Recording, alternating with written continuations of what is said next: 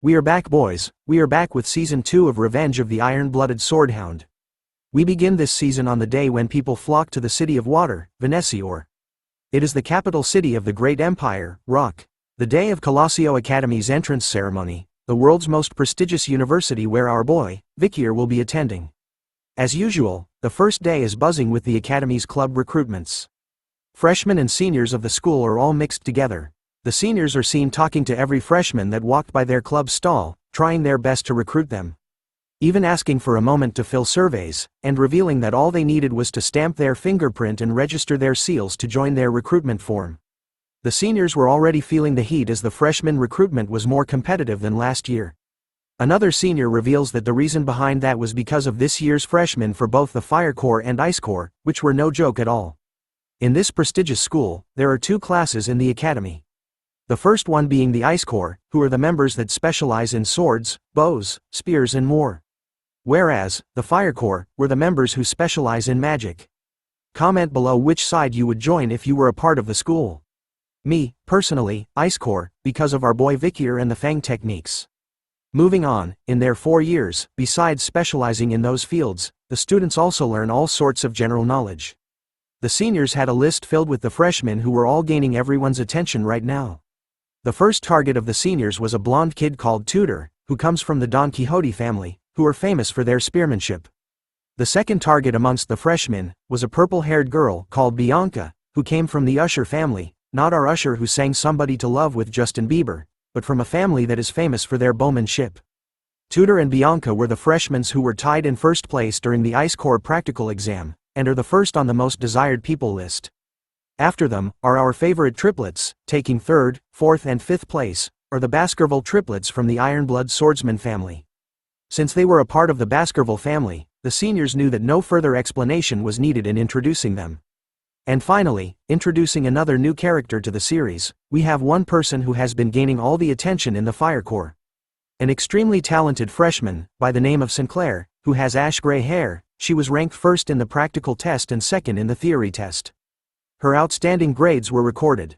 And lastly, the man we have been waiting for months, the person, whose name turns out to be the #1 student who came first in the theory exam. Vikir, who kind of looks like a nerd right now. We are now faced with a new look, Vikir with glasses. Comment below what you would rate his current look out of 10 right now. As our boy walked through the stalls of the school, he overhears the seniors talking about how there was no need to recruit the nerd that came in first during the theory exam, since they were confident that he would be the type of newbie that will ruin the club's atmosphere. Plus, there were also more than 10 other freshmen who had the same name as Vikir, which would make it troublesome for them to find him. After hearing the seniors speaking about him, Vikir had a nervous sweat drop dripping down the side of his face. In order not to draw attention in the academy, he had ditched the Baskerville surname and entered as a commoner, but he still didn't think it was possible that he would still draw so much attention. Vikir had heard that it's more difficult to enter the academy as a commoner, so it seems like doing well in the theory exam instead of the practical backfired on him. So now, he needed to do his best to avoid attention, in order to move around comfortably and to do the things he needed. But as he walked through the clubs, our boy was being closely followed by the triplet hounds, who were determined to protect their master. After walking for some time around the clubs, a loud commotion of students shouting for a senior to look at them catches his attention. A familiar blonde-haired student was being swarmed by everyone, shouting at her that they were huge fans, and some even claimed to have entered the school just to meet her. They couldn't believe the holiness that was coming out of her and that her beauty was something out of this world. It turns out to be Dolores Lune Quo Vadis, the priestess that Vikir had met during his Assassin's Creed days. She was nervous, being surrounded by a huge crowd of students, so she politely told them to calm down. It turns out that she was school president and vice president of the newspaper club. As she questions the crowd of students about whether they were interested in joining her newspaper club, one of them shouts with a reply that they were only interested in her. Vikir silently watches her from the back, slowly remembering that Dolores was the school president, and someone that he needed to avoid as much as possible.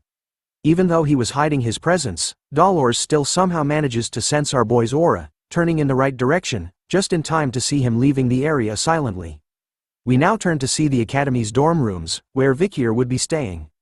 He stands in front of a room's door, wondering if this was it. But as he thinks about it, another person approaches him, asking Vikir if the room he was standing outside of was his. The person was excited to finally meet his roommate, catching Vikir's attention.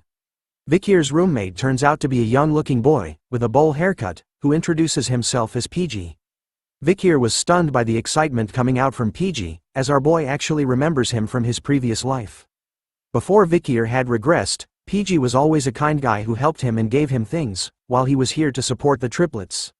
But Vicier also remembered that PG was being bullied by his wicked roommate back then. Which was the start of the numerous misfortunes that would eventually lead to his end.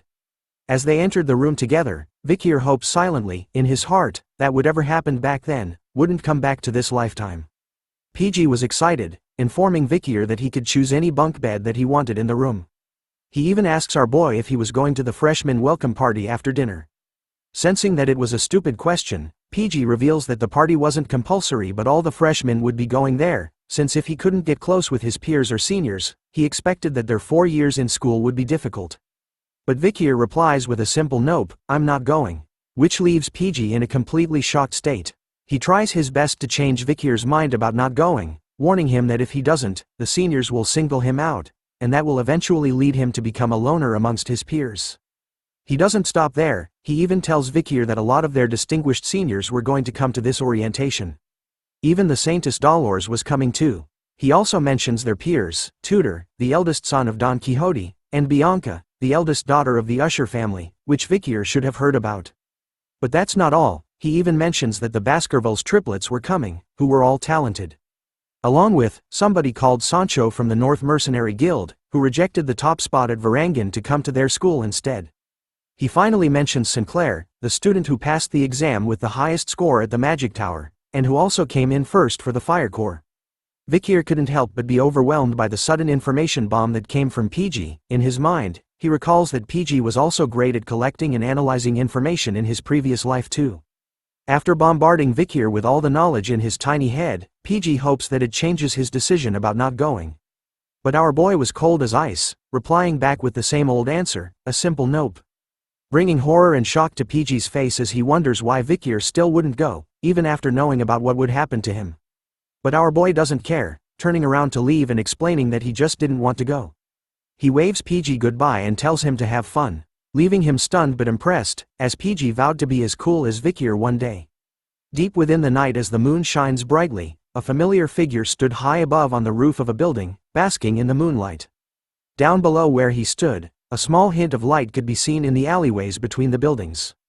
A group of thugs were gathered around a barrel used for fire. The one sitting on the bench was arguing to his two companions, saying that he was relieved that he didn't have to hear those children whining anymore.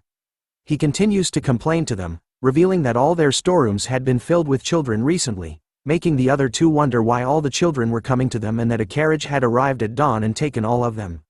One of them heard that the children they had taken were all headed to an orphanage in Quo Vadis, but the thug sitting on the bench warns him to not say anything more, since curiosity kills the cat. As they were talking, another person approached them, with blades on his back. He orders them to stop chit-chatting amongst themselves and to stand guard properly, if they want to get properly paid for their useless existence. Ouch, talk about a mean boss. This man with slashes down his eyes and his tongue sticking out is called Ron Batison, nicknamed the Flesh Grinder. The thugs were obviously afraid of him as he walked past them. He continued to trash talk them, literally calling them pieces of trash and telling them that they don't possess any fighting spirit. He knew that as a graduator, these pieces of trash, who were low-rank mercenaries, without an ounce of mana in their bodies, could never do anything against him. Ron continues to wonder to himself if there was anyone strong that he could slice up, but as he was talking to himself, a familiar voice asks him if his name was Ron Batison. Thinking that it was one of the low-ranked mercenaries who dares to speak his name with their weak lips, he immediately grabs onto his sword to give him a spanking. But upon turning around, he finds all three of them completely knocked out around the barrel of fire. The man started to feel afraid, as he didn't even hear a single sound from when they were knocked out. The voice continues to speak to him, revealing his full name to be Ron Humbert Batison. Recounting that 4 years ago, he had killed his neighboring family and used them as sacrifices, while contracting with a known demon. The voice continues to recall Ron's history, after sacrificing the family. He had joined the Northern Guild Association, and had gathered information to give to the demon he contracted with. As the final nail to the coffin, the voice reveals that Ron had extracted information from the Mankind Allied Forces. While he was on guard duty, he used a hand mirror and revealed the location of the platoon's camp. Even after hearing all the things he had done, Ron tells the voice to stop saying useless things and to show himself instead. Agreeing with his request, our boy finally makes his appearance in his Assassin's Creed outfit, right behind Ron. Revealing that because of Ron, the alley platoon was slaughtered. Finally sensing that someone was behind him, Ron didn't reply back, but simply swung his twin swords as hard as he could at where Vicier was standing. He thought he had felt the sensation of cutting something, which made him confused as it was too easy.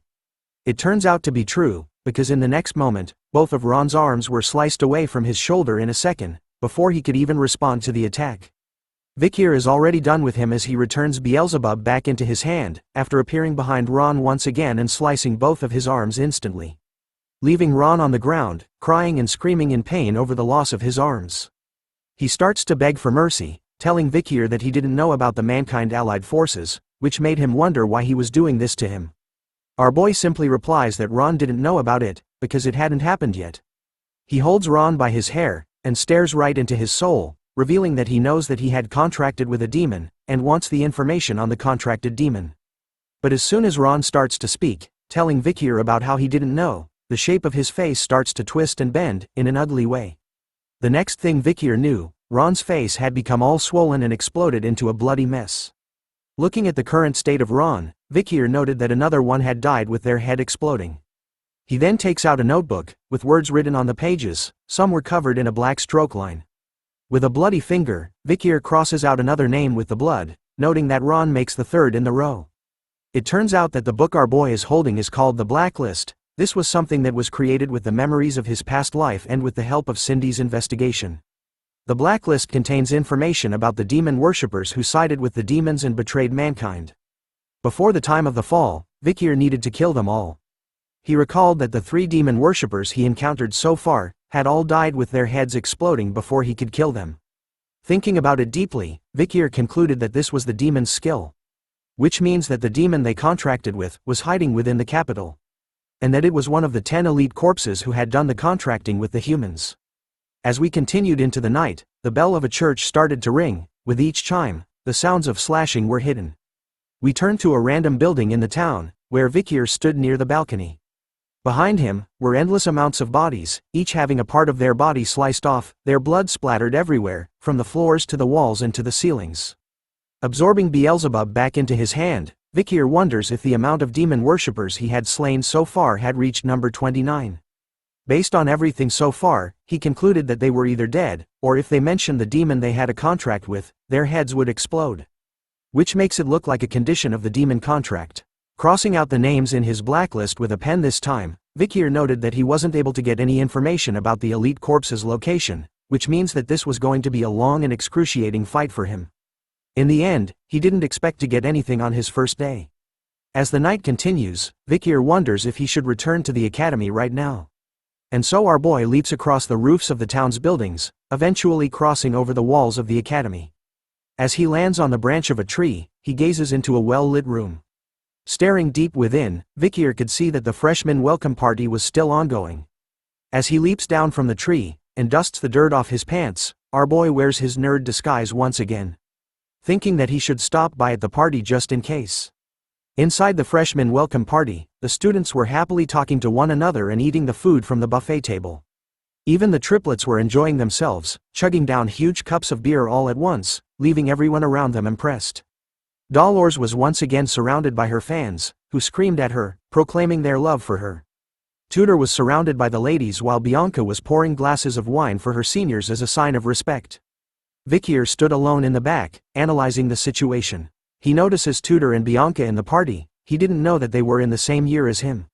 In his previous life, the great heroes who led mankind to victory with Karmas morgue during the time of the fall.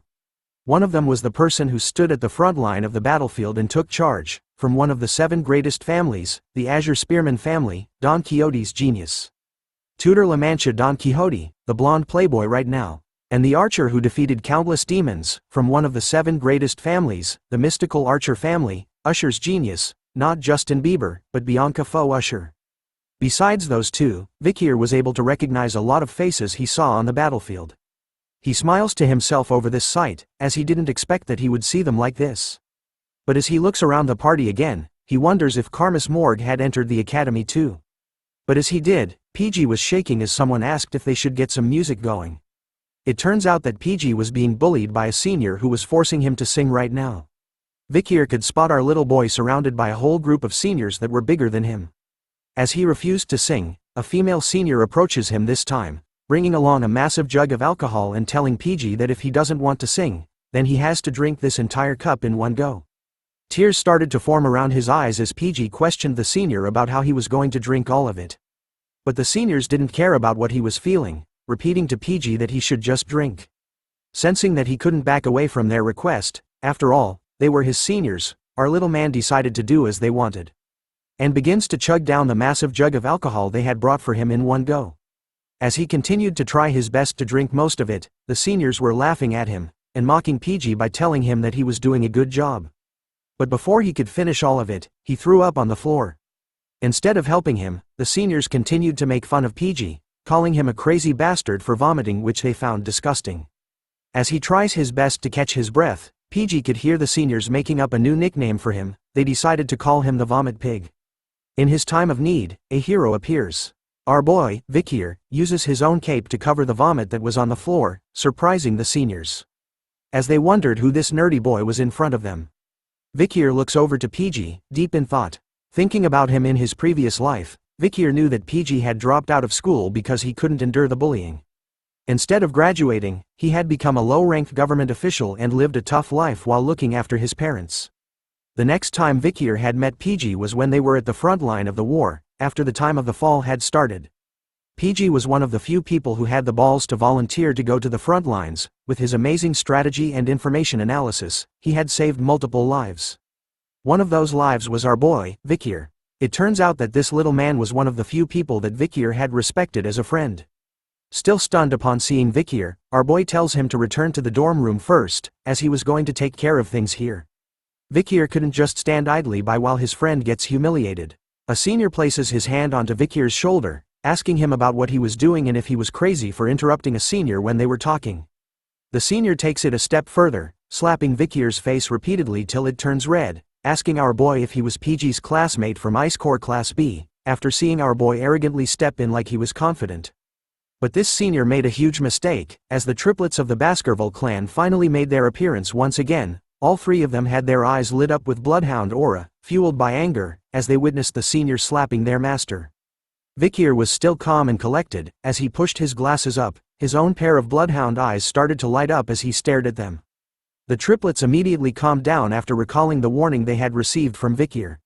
He told them before that he was going as a commoner at the academy, and that he would kill them the moment they reveal his identity. A female senior joins in, telling her friend that they shouldn't be rough on the freshmen and instead, they should treat them nicely as their seniors. She then comes up with a nice idea, saying that it would do the trick for them. She offers Vikir a chance. The seniors were willing to let both of them go, if he could drink all of the alcohol that was in the jug in front of them.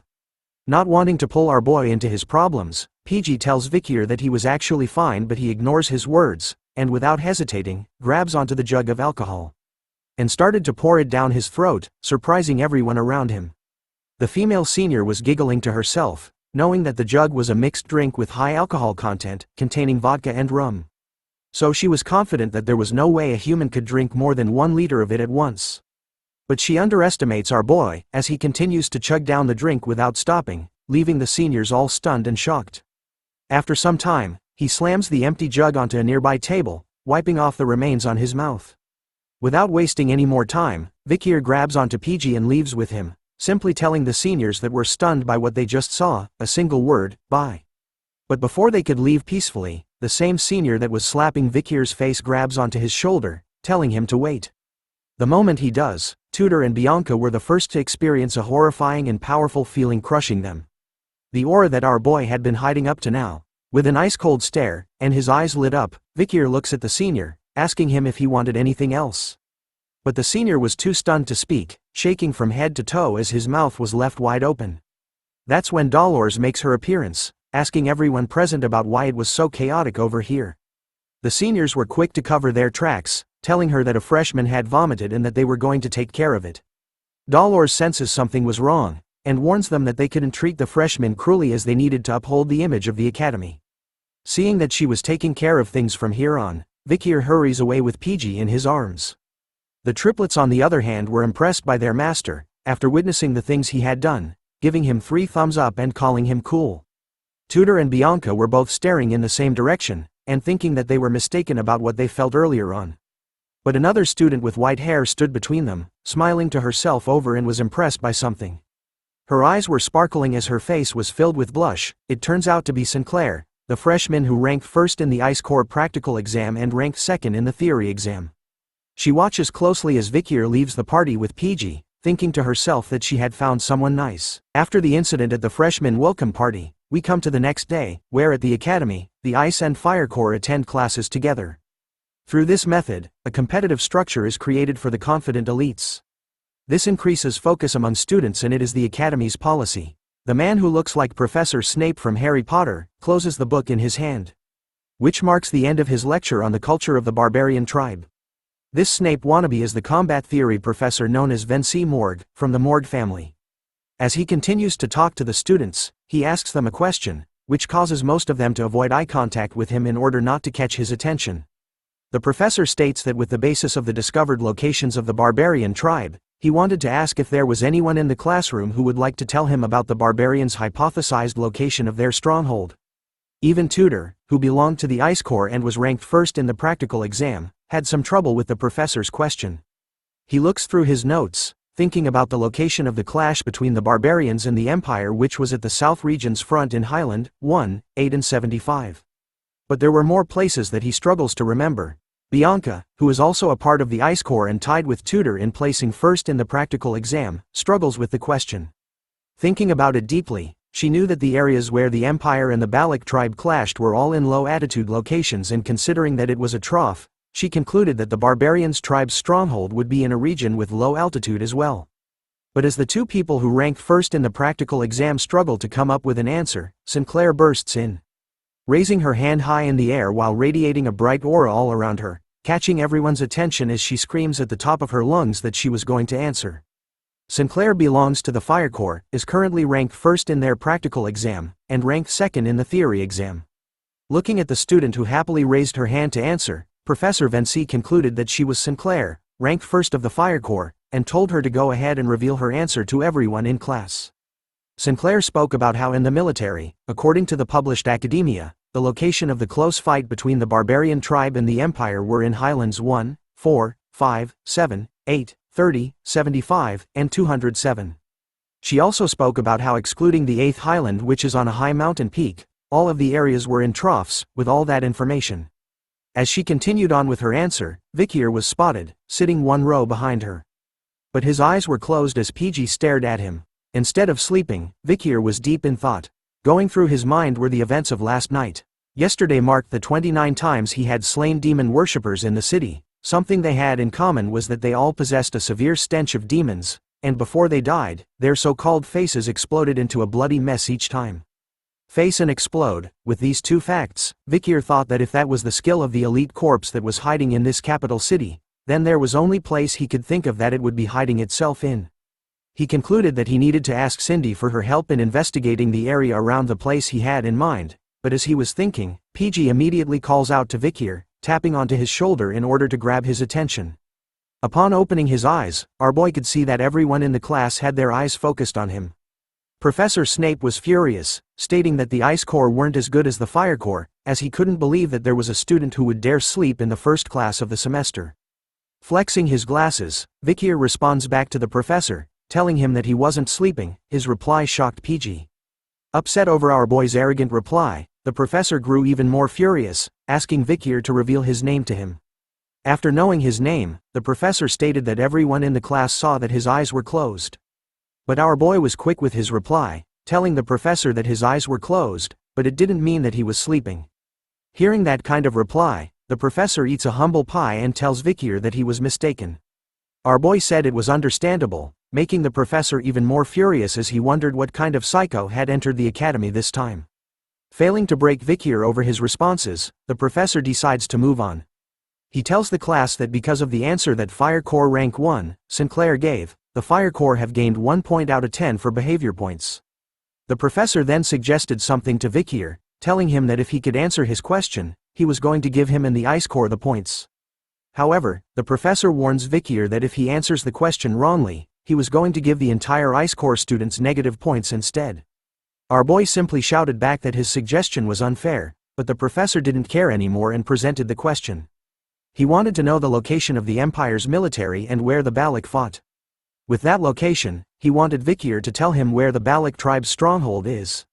Sinclair was stunned by the professor's sudden question. She knew that compared to other tribes, information on the Balochs was hard to come by, making the question extremely difficult. Bianca, on the other hand, was pissed off at Vicier's arrogant attitude towards the professor, calling him an idiot in his mind, as she believes that everyone in the Ice Corps was going to be at a loss because he couldn't answer the question. Taking the question in mind, Vicier thought about for a while, a memory of the Baloch tribe, dancing around a campfire while smiling and having meat in their hands came into his mind. He remembers his barbarian family along with the precious memories he had made with them. Just the thought of them makes our boy smile. And so, he calmly answers back to the professor, revealing the location of the fight between the Balochs and the Empire. He spams everyone with accurate information and a strong possible location of the Balochs' stronghold. His answer was enough to stun everyone who heard it in the classroom. After ending his answer, Vicier knew that after the Alman incident, the Balochs had actually shifted their stronghold, so telling the class about their old place was no big deal. But his answer was still considered incredible, as PG was left stunned with his mouth wide open upon hearing it. Even Professor Snape was impressed by Vicier's answer as it was exactly spot on. He wonders how it was possible for our boy to know about the thesis that hasn't been verified by the academic world. But as he continues to think about Vicier's answer, the professor soon recalls that a student with the same name had recently placed first in the theory exam. And so, the professor decides to give Vicier 10 points for his answer, while giving the rest of the Ice Corps 1 point each. But after finding out that Vicier had placed first in the theory exam, he decides to humble him by not overlooking the fact that he had closed his eyes during his lesson. So the professor decides to minus 10 points from Vicier. Sinclair was looking at our boy. In her mind, she didn't even notice him because of how common the name Vicier was. Even in his nerd disguise, our boy couldn't hide his aura as she continued to gaze at him, while he stood tall, basking in the rays of the sun. Even Tudor was drawn to Vicier as he continues to stare at him from across the classroom. The other students were talking amongst themselves, realizing that Vicier was the one who placed first in the theory exam, but some didn't care, as all of them almost had a negative score in points. They seemed to believe that Vicier was only a nerd, which makes them want to go and punch him in the face. Looking at our boy, Tudor couldn't help but smirk, after finding the smartest person when it comes to theory. But he wonders how useful that would be during the practical lessons. We now change scenes to a large football-like field, where the students were playing a game called Run Flat, which uses a special type of ball and gloves. It's a sport with 20 people on each team. Points are acquired when the ball is in the other team's goal area. It's against the rules to use mana and weapons. Besides that, it is a game where any method can be used to score goals. The match starts off with a player stomping the ground hard. It turns out to be Tudor, who smashes through the defense line of the opposite team with ease. As he carries the ball to score, he declares to everyone that he was the best when it comes to run flat, and that this was his time to shine. The girls in the stand cheered him on, commenting about how hot he was while Bianca was annoyed, calling the sport barbaric. As Tudor reaches closer to the goal of the enemy team, a familiar three-headed group appears to block his way. It turns out to be the triplets from the Baskerville family. They stand against Tudor together, calling him an arrogant bastard and daring him to try and break through them. Instead of being afraid of the rumored Ironblood swordsman family's troublemaker triplets, Tudor was excited. Much to the triplets' surprise, he didn't face them head-on. Instead, he weaved past two of them easily, leaving them shocked. But before reaching the end, the last triplet makes his appearance, telling Tudor to hand over the ball. Instead of answering back, Tudor simply prepares his left hand, and within a second, a bright blue light appears from it. Wasting no time at all, he slams his fist into the triplet's body, causing what looks like a Rasengan attack to appear on his stomach, knocking him out of his way completely.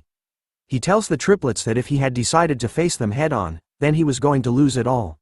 With only one person alive on the enemy team, Tudor makes a mad dash to the goalpost.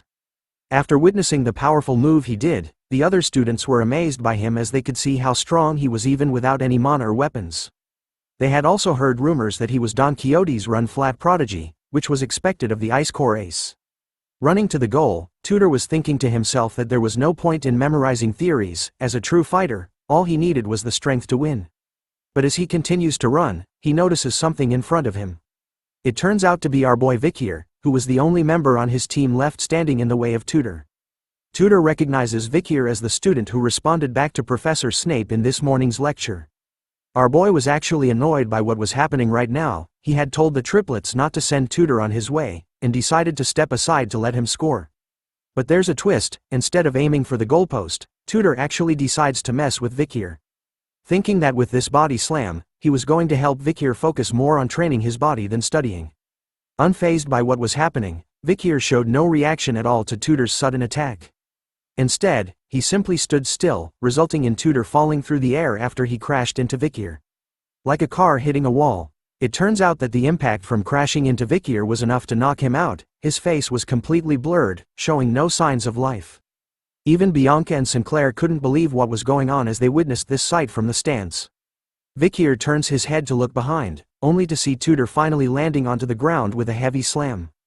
Thinking about what had just happened, Vikir initially planned on dodging Tutor, but instead, he questions why this blonde kid would just run into him first. Before he could make sense of things, our boy simply fell to the ground as well, moaning loudly in pain because in his mind, he was going to pretend to be injured. The sleeping blonde prince laid on the field completely flat on his back after the incident with Vikir, his face covered in sweat. Moments later, his eyes suddenly opened wide. Tutor was surrounded by his fellow students, as he continued to lay on the ground, confused by what had happened to him. The voices of his classmates asking him if he was okay didn't even register with him, as he wondered what he was doing right now, whether he had fainted or actually fallen asleep during the match. He started to remember what he was doing before seeing the scene in front of him. Tutor had decided during the match to mess with Vikir, who ranked first in theory, for a bit. He was going to tease him by barging into his shoulder a little, but the moment they made contact, everything went black for him, so he couldn't remember exactly what happened. As he sat up, Tutor looked at Vikir, who was dusting off his body. He couldn't believe that a nerd like him could actually knock out the great Tutor Don Quixote. Seeing that there wasn't even a single scratch on our boy, Tutor was determined to test out what happened just now again. Once more, the game was about to begin with everyone getting into their positions at the start of the match.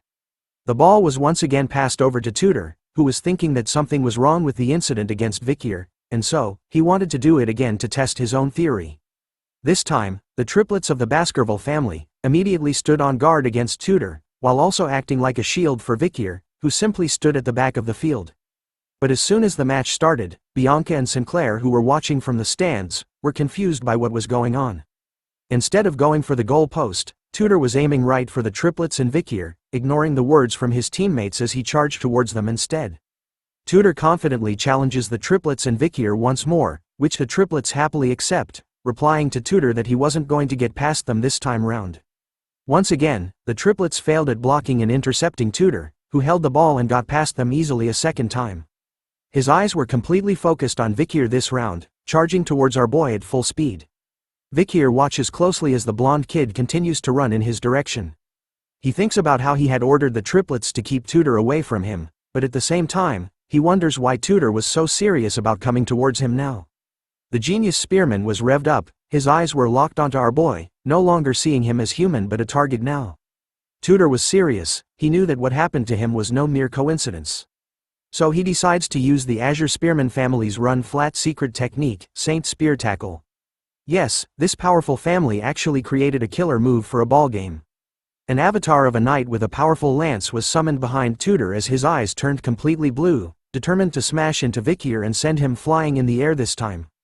Even though such a powerful force was coming straight to his face, Vikir was actually pretty calm, pretty demure. His glasses were showing no signs of fear at all. Soon enough, we cut to black once again. In the next moment, the same gray-hair-scarred face student appears above Tutor, asking him if he was awake again. The blonde prince once again wakes up in his usual T-pose, completely wasted on the ground again. He immediately sat upright, questioning how it was possible for him to faint once more, but as he struggles to understand what was happening, the muscular guy beside him tells him to calm down. He reveals to Tutor that after he used his family's technique, which was hitting Vikir with a high-speed tackle, it simply resulted in him being bounced off our boy at that same high speed. Ladies and gentlemen, we have our next challenger. As the student who woke up Tutor tightens the headband on his head, he tells Tutor that he understands why he was so focused on Vikir, as our boy was clearly hiding something from them. This time, Sancho, the muscular student, was going to go against our boy. With the sun shining brightly on him, he heads over to the match. Telling Tutor that as a man and a friend, he couldn't just watch and do nothing after seeing him get beaten twice by Vicier. This is the transfer student who came from the Mercenary Guild Association in the north, Sancho Barataria. Due to his overwhelming physique, he is not considered eligible for his age group in his league, so he decided not to play run flat. Basically, this guy was too overpowered to play a ball game. But because of Vicier, he changes his mind. As he held onto the ball, Sancho talked about how in the frozen land of the north, newborns of the elderly who are on the verge of death, fight desperately. It means they're all warriors. It's round 3 for the triplets this time as they faced off against the giant. Determined and hyper-focused, the triplets weren't letting anyone pass them this round. Third time's the charm, right? Well, not in this world, because in the next second, instead of dodging and weaving past the triplets like Tutor did twice, Sancho just decides to do the wrestling move and clothesline all 3 of the hounds together. Sancho easily slams and flings the triplets into the air, pushing and making them fly away from Vicier, who simply stood his ground. As they flew past their master, our boy was pissed off this time. His eyes were glowing red behind his glasses, whispering to the triplets if they wanted to die. The triplets could only cry as they flew past their master once again, apologizing for their third failure in a row while in the air. Even after sending 3 people in the air, Sancho wasn't stopping his attack. He charges straight at Vicier like a bull. His face was filled with determination, just like how Tutor was from before, in order to reveal what Vicier was hiding from them. Our boy, on the other hand, was still emotionless even before a giant that was rampaging towards him. Just inches away from him this time, Sancho readies himself, telling Vicier that he was going to see if he could endure his full power this time. With his hand raised up high in the air, Sancho lands a full blow onto Vicier's stomach with all his might, causing a loud bang. But the moment he got into contact with our boy, all he could feel and sense was that he was hitting a huge mountain of stone. The feeling in his arm was shocking to Sancho, who was known for his powerful strength. His hand was shaking as he tried to move Vicier by a little bit. Even after being hit by Sancho's full strength, Vicier didn't feel anything at all. Instead, he was thinking that he should play along with what Sancho wanted. So he purposely jumped backwards with a bit of strength, pretending that Sancho's attack had actually done something to him. In order to make sure it was right, Vicier created skid marks on the field with his body, even crashing into the ground like the triplets did. The other students who were watching were amazed by what they witnessed. They couldn't believe that Sancho had broken through the enemy team's defense. But some of them wondered if the guy he pushed was still alive. Unknown to the other students, Sancho, completely aware of what was really going on, couldn't help but stare at his shaking hand, wondering what that feeling was he just experienced and if Vicier was actually human. Distracted by the weird sensation that Vicier gave off, Sancho was unaware that one of the triplets had recovered from his attack and sneaked up to him. Within seconds, the triplet had stolen the ball from him and made a mad dash towards the goal. Before long, the referee blows the whistle, announcing the end of the game. It turns out that thanks to the triplets, Vicier's team had won the match. As the team continued to congratulate the triplets on their sneaky win tactic, Vicier finally got off the ground and started to dust himself off. But then someone pours a bottle of water onto his head. It turns out to be Sancho, who praises Vicier as he knew that he was the secret contributor to Class B's victory. Even Tutor was impressed by our boy, who retired because of their win. He reveals that he had initially planned on teaching Vicier a lesson during the practical lessons because he was jealous, but then came to a realization of how shameful that was, and apologies to our boy for his rude actions from before. Sancho was even more interested in Vicier, asking him about what exercises he did in order to have such a solid build. He even thought that Vicier had used mana during the match. Taking off his headgear, Vicier reveals that he was just a commoner, and didn't have an ounce of mana to use. Tutor was sad to hear that, calling it a shame. If he had received proper training, combined with his current blessed body, then he was sure that Vicier would have been an expert like him. As the 3 of them chat, Tutor's cheerleading squad arrives, calling out to them to use the towel they brought to wipe their sweat. Once again, the ladies' man was doing his business while Sancho hands Vicier a towel to use. The Azure Spearman family's hero, Tutor, and the Mercenary Guild's ace, Sancho. One day, they will become heroes who will save mankind by hunting an endless number of demons during the time of the fall. As he took off his glasses, Vicier couldn't help but smile to himself. After all, he found it strange to see that these 2 gentlemen had a past like this.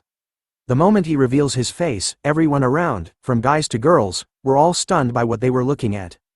Even Bianca and Sinclair were blushing hard, while watching from the stands. As our boy wipes the water from his head, basking in the rays of the sun. His toned body etched into his stretch, revealing the fine lines and curves. Everyone couldn't believe how handsome the nerd they knew was underneath the glasses he wore. Unknown to Vikir, he didn't know that from this point onwards, his days at the academy were going to become more troublesome. The scene changes to nighttime, where we chance upon a mansion. A man with a purple goatee was horrified by something, as Vikir's voice could be heard. Revealing that this man is Lloyd Dokeseller, 52 years old. Wearing his Assassin's Creed uniform, you guys know that it means it was demon hunting time. Multiple dead bodies surrounded the two of them, with the floor covered in blood as pieces of meat were flung everywhere. Vicier cornered the man to a statue, revealed as the leader of the information house and the headmaster of the orphanage. Vicier knew that Lloyd had conspired with the demon he was hunting, and sold children from high-ranked families. "Did you think you would go unnoticed?" questioned Vicier as he threatens him with Beelzebub. Lloyd was horrified to see the kind of aura that Vicier was showing off. Due to its solid nature, Lloyd thought that Vicier was a swordmaster. Hearing that, the man was almost right. Vicier's aura was pretty much in a solid state, but is still closer to liquid. To be specific, he was currently at the highest level for a graduator. Instead of slicing him into bits, Vicier offers the man a chance at redemption. Telling him to work with him in order to catch the demon, and if he does, Vicier was willing to compensate him accordingly. Even at death's door, Lloyd hesitates to help. As Vicier waited for a reply from the man, something happened. A huge piece of a building was flung in the air right above them. It soon crashes and destroys the very place they were at. Vicier was quick to dodge the impact of the building, and immediately looked up to see a shadowy figure, lighted by the moonlight, standing on the remains of the building that was thrown at them. A nasty green aura started to float around our boy. It turns out that this was the overwhelming energy that he had sensed from afar. Looking at the strange figure who wore a mask, while wielding a hammer made out of human faces. Vicier questions him, "Are you the elite corpse?" Even after being asked a question, the mysterious figure didn't say a single word to Vicier. Instead, he simply leapt off the rickety and broken building where he stood. Soaring across the sky, the figure raised his massive hammer, forged out of human face skin. He swiftly swung it down hard towards Vicier, who easily dodged it by moving to the side, but not before the forceful impact of the hammer obliterated the place he was at before. The figure, seeing that its first attack failed to kill our boy, quickly switched his stance on the way he handled his hammer. He grabbed it nearer to the head this time and went into a ferocious close swing at Vicier, who once again dodged by bending it backwards like Beckham. Now face to face with the disgusting hammer by a few inches, Vicier noticed that the figure was adopting a strange battle stance. With a twist at the handle of the hammer, the figure lunged it straight towards Vicier's head, almost decapitating him completely. But all the attacks couldn't land on our boy, as he simply bounced effortlessly away from him this time. Standing on guard, Vicier was able to quickly analyze the unique characteristics of the opponent he was fighting right now. He could sense the aura of a high-ranked graduator emanating from it and noticed that the figure uses the religiously holy Quo Vadis bludgeoning technique that was seen just moments ago. Combining all these facts together, Vicier realized that the mysterious figure in front of him was not the elite corpse he had been hunting for these past few days. This made him wonder, did a demon infiltrate the religiously holy nation? But knowing them, he knew about how they had their own corrupt sectors too. This made him think that the guy in front of him right now was simply a servant who works under the 10 elite corpses. Unsummoning Beelzebub back into his hand, Vicier tells the figure that if he kills him, then he might be able to meet the 10 elite corpses. Him coming here was perfect for our boy, since he was getting annoyed from having to constantly get rid of trash like before. But this time was different. He could actually let loose for a while. After saying that, the man with the hammer leapt gracefully into the air again, hoping to land a blow onto our boy. This time, there was an impact. The sound was loud enough to send shockwaves through the air. It turns out that instead of using his blade, Vicier was going in for close combat. He blocked the massive hammer strike by just using one of his legs, doing a horizontal leg split, Jean-Claude Van Damme style. Instead of your typical shouting of the word, "What?" the masked figure simply lets out a grunt noise, surprised that its attack was stopped by a single leg. But wait, there's more. Vicier was on the attack this time. He charged his arm with the blood-red aura of the Baskerville power. In just 1 second, he managed to land 5 Rasengan-like injuries onto the masked figure's body, before ending the attack with a powerful right hook to the side of its ribs. Sending it flying into the nearby abandoned building. As it enters the building, the masked figure seems to be able to withstand Vicier's powerful blows. Wasting no time at all, our boy also leaps into the building, following closely behind. As the masked figure tried to prepare another attack with a swing of his hammer, our boy was way faster. In an instant, he snapped the arm of the masked figure so fast that it couldn't even react to the attack. With only its right arm on the hammer, Vikir teleported behind it in an instant, with swift and deadly precision. He elbows and knees the masked figure's only remaining working arm, breaking it completely like its other arm. Even after breaking both of them, Vikir isn't done. He flips over, grabs its shirt, and flings it to the other side of the room. It turns out that his final throw had meaning behind it, as the masked figure was impaled by a sharp iron pipe that was hidden in the building's walls. The only sound it could make was some grunting noises as Vikir slowly walked over to its side. Looking closer at its exposed chest, he could see huge scar marks all over and the word, Ephebo, imprinted on its skin, which makes him think that that was its name. Seeing that Ephebo could no longer escape, Vikir starts to question him, asking him about his master and the person responsible for making him this way. But no human words came out from his mouth, only the sounds of groaning. Hearing him struggle to answer, Vikir could sense that the person who made him this way might have been controlling what he could say. Reaching out to the steel rod that impaled Ephebo, Vikir lets him know that interrogation can also come in other forms, besides words. Twisting the steel rod, Vikir tells Ephebo while causing him even more pain that he was going to slice his body into smaller pieces, along with his intestines, bone structures, and injuries. All the information he needed was in the freshness of the blood in his veins and the concentration of his mana. Those things would tell Vikir a lot of things. And so, as the night goes on, in this beautiful moonlight, Vikir tells Ephebo that the interrogation of his life was about to begin. After the interrogation went on for quite some time, Vikir could hear the sounds of someone calling for help coming from the rubble in the middle of the square from before. So he went to check out what it was. Upon lifting up the rocks, he saw that Lyad had actually somehow survived the attack from Ephebo, where he threw the building at them from the start. Knowing that he was actually a poison seller, Vikir reminds the frightened man that if he wanted to live, then he should know what he has to do, which was to tell our boy everything he needed to know. Unlike before, Lloyd was actually considering helping Vikir, asking him if in exchange he would spare his life, but Vikir warns him that it would depend on the type of information he provides. As the two of them were busy negotiating, another mysterious figure appeared, standing high above on a building nearby and watching the two of them closely. It turns out to be a human wearing a familiar uniform. Lyad finally breaks and shouts to Vikir that he was going to tell him everything, revealing that in the headmaster's room, there was his safe.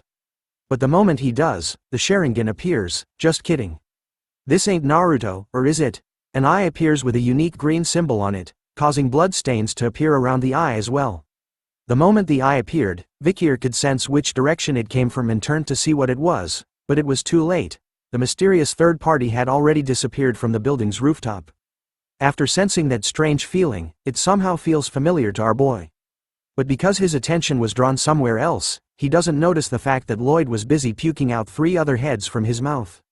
Ew, ew, ew. As soon as he turns to see Lloyd, a bright green light appears. Soon enough, a huge green explosion occurs, destroying everything in its path. The bells of a nearby church began to ring as the explosion was heard by everyone in the city. The people were coming out of their homes, shouting that there had been an explosion as a battalion of soldiers made their appearance. They headed towards the scene of the explosion and could see a huge smoke cloud in the distance. As the soldiers were watching the smoke, Dolores made her appearance, questioning them on what was going on and whether there were any casualties. One of the soldiers reports to her that they were still investigating the remnants of the explosion, but the issue is that there was almost no evidence due to the explosion from earlier on.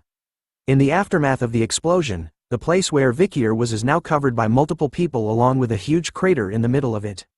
Dolores was meticulously exploring the area as well, seeing the explosion which can be seen as normal, the traces of the fight which were imparted on the orphanage building. As she looked around, she could only wonder what kind of evil was fought in this very place. As she continues to look around for clues, she notices something on the floor. It was a piece of our boy's mask. Part of it had been broken off.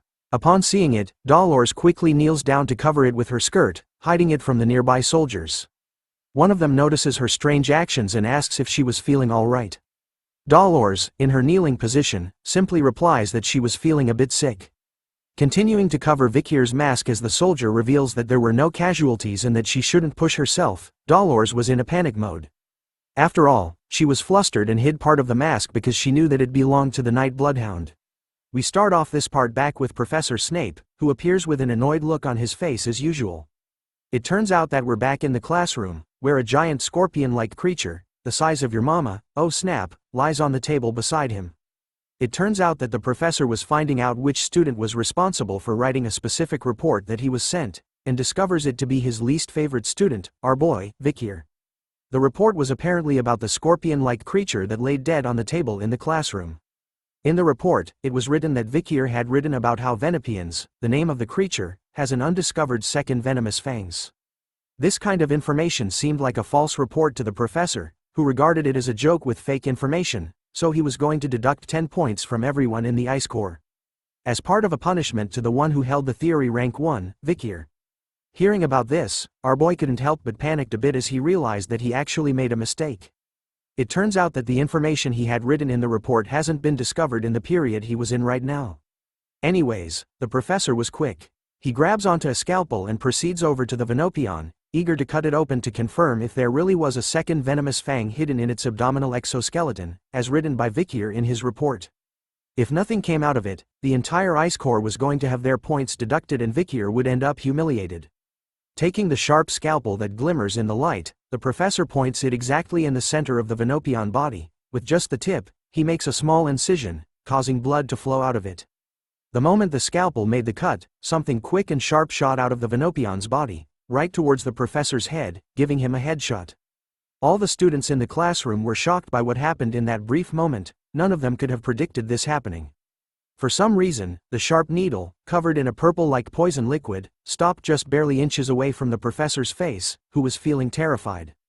He loses his dignity as he falls to the ground, screaming like a little girl over the fact that he almost died. It turns out that Vikir had saved his life by using his book as a shield, blocking the second poisonous fang that he had written about in his report from reaching the professor's face. With a calm look on his face, Vikir questions the professor if he had enough proof right now to validate his report. The professor was busy processing all the information in his head. He couldn't believe that there really was a second venomous fang. He also couldn't believe that a student saw a Venopion and made a big discovery that could solve the cases of the mysterious deaths that had been happening for some time now. In order to regain his dignity, the professor decides to give all the members of the Ice Corps one additional point. He even tells Vikir to come visit him in his research lab after class, in order to provide a more detailed explanation about his report. Hearing that there was no punishment, Vikir agrees to the professor's request. As he headed back to his seat at the back of the classroom, the students around him started to talk about Vikir, calling him amazing for knowing about the second venomous fang. His actions today started to change their minds about how they used to think that sports was the only cool thing in school, but now, thanks to Vikir, being smart was slowly becoming cool.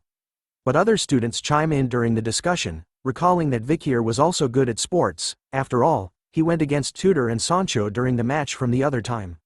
Finally reaching his seat, PG tells him that he had done a good job, while the students realized the most important thing about our boy. Which is the fact that behind the nerdy glasses, he was actually hiding his amazing-looking face and glowing hair. Ignoring the noise from his classmates, Vikir began to close his eyes once again, recalling the massive explosion from yesterday night, when he was out hunting the demons at the orphanage. He actually did take on massive damage. The explosion was strong enough to burn off his skin on his body, arms and face, revealing his raw muscles underneath. He even had his hand completely blown off. But luckily, thanks to his skills, he was able to recover from the damages almost instantly. But it still hurts like a ton. Right after the explosion, Ephebo had hidden his tracks. The only thing Vikir had gotten out of that interaction was the ledger in the headmaster's safe. The ledge had the location of the children who were used as food for the demons. Vikir could see that as the locations had no connections, he can't completely negate the possibility of more than one elite corpse in the capital. But more importantly was the mysterious shadowy figure he saw in passing yesterday, the one acting cool by standing alone on top of a nearby building from where he was. Vikir had seen him smiling from ear to ear, even wearing the same school uniform as he did. Which made our boy realize a very crucial clue, that amongst his fellow classmates in this room, there might be one of the 10 elites in the academy. Comment below if you think that one of the 10 elites is one of the new characters that have been introduced to us in this new season. Moving on from the demons, in the academy, there is a famous newspaper that exists within the capital. This newspaper's influence is immense, and every day the newspaper is released, it sells out rapidly. This is all thanks to the academy's newspaper club called Lucian, And the glorious president in charge of this excellent club is someone we are all familiar with, hint. She has blonde hair and a wing-like head accessory. Yes, it turns out to be third-year Academy student president of Lucian, Dolores Lune Quo Vadis, who is excitedly welcoming the new members of her club. She knew that if they applied to Lucian, which is rumored to be difficult to enter, means that they were persistent to a certain level. So she excitedly orders for their introductions to begin. The first new member turns out to be first-year Academy student, tutor La Mancha Don Quixote, who tells everyone that he wishes to become an elite in both his class and in the club.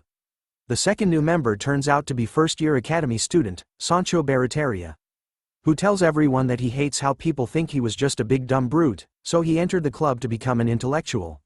The third new member is first-year Academy student, Sinclair, who tells everyone that money and information usually come hand in hand when it comes to power, but she ensures them that she entered the club because she thinks that information is more important. The fourth new member is first-year Academy student, Bianca Faux Usher. Her introduction was simple, telling everyone that she simply chose the club with the clearest vision, and that she was going to do her best. The fifth member is our boy's boy, first-year Academy student, PG, who stutters in his introduction, but nonetheless, he shouts out loud that he enjoys gathering and analyzing information, which made him think that the newspaper club was the best fit for him. The last member to join is our boy, first-year Academy student, Vikir, who lacks excitement in his introduction, simply tells everyone that it was a school rule that everyone must join a club, so he simply followed PG. But in truth, he had a secret agenda. Lucian, the famous newspaper club of the Academy, was a place where he could easily obtain information. But that there was a catch. The Saintess is here with him, making things slightly uncomfortable. After his introduction, Dolores singles him out of everyone, telling Vicier that he couldn't be a Lucian report with that half-assed attitude he showed, but as she scolds him, the member behind her notices something. She quickly brings out a newspaper article and shoves Dolores out of the way. In an excited tone, she questions Vicier if he was the one in the newspaper, as she actually found him familiar, and couldn't believe that such a famous student would join their club. It turns out that the club had written an article about our boy during the match. The title is, Exclusive. Who is the Ice Corps freshman who appeared in the run-flat match? An unknown freshman who attended yesterday evening's physical education class. Looking at the article, Vicier remained silent while Tudor laughed out loud, pointing out that person captured in the photo was our boy. Even Dolores was clueless about when this report had been released. It turns out that the girl beside her was called Anna, a third-year Academy student, and also the vice president of Lucian. She proudly tells Dolores that she had gotten information about a handsome freshman, so she finds that if she didn't release such information, then she couldn't call herself a reporter. After hearing that kind of answer, Dolores was defeated and took a step back. Anna took over the introduction, revealing to the first years that the second-year students had already gone out to collect news, so she decided to start their activity with everyone that was present here now. 2 articles were presented, with the day, month cancelled out. It was actually something that happened at the dawn of last night. A suspicious unidentified assailant appeared and burned down a certain orphanage in town, down to the ground. Everyone in the club was now sitting around a table, reading articles presented to them. PG was the first to know what it was, and questions if the article given to them was about yesterday's explosion in the capital. Anna reveals that it was true and that on the day of the incident, she had obtained news when he went outside the academy. She further tells PG that the club had hypothesized that the person behind this incident and that the one behind the recent murder in the capital were the same person. What's shocking about the incident at the orphanage was that the majority of the children's bodies at this organ gauge had been identified. After hearing about it from Anna, PG quickly whispers into Vikir's ear, asking him if he thinks that the mysterious person they were looking for was the one responsible. Our boy didn't reply back, but simply thought that the dead children's bodies were the doing of the demon that he was hunting. After revealing all the information about the incident, Anna decides that it was time for them to determine the headline of the article they'll be sending out. Everyone started to write down their ideas about what would be the best headlines, from the birth of a terrible villain greater than the appearance of a monster causing chaos outside the academy, what are the Imperial Guards doing, an unparalleled villain and a challenge to the Quo Vadis family, the children who died suspiciously. Who is the one behind this? After some time, Bianca was reading through what everyone wrote, and said that none of them were impactful enough. Tudor agrees with her words, wondering if it was because the villain's name was still unknown. Giving examples for cruel criminals who have nicknames like Jack the Ripper and Bluebeard were given to them. Anna calls out Tudor's idea for giving the villain a nickname good, which immediately made him give out his idea of a nickname, which was the Death Side Shadow Master. Which Anna immediately rejects, calling it a shit nickname and sending Tudor down into a sadness spiral. And so, the group started to come out with various nicknames, ranging from the explosion demon that brings misfortune, which was too long, so another suggestion was the orphanage killer, which sounded impactful, while another suggestion was Mr. Terrorist. As the group started to debate against one another over which nickname was best suited for the villain, Dolores was eerily silent, not speaking a single word during the entire discussion. The first words she spoke during this session were the words, "The Night Bloodhound." It turns out that after reading about the incident in the article, she recalled the mask that she had picked up at the scene, which definitely belongs to the Night Bloodhound, making her wonder why he was there at that time. After seeing him in person, she found him as a type of person that didn't want any type of rank or wealth. He even diligently treated the people of the slums who had the Red Death. She could see that his devotion and love towards the poor people were real. Because of those actions, Dolores had thought that Vikir had stolen the Saintess tear for a great cause, but his appearance at the scene of the incident made her question his true nature, making her believe that he might have really killed the headmaster and the children at the orphanage. But she believes that what she saw at the slums was accurate and that he wasn't evil. If the Night Bloodhound is a criminal, then she was sure that he would have his reasons. Distracted by her thoughts, Anna actually hears the name Dolores had spoken out by mistake, which catches her attention. Looking up to the table, she saw that everyone was staring at her. They all liked the nickname of the Night Bloodhound as it was a barbarian tribe's naming style, which sounded really violent. The rest of the group agrees with the nickname, finding it gloomy and negative, perfect for a criminal. Dolores immediately covers her mouth, embarrassed that she had mistakenly mumbled the Night Bloodhound's name out loud to everyone. Seeing that the nickname was settled, Anna suggested the title of the article to be "Who is the Night Bloodhound?" That's filling the capital with fear. But Dolores was quick to defend the Night Bloodhound, reminding Anna that the Lucian articles must only contain the truth, and that it hasn't been confirmed yet if that person is the criminal. As the president and vice president battled it out, Tudor turns to Vikir, asking about his opinion on something. Tudor wanted to know about Vikir's thoughts on whether the Night Bloodhound was evil or not. Our boy simply replied that he didn't care about that, but in his mind, he couldn't believe that he would hear the Saintess say the name of the Night Bloodhound out loud like that. Not accepting the answer that he didn't care, Tudor goes in for a hug, forcing Vikir to choose if he really had to. Seeing that Tudor wanted a real answer, Vikir thought about it seriously for a moment. So he changed his answer and spoke these words. "What I know for certain is that they're not virtuous, so they're evil." Just as Tudor was about to agree with Vikir's words, Dolores slams her hand heavily onto the table, catching their attention. She was standing upright, shocked by Vikir's words that the Night Bloodhound isn't virtuous. Her eyes were completely focused on our boy, asking him about how he was so sure about that. Seeing her reaction, Vicier was actually stunned and confused by what was going on. Even Tudor's hand was sweating heavily as he let go of Vicier's shoulder, sensing the danger that our boy might be in. We start this chapter once again with Dolores questioning Vicier on why he thinks that the Nightblood isn't a good guy. Her questioning was making everyone on Vicier's side nervous as they started to sweat over her words. Dolores's eyes were set on their target, showing us why it was drawn as a cross eye. She continues to question Vicier's on why he was so sure about his words. Knowing who he was, she continues to ask Vicier to answer her questions, but he remains silent, while Tudor starts to think that he had done something wrong.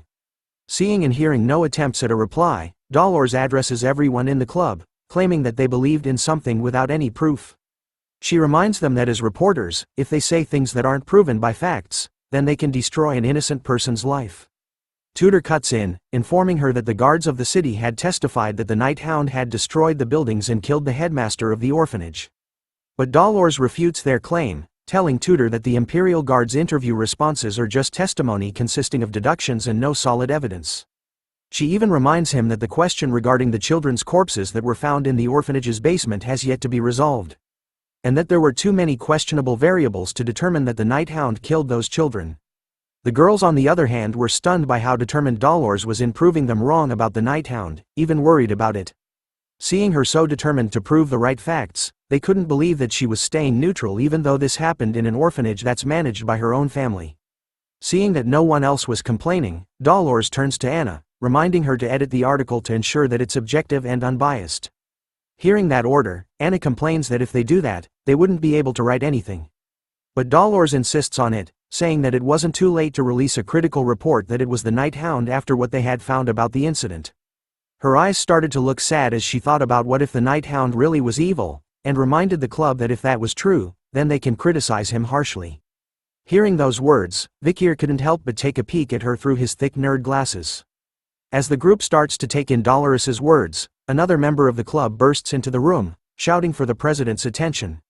The member reports to her that the club advisory was asking for her, stating that the reason was because he wanted her to re-edit the report and state that the Night Hound was a bad person. Hearing about the request, Dolores started to feel stressed, and replied back to the member that she was going to talk to the club advisor, since he likes making articles into headlines. After settling things in the room, Dolores left with the member to seek out the club advisor and his request. As she left, Tudor was impressed by their president, calling her a girl boss. Hearing that, Vikir couldn't help but reply that Dolores had been that way since a long time ago, which confuses Tudor. In Vikir's mind, Dolores looked the same as when she led the Holy Knights on the front lines of the battlefield during the fall before he had regressed. She wore mighty armor and her holiness radiated in a bright light all over. She could be seen on the battlefield, ushering new commands to the Holy Knights, ordering them to push forward as she blesses them with her holy light. She would often complain about the troops, a sign that people these days have weak faith. She even scolds them when she finds them messing around their breaks, telling them to save lives instead. She reminded them that back in her days, if a demon had appeared, then they would just jump in to help. Recalling his past memories of her, Vikir started to smile to himself. He had thought that she would deem his actions as wicked, but to him right now, it doesn't feel bad because someone's trying to tell the truth about him. In his heart, he quietly thanks the Saintess for her help, as she argues with the club advisor over his request, who turns out to be Professor Snape.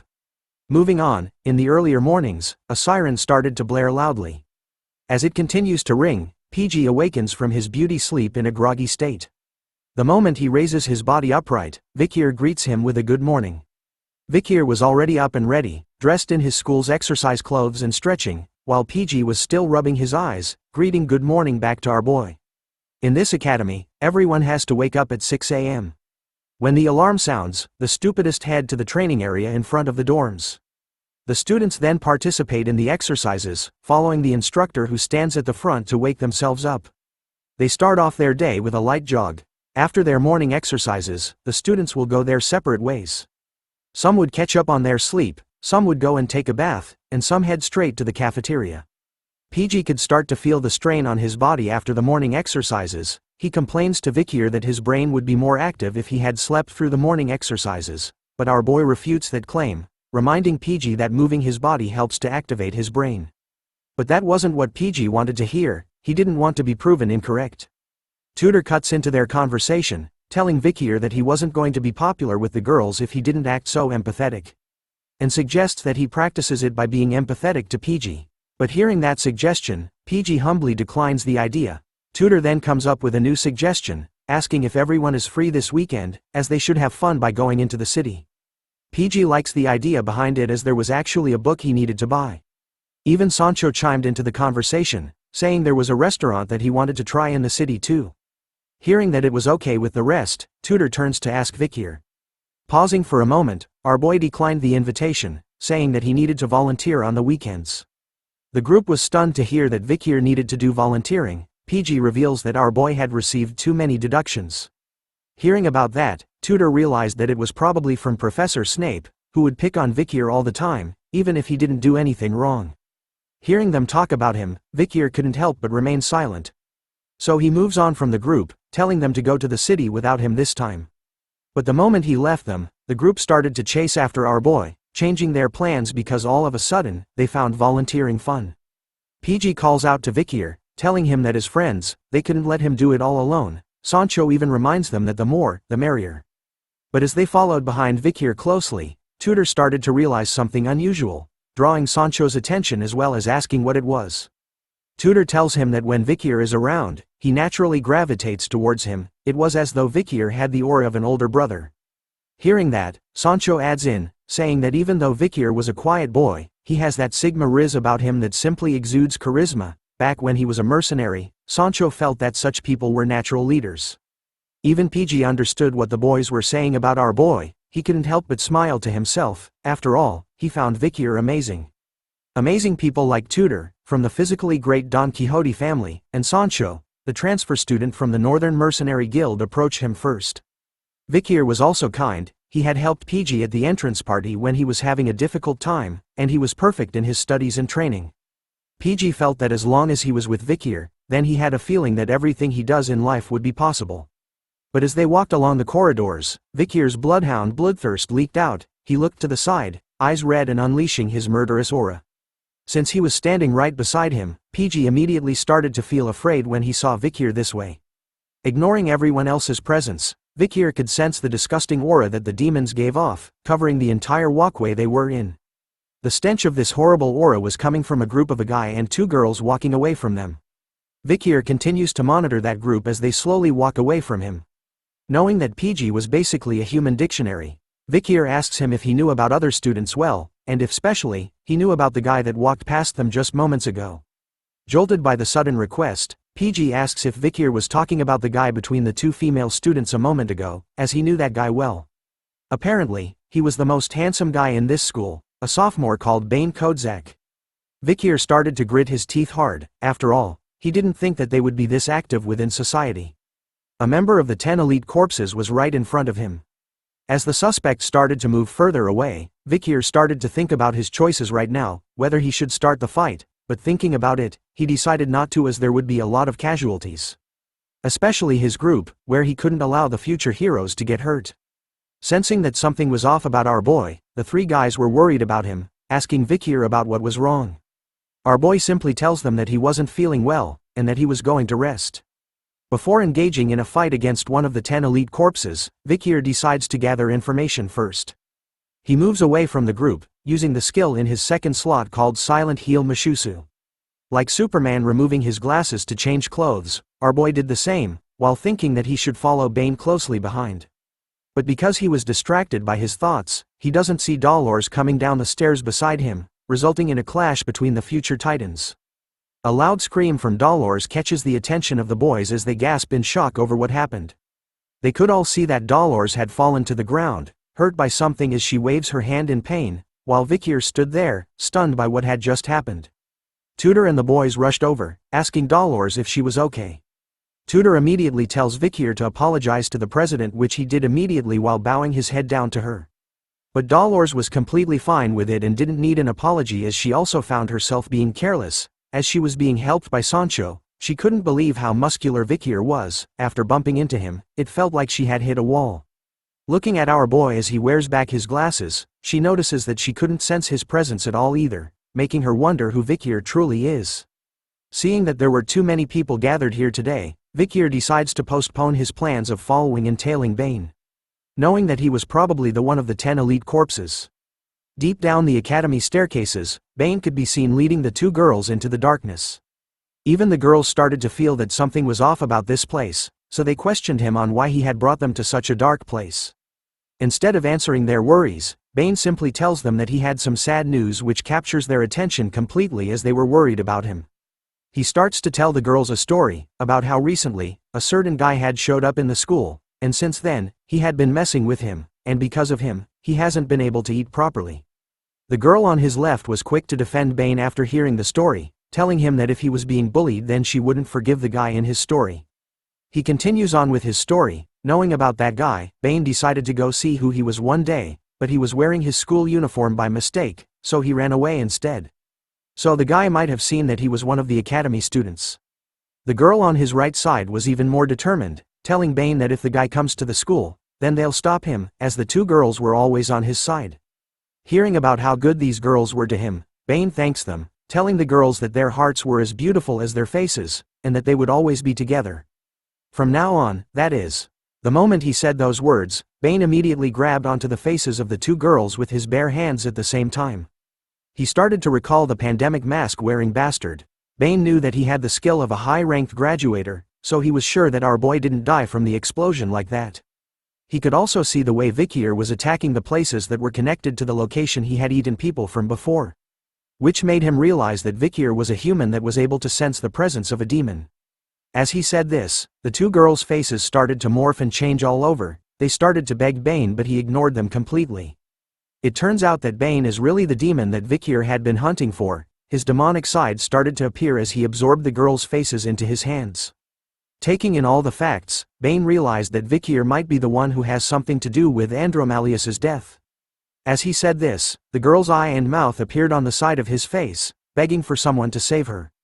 It is revealed that Bane's true name is Dantalion, the 9th corpse of the demon's 10 elite corpses. He returned to see Vikir staring at something deeply, his attention completely drawn to it as someone speaks in the background. It turns out that our boy was back in the newspaper club room. It turns out that Anna was speaking to the first years. She was complaining about the numerous incidents that kept happening in the town recently. She continues to speak to the first years, revealing to them that she and Dolores had summarized the cases that had happened within the academy itself. Since they didn't have a lot of members available right now in Lucian, they wanted the first years like them to step up and fulfill this role instead. As she said this, Bianca and Tudor were distracted by the numerous cases written on the pieces of paper on the table in front of them, their eyes drawn towards them with a worried expression on their faces. Even Dolores was slightly worried as she read the report in her hand. Anna continues to give out orders to the young bloods, telling them to choose a case from one of the papers on the table. Their goal this time was to collect information and to write an article. Once done, they were to bring it back to the club. As each member of the first years started to look through the papers regarding the incidents in the academy, PG was nervous, thinking that this was going to be his first article since entering Lucian, while Bianca, after reading quite a few of the cases, couldn't believe that there were this many, making her question what was going in the capital lately. One of the papers had the title, "The Terrorists' Forewarning." A terrorist had warned that they would poison the river of Vicier, the capital city of Rock. Another report was titled, "Missing Handsome Theater Actor." The theater actor called Mr. B disappeared on his way home after his play. It is highly likely that a stalker fan is behind this incident. Another report was titled, "A Mysterious Murder Case. The head of a family has disappeared." Another report was titled, "Murder Case. The Murder That Shall Not Be Named. A certain person will be executed after hurting multiple people in the streets. They have said they were not behind it and are still pleading that their face had changed." Finally, the last report was titled, "A Rapid Increase in Missing People. A Sudden Increase in Missing People in Vicier. No suspects have been found." Is the Night Bloodhound behind this? After reading all the reports, Vikir went to select one for himself. The incident report he picked was a missing persons case inside the academy. According to the report, 3 academy students have gone missing. Those 3 have always been seen together, so there are a lot of witnesses. Did they run away because of love? After reading the report, Vikir's immense bloodhound aura started to rupture, his eyes glowed with hate. Looking at one of the missing students in the report, he recognizes him as the guy he was chasing after yesterday, one of the elite corpse's potential suspects. We now change scenes to the middle of the night, in one of those random buildings. We see a husband and wife sleeping together in the same bed. But for some reason, the husband was wide awake at this late time. He slowly rose up from his bed, not disturbing his wife who was soundly asleep. He then sat in a chair beside a window. It's revealed that his eyes were not normal, it was green, like those of the elite 10 corpses. Looking across the room, he asked someone a question. It turns out that he wasn't alone in the room at all, he had 4 members in front of him. He questions the group on whether they had found out something about the pandemic mask wearer who's interfering with their plans so far. It turns out that one of the members was Ephebo, who Vikir had fought in the previous nights. He silently mutters his report back to the husband. The second subordinate of the 9th corpse was called Geronto, who has red hair. Another subordinate was called Heva, who silently muttered and gave his report, while holding a massive pair of scissor-like weapons. The last of the group was a subordinate called Fido, who remained silent. It turns out that the husband is actually the real 9th corpse of the demon's 10 elite corpses, called Dantalion. He takes notes of their reports, realizing that they hadn't seen the mask-wearing vigilante since that day either, which made it seem like he was being very careful now. Transforming his hand into pieces where eyes and noses could be seen, Dantalion tells his followers that it couldn't be helped and to widen the scope of work from now on. Within a mere second, something shoots out from his demonic hand, hitting all 4 of the subordinates' faces at the same time. It turns out that Dantalion was going to share his faces with them, causing their current faces to morph and change to what he wanted them to wear this time. As the 4 subordinates wore new faces, Dantalion issued a new order, telling them to go into the areas with more light and find the person who was wearing the pandemic mask. But as he gave the order, the door to the room slowly opened. In a twist of fate, his wife had actually woken up from her sleep, and found him in this room. She looked confused, questioning Dantalion on what he was doing so early in the morning, and wondered who the other 4 people were in this room. The demon simply looked at her, not uttering a single word at first. As he closed his eyes, he talked about how he wanted to admire her face being alive for a little while longer, but seeing her and finding this out, left him with no choice. He orders Fido, who appeared right behind the wife in an instant, with a blade across her neck, to make sure her face remains untouched. The clueless wife could do nothing against them as she felt the cold stainless steel blade against her neck. After a single moment, the sound of flesh being cut could be heard as blood covered the floor. As she laid on the floor, bleeding from her wound, the wife couldn't make a single sound and could only cry as tears fell from her face. Dantalion didn't feel anything about this and continued to talk to his team about how the plan to open the gate has gradually been delayed due to Andromalus's death and the person who was wearing the pandemic mask. As he sat in his chair, Dantalion started to morph and change his own face, calling their current situation annoying. After his face changed, he ordered Ephibo to follow him, as they needed to see someone special. His face is finally revealed, as he scratches his chin, thinking that he should go and relieve his pent-up stress. The scene changes once again, this time, to a place with a slight holy feeling to it. Dantalion appears once again, this time, with a smile on his demonic face while wearing a cross on his neck and a priest outfit. Someone stood in front of him, asking him about why he was smiling. Dantalion replies that he simply couldn't help himself. After all, he had the beautiful saintess standing in front of him. It turns out to be Dolores, who wasn't amused by his remarks, as she tells him that she didn't come to see him to joke around, calling him as Sir Quilty. Brushing her remarks aside, Dantalion tells her that he was worried because her visits have become scarce lately. Dolores tells him that recently, there have been a lot of murders and missing people, which was why she has been busy since she was covering them. Hearing this, the holy man could see that her club activities have gotten busy, as the world was becoming a more and more brutal place to be in. As he smiles at her, Dantalion knew that the one responsible for all these horrible things was him. Looking at him, Dolores couldn't help but feel nervous about something. She knew the man before him as Quilty Lune Indulgentia, the head of the Indulgentia family, the collateral bloodline to the Quo Vadis family. They were currently volunteering and managing Quo Vadis's resources at the orphanage, monastery, and hospital, but they were also supporting the exemption system, that erases the wins of the sinful rich. So she knew that this two-faced person in front of her was definitely hiding something. As he leans closer to her face, Dantalion questions Dolores about why she needed to speak with him. She reveals to him that she came here to request for the exemption system to be abolished. She found it wrong to exempt a person from all their sins just because they were wealthy. He refutes her statement, saying that there was nothing wrong with the system as the exemption policy has been in the church up until now. He also found that donating a large sum of money was already a large form of punishment. But Dolores wasn't budging from her stance. She counters his argument by stating that sins are something you must expose yourself for in front of God, and forgiveness was only given once you have received the appropriate punishment. With the holy light radiating brightly behind her, she ends her argument, saying that the people affected by the exemption system cannot be saved. Her final words left Dantalion speechless as his mouth was left open. But he quickly closes it, turning away from Dolores, and reminding her that he was simply following the church's doctrine, and that her best course of action was to speak directly to her father, the leader and cardinal of the church. As he continues to face away from her, Dantalion tells her to return, since he heard that the academy students were coming here to volunteer today.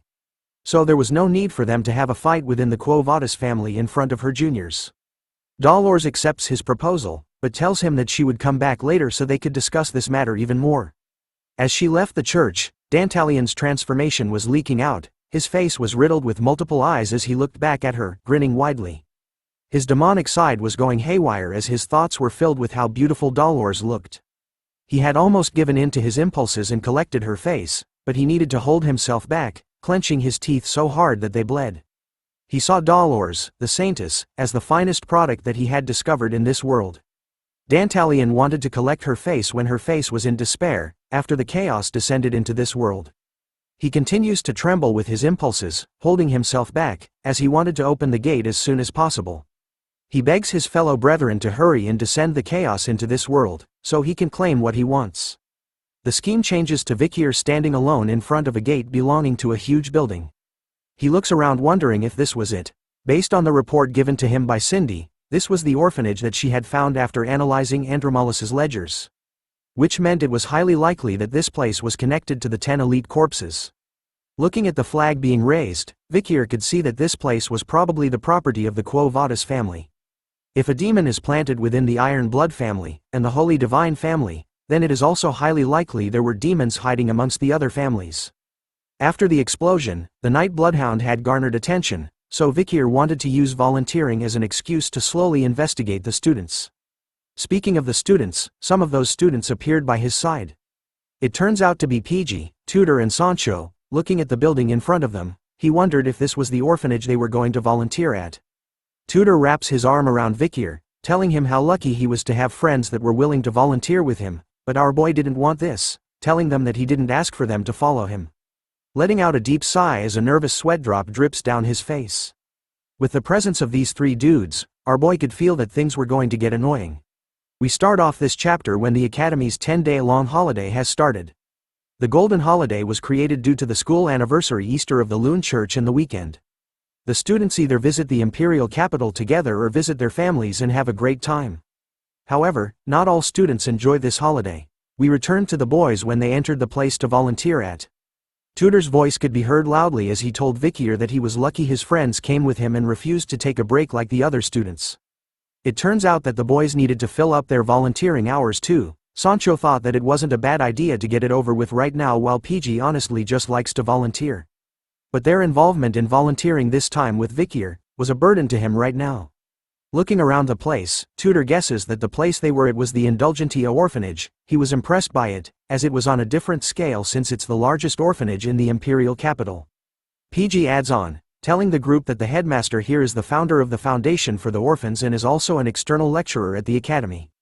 Sancho was surprised to learn that and wondered who it was. PG then pointed to a painting nearby them. The headmaster was called Quilty Loon Indulgentia. PG continues to tell us more about him, that he was the head of the Indulgentia family, a family from the maternal side of the Quo Vadis family. He was a popular man, and it seems like he's quite influential within the Loon Church. Speaking about the Loon Church, it was also a well-known fact that there is conflict between him and the Saintess Dolores due to their differences in religious views. As they listened closely to the story, Tudor complained and was bothered by it. After all, he didn't want to get caught up in a fight between the families. Vicier was chilling at the back as usual, thinking about what PG said, and about the popular headmaster of the orphanage. He decided that he was going to find out what this man was like once he got to know him. After wandering around, the group found themselves with the church people. A nun stood in front of the student volunteers, as the orphanage children hid behind her. As she stood there, she told the students that she would like it if the volunteers could be teachers to the children for the next 10 days, the same duration as the Golden Holiday. With a bright smile on her face, she tells the students that if they looked after the children well, then they would never forget their kindness in this lifetime. But as she tells them to treat the children with the heart of a parent, the boys are distracted by something as they all nervously stare in the same direction. Tudor points out the issue, asking why Bianca and Sinclair were here with them as they appeared by their side. Bianca immediately took offense to Tudor's question, responding with a disgusted grunting noise. Bianca justifies their presence in the orphanage, telling Tudor that they were here to volunteer, and that she should be the one asking them what they were doing here. But our boy simply replies to her that a hero doesn't need a reason to do good deeds. His reply irks Bianca as she couldn't stand the hero thing, which was expected of a Don Quixote. While Tudor and Bianca were fighting with their words, another person was sure that their meeting here by coincidence must be fate. PG and Vicier stare at a familiar gray-haired girl in front of them. Sinclair appears, with a joyous smile on her face and a bright aura radiating from her body. She looks at Vicier, all happy to see him here. She nervously approaches him, offering her hand as a greeting. She stutters in her words, saying that it was a shame that they haven't been able to talk much but hope that they will get along in the next 10 days. Vicier hesitates at first, but shakes her hand, hoping for the same thing. The moment they held hands, Sinclair rejoiced, vowing never to wash her hand over again. As she basks in her new treasure, PG whispers to Vicier, telling him that he had a piece of information for him. He reveals that he had seen Sinclair seek out the person in charge of assigning volunteers and make a request. She even inquired where Vicier was going to volunteer and asked to be assigned in the same place as him. Which could only mean one thing. Vicier thought about what PG had told him, making him think that Sinclair had approached him under the pretense of it being a coincidence, so right now he needed to be wary of her. After dealing with Sinclair, Vicier turns his head to look around. His eyes were scanning the area, which made him notice that the headmaster of the orphanage wasn't here in attendance, which made it suspicious. But as he was wondering where the headmaster was, the nun announced that it was time for the children to choose their teacher. Upon hearing those words, the children became super active and rushed forward with great energy. Tutor immediately held 2 kids in his arms, overjoyed by how outgoing the kids were. Sancho was already giving some of the kids piggyback rides, while Bianca couldn't believe how cute the kids were. Even Sinclair was surrounded by children as she read them a funny story from a book. Our boy, Vikir, on the other hand, was giving off that Ohio skibbity riz, as he questioned 3 kids on what their names were. Hearing that from him and seeing him, the kids could only have tears in their eyes and fear in their throats. Soon enough, they immediately turn right and run towards PG instead. As he comforts the children, PG tells Vikir to smile a little as a piece of advice. Thinking about it, Vikir was stunned by his interaction with the kids. After all, he didn't know because Pomerian, our sweet little angel, listened to him pretty well, but now, talking to children was pretty difficult. But as he thought about how to interact with the kids, a little kid with blonde hair catches Vikir's attention as he spots her. But then he notices that she had actually run out of the venue. It turns out that the little kid was chilling by herself at a nearby pillar. She wore a sad and depressed expression on her face, as though she was bothered by something. Vicier suddenly appears by her side. His sudden appearance shocks the little girl. He tells her that he too gets stuffy after being in a place filled with lots of people. He continues to tell her that if he isn't careful, then people might think negatively of him, so he questions the little girl on why she left the place by herself. Instead of answering our boy, the little girl simply turns her head away, making Vicier realize that his plan on talking to her had failed. As he thought about it, he remembered Ayan, who told him that if he asks questions like he usually does, then the child won't reply, so instead, he should ask while smiling. Looking closely at her name tag this time, Vicier kneels down in front of the child, calling her by her name, and with a gentle smile on his face this time, he asks her if Perry is her name. Seeing this side of Vicier, the little girl's eyes opened wide as she blushed hard. But once again, instead of replying to him, she ran away from him this time. Seeing her reaction, Vicier could only wonder if he looked bad while smiling, but another person appears beside him, telling him that the little girl didn't run away because she hates him. It turns out to be the Saintess Dolores, who had seen everything. She tells Vicier that she didn't know that he had such a kind side to him, even though he was pretty gruff this entire time.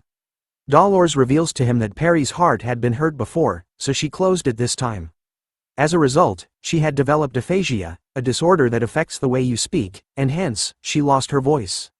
Vicier could only ask what had happened to her, but Dolores didn't know the exact details. All she knew was that Perry was born in the orphanage, and in the past 13 years, she has met countless volunteers who have passed through the orphanage. At first, everyone approached Perry in a friendly manner, but after one day, they stopped coming due to their busy schedules. So Dolores figured that Perry had gotten tired from getting attached to someone in a short amount of time and then grieving their disappearance for a long period of time. But as he thought about Perry's story, the appearance of a third party coming out of the shadow made our boy panic for the first time, as he felt something shiver down his spine.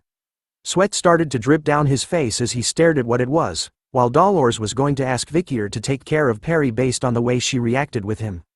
But he instantly covers her mouth in a single move.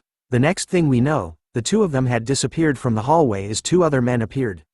The guy in green was complaining to Quilty that it has been ages since they last saw each other.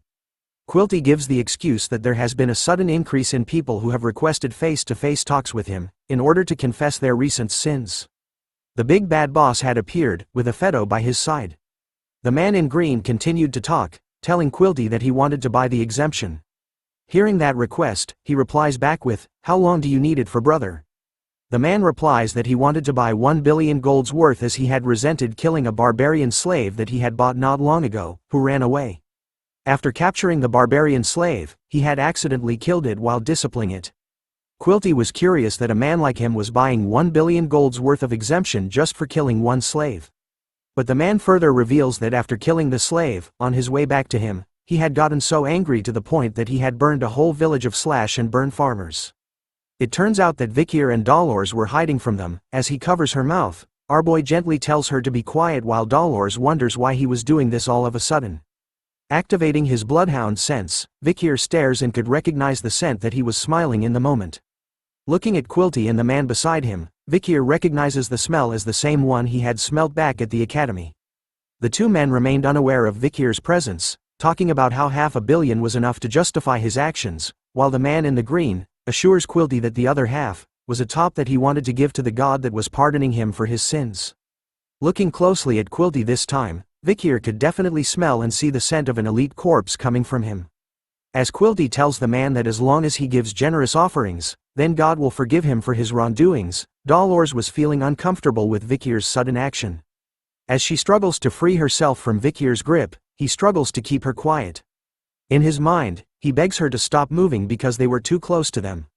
But Dolores wasn't going to stand still. She started to shift her weight around, pushing away from Vicier and telling him to let go.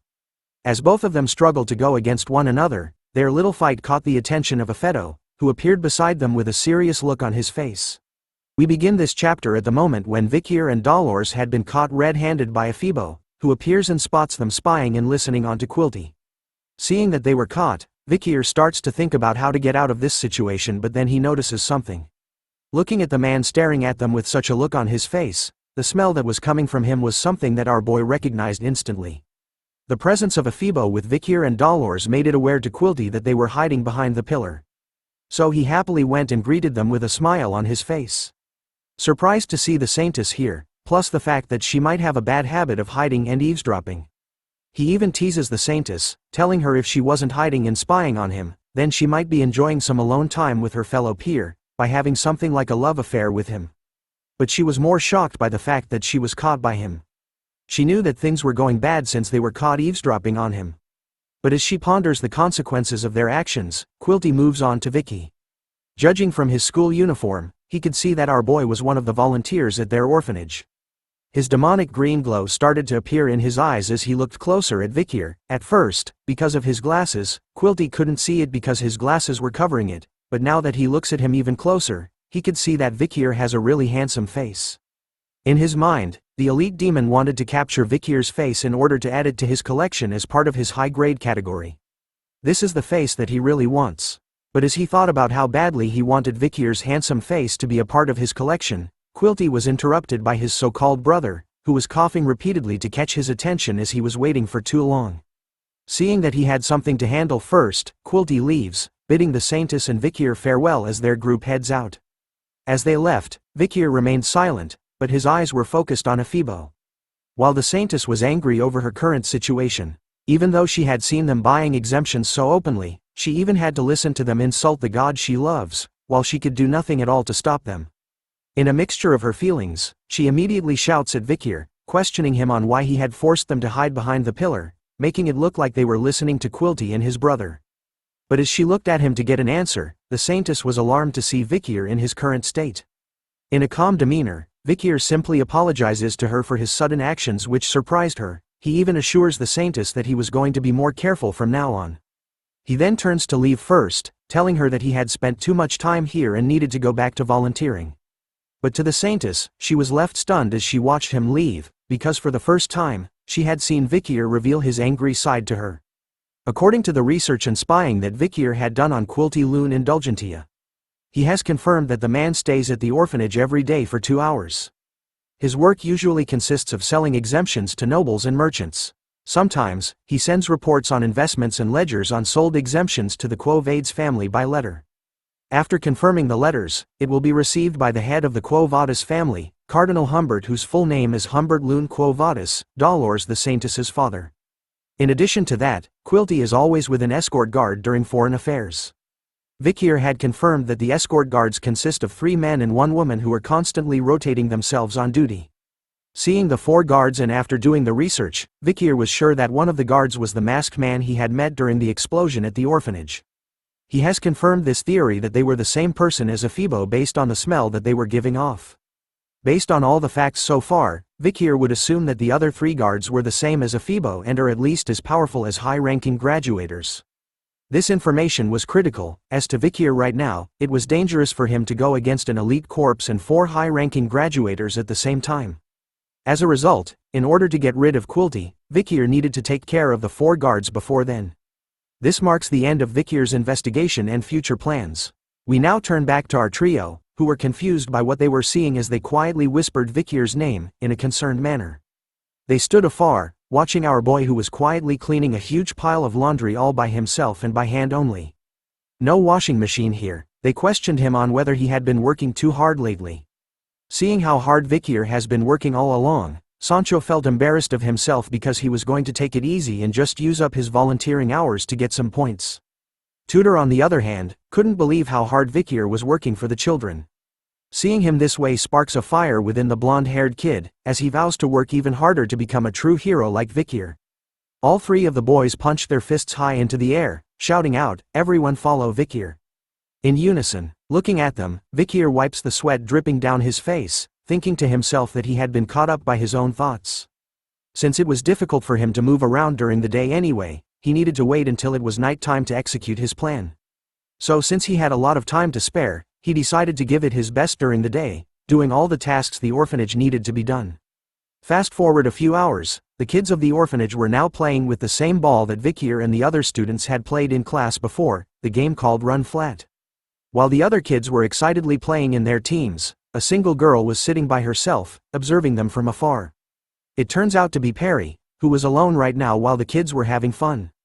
But then, her eyes started to shift to the side, looking at something as the sound of a ball hitting the ground was heard right beside her. There was another person sitting where she was. This time, a black ball was seen bouncing up and down repeatedly where the stranger sat. That stranger turns out to be Vicier, who was smiling to himself as he played with the black ball, catching Perry's complete attention. He knew that this trick would work. After all, even the Balak children liked playing with the ball in his hand. It turns out that the black ball was the madam's egg, which was showing no signs of hatching. Even the grip on it doesn't feel too bad. Vikir had kept it on himself just in case of certain situations but didn't expect to use it like this. He then continues on to bounce the madam's egg in front of Perry, who was completely entranced by it at this point. Soon enough, she found herself playing with the madam's egg. A bright smile was seen on her face as she did. She happily plays with the madam's egg while Vikir watches her closely. Happy over the fact that Perry had fallen for his trap. But as he watched Perry, Sinclair was watching him too from behind. She calls out to him, talking about how kind he was. Sinclair has made her appearance to him once again, mentioning to Vikir that at first, she saw him as a no-nonsense kind of guy. As she slowly approaches him, Vikir questions the lady on whether she needed something from him. She happily leans in closer to Vikir, telling him that she wanted to be closer with him, and although she was a year younger than him, she wanted to know if it's alright for her to speak to him more casually. Despite giving her the bombastic side eye, our boy eventually caves in to her request, telling her to do what she wanted, bringing a joyous smile across Sinclair's face as she got what she wanted from him. Seeing that being causal was now allowed, Sinclair prompts to call Vikir brother, but then he tells her that he finds it a bit uncomfortable to be called that. Instead of being sad over the rejection, Sinclair simply giggles, telling Vikir that she was going to think of another way to call him until the next time they meet. Which our boy simply agrees to. As the two students were busy talking to one another, Perry was still playing with the madam's egg, which moved by itself all of a sudden, causing Perry to lose control over it as it bounces away from her. In a turn of bad events, the madam's egg somehow manages to bounce its way to freedom, but escapes through a hole in the fence before bouncing into the dark and murky waters. Vikir and Sinclair were able to spot what had just happened. They made their way towards Perry, who could only stare at where the madam's egg had gone. Her mouth was left wide open over the shock of losing it. Sinclair looks at where the ball had fallen in, and tells Perry that they couldn't get it since it fell into the estuary. With tears in her eyes, she looks over to Vikir in a panic. Seeing her reaction, our boy assures her that it was fine and not to worry about the ball. But seeing the sad state that Perry was in left our boy conflicted, as the little girl tried her best to keep her tears in. Seeing what she was going through, Vikir started to unbuckle his uniform. After all, he has no choice now after seeing Perry that way. We now turn to Dolores, who was sighing deeply as she still felt bothered by what had happened before. In her mind, she was thinking about Vikir. At first, she didn't have a good first impression of him because he was judging the night bloodhound as someone with prejudice. Moreover, she knew how bad his behavior was because he had received enough minus points to the point where he needed to do volunteer work. But then meeting with others started to change her perspective of him. The first was Tutor, who happily tells her that since the kitchen needed more help, Vikir was the first one to volunteer to help. Sancho appears in a cook uniform, telling Dolores that until just now, Vikir had been distributing food. Since the hot water wasn't coming out, he also went out to check on the pipes. He even wasn't able to eat because he was giving out food. The next one was PG, who tells Dolores that he believes Vikir went on to help with the laundry, adding on, that not too long ago, Vikir was able to fix the pipes, so they were able to boil the laundry now. Even Bianca appears, telling Dolores that Vikir was with her, hanging clothes till now. But then the children asked him to play, so he went to prepare the gym for the kids. After meeting everyone, Dolores was confused since everyone thinks of Vikir as a good person. She had thought of her judgment of our boy as being inaccurate, but after hearing about him from everyone else, she realized that she was just flat out wrong about him. It turns out that she was the one that had her own prejudices about him. A lot of people were aware of the fact that Quilty and her were on bad terms. She starts to think that Vikir was just being considerate by hiding her with him because he noticed that Quilty was approaching them. So now, her goal was to look for Vikir and apologize to him over her misguided view of him. Soon enough, she spots him standing alongside Sinclair and Perry, as they look for the ball in the murky waters across the fence. But then something happens which leaves Dolores confused while leaving Sinclair with a heavily blushed face as she tries to cover her eyes. With his uniform and shoes neatly placed onto the ground beside one another, Vikir easily leaps over the fence in a single jump and lands deep into the murky black waters of the estuary, leaving all three ladies with a stunned look on their faces. Soon enough, the ball was in his hand. Vikir, covered in the dirty black water, had finally found the ball that tried to escape from Perry's hand. For some reason, the sun was shining perfectly in that moment, covering our boy in its holy light, activating that main character's aura and riz. He turns to the ladies, with the ball in hand, and tells Perry that now, she didn't need to feel sorry for losing the ball. His kind gesture of finding the ball back manages to capture the ladies' attention as they stare in disbelief, while blushing hard. But to the little angel known as Perry, she was captivated by Vikir's actions, her eyes totally focused on him as the sound of her heartbeat started to beat once more. Ending this chapter with a ba-dump. In this chapter with our boys playing with the kids in the open field, passing around a ball as though they were playing football. After spending so much time having fun with the kids, the boys were all sweaty and tired. Tudor wipes the sweat off his forehead, smiling as he couldn't believe that this was the last day of their volunteering. Sancho agrees, saying that time sure flies when you're having fun. Seeing that this was the last day they had with the kids, the three of them decided to go all out, meaning that they were going to play until they didn't have any energy left. As the three of them pumped themselves up, Vicier was seen sitting at the same tree, alongside Perry who was beside him. As she sat beside Vicier, her face was flushed. She even takes a peek at him, holding onto what looks like flowers in her hand. She continues to gaze at Vicier, who was mindlessly staring at nothing. Picking up the courage, she goes over to his side and lightly tosses a crown made up of flowers onto Vicier's head, which surprises him. He takes a peek at it, wondering if it was really a flower crown that she had given him, but Perry starts to shake her arms in the air the moment he says it. This time, she took one of his hands and pulled it closer to her. Instead of speaking, Perry started to write onto Vicier's hand, telling him that what she had given him was a sign of gratitude. She continues on, writing on his palm in order to speak to him. Perry thanks Vicier for always being with her during his time as a volunteer, and for finding the ball she had mistakenly dropped into the estuary from the time before. Feeling the message behind the words she wrote on his palm, Vicier tells her that his actions were nothing, and that he simply liked sitting here with her. Before she continued to write, Perry paused for a moment. Thinking about her next message, she continues to write, this time lightly. With a curious and shy look on her face this time, she looks up to Vicier, writing on his palm, the words, "Can we meet again?" Upon feeling the message on his palm, Vicier started to recall the memory with Dolores, who tells him about Perry's history, where everyone who had gotten close to her would one day stop visiting her due to their busy schedules. This resulted in Perry being tired from getting attached to people in such a short time, making her silent the way she was now. Looking at her, Vicier knew that while he was out hunting the demons, he would need to prepare himself for death all the time, so he couldn't promise her that he would come back, as death was always near him. But even though he knew that, seeing this precious child, our boy told her that they would meet again. Hearing those words, Perry's eyes started to light up with joy once again.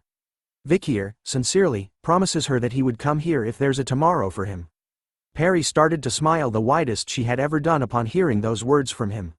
And so, she writes on his palm for the final time, that she would wait for her older brother.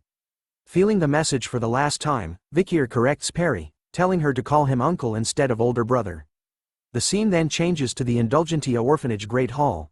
Quilty was speaking to everyone, who turned out to be crying, telling them that the children who have been separated from their parents and are now living here, the time they had spent with them was nothing short of priceless.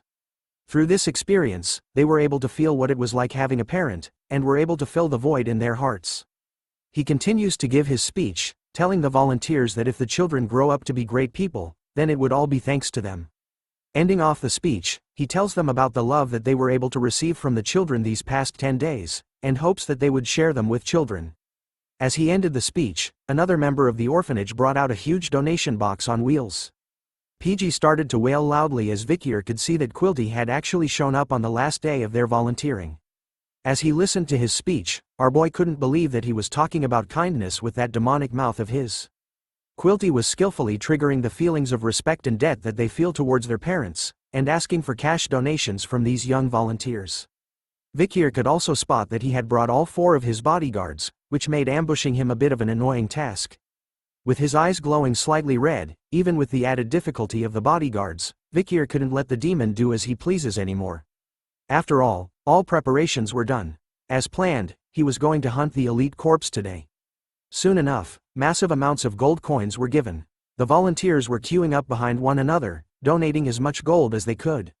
While they waited in line, Vicier stood out alone as Sinclair walked towards him. She questions our boy on why he wasn't donating, so he simply tells her that he didn't have any money. Sinclair was surprised to hear that an academy student didn't have money with him, but in truth, Vicier just didn't want to give money to a demon. But what piqued his interest was the fact that Sinclair had called him brother. She reminded him that she had come up with a way to address him, which Vicier seems fine with as he tells her to do whatever she wants. Moving on from that, Sinclair points out to him that he was being cold. Since they were wealthy, they should help the children. But Vicier replies back that parents are ultimately unnecessary. He continues to tell her that children may need help from their parents during their childhood, but it is up to one's personal strength in how they will tackle the world, leaving Sinclair speechless as she stares at him. In response to his depressing words, Sinclair holds onto his hand, telling him that his life must have been hard. So she offers Vicier a chance to come over to her house and play, and even eat with her family during the break or public holiday.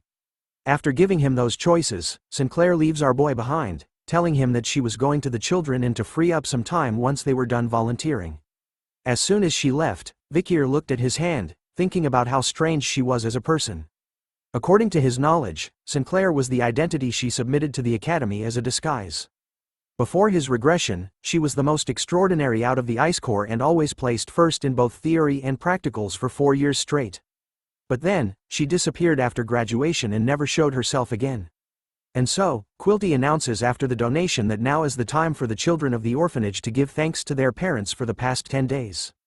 Tudor cried as he hugged the kid he took care of, promising the little one that until he became a great hero, he was going to come here every week, even after he became a great hero. Sancho was on his knees, telling the kid that in the north, the children are considered most precious, as they are the future. Reminding the little boy that the empire's future was on his shoulders and that he should do well in life. PG started to wail once again, telling the children that had gathered around him that he was definitely coming back, and that he would also bring lots of yummy food for them. Even Bianca couldn't help but cry a bit as she held the little girl's head. She felt that these past 10 days were both long and short at the same time, and couldn't believe that she herself had gotten attached to the kids this much. As the volunteers started to be with their kids, Vicier stood alone at the back, silently watching everyone. He turns to his right to check and then his left. Even Dolores was there, comforting the children by rubbing their heads.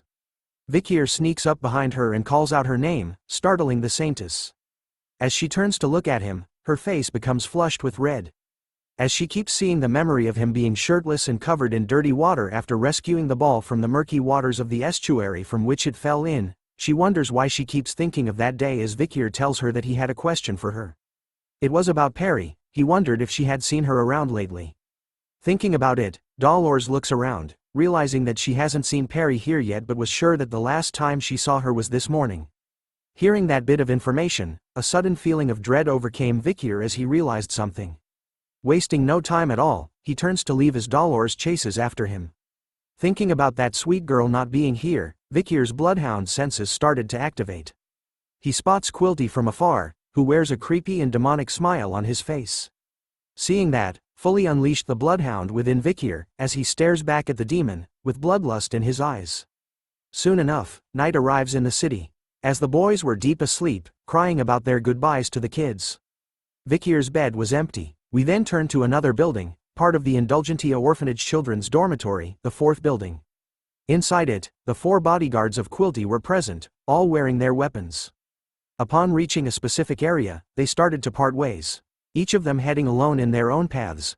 We now see Afeto all alone. As he continues his surveying of the area, only darkness remains behind him. Out of the darkness, a bloodhound appears, its eyes still glowing bright red even though it was hidden underneath a mask. Afeto immediately turns around, sensing something but spots nothing at all. As he continues to stare at the empty hallway, a voice appears in front of him, telling him that he had a question. The bloodhound appears right in front of Afeto without him even realizing it.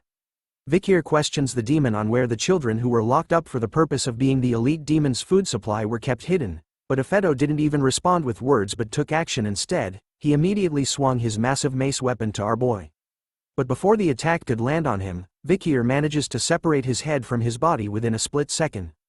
Holding onto Afeto's head, Vicier found it funny that he asked a question to someone who can't talk. Unleashing his own demonic sword, Beelzebub, Vicier reveals that this time, there was no time for him to play with these demons as it was hunting time for the bloodhound. We begin this chapter off with Vicier holding onto Aphebo's head after teaching him a lesson in the previous episode.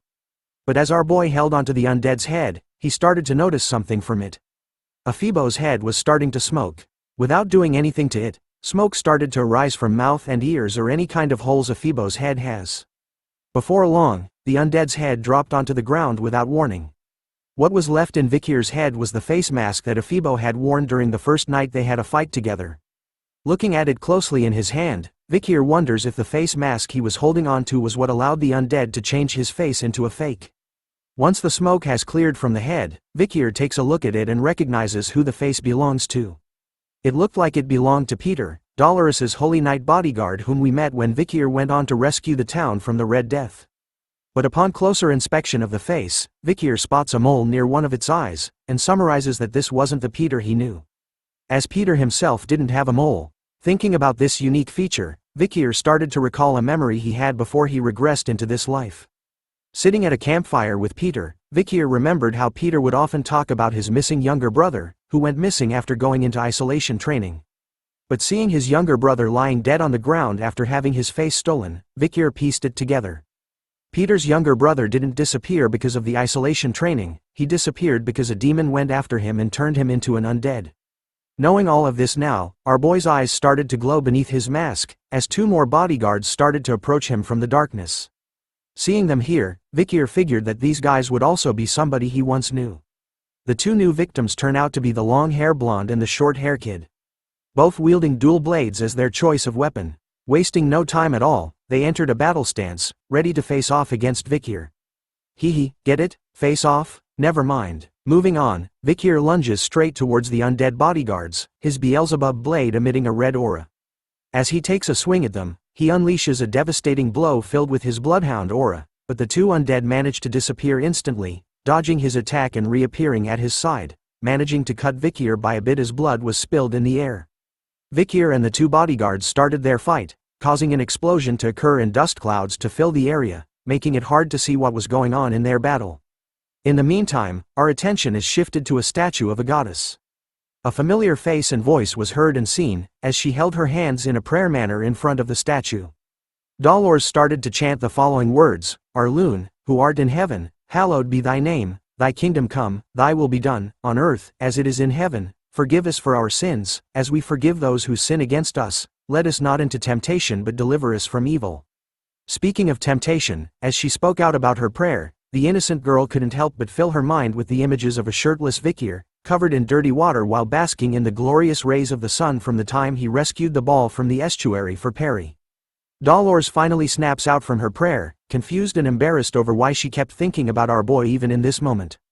Seeing that she couldn't concentrate on her prayer, she decided to leave, reminding herself to keep calm and relax, lying to herself that Vicier was just a good junior.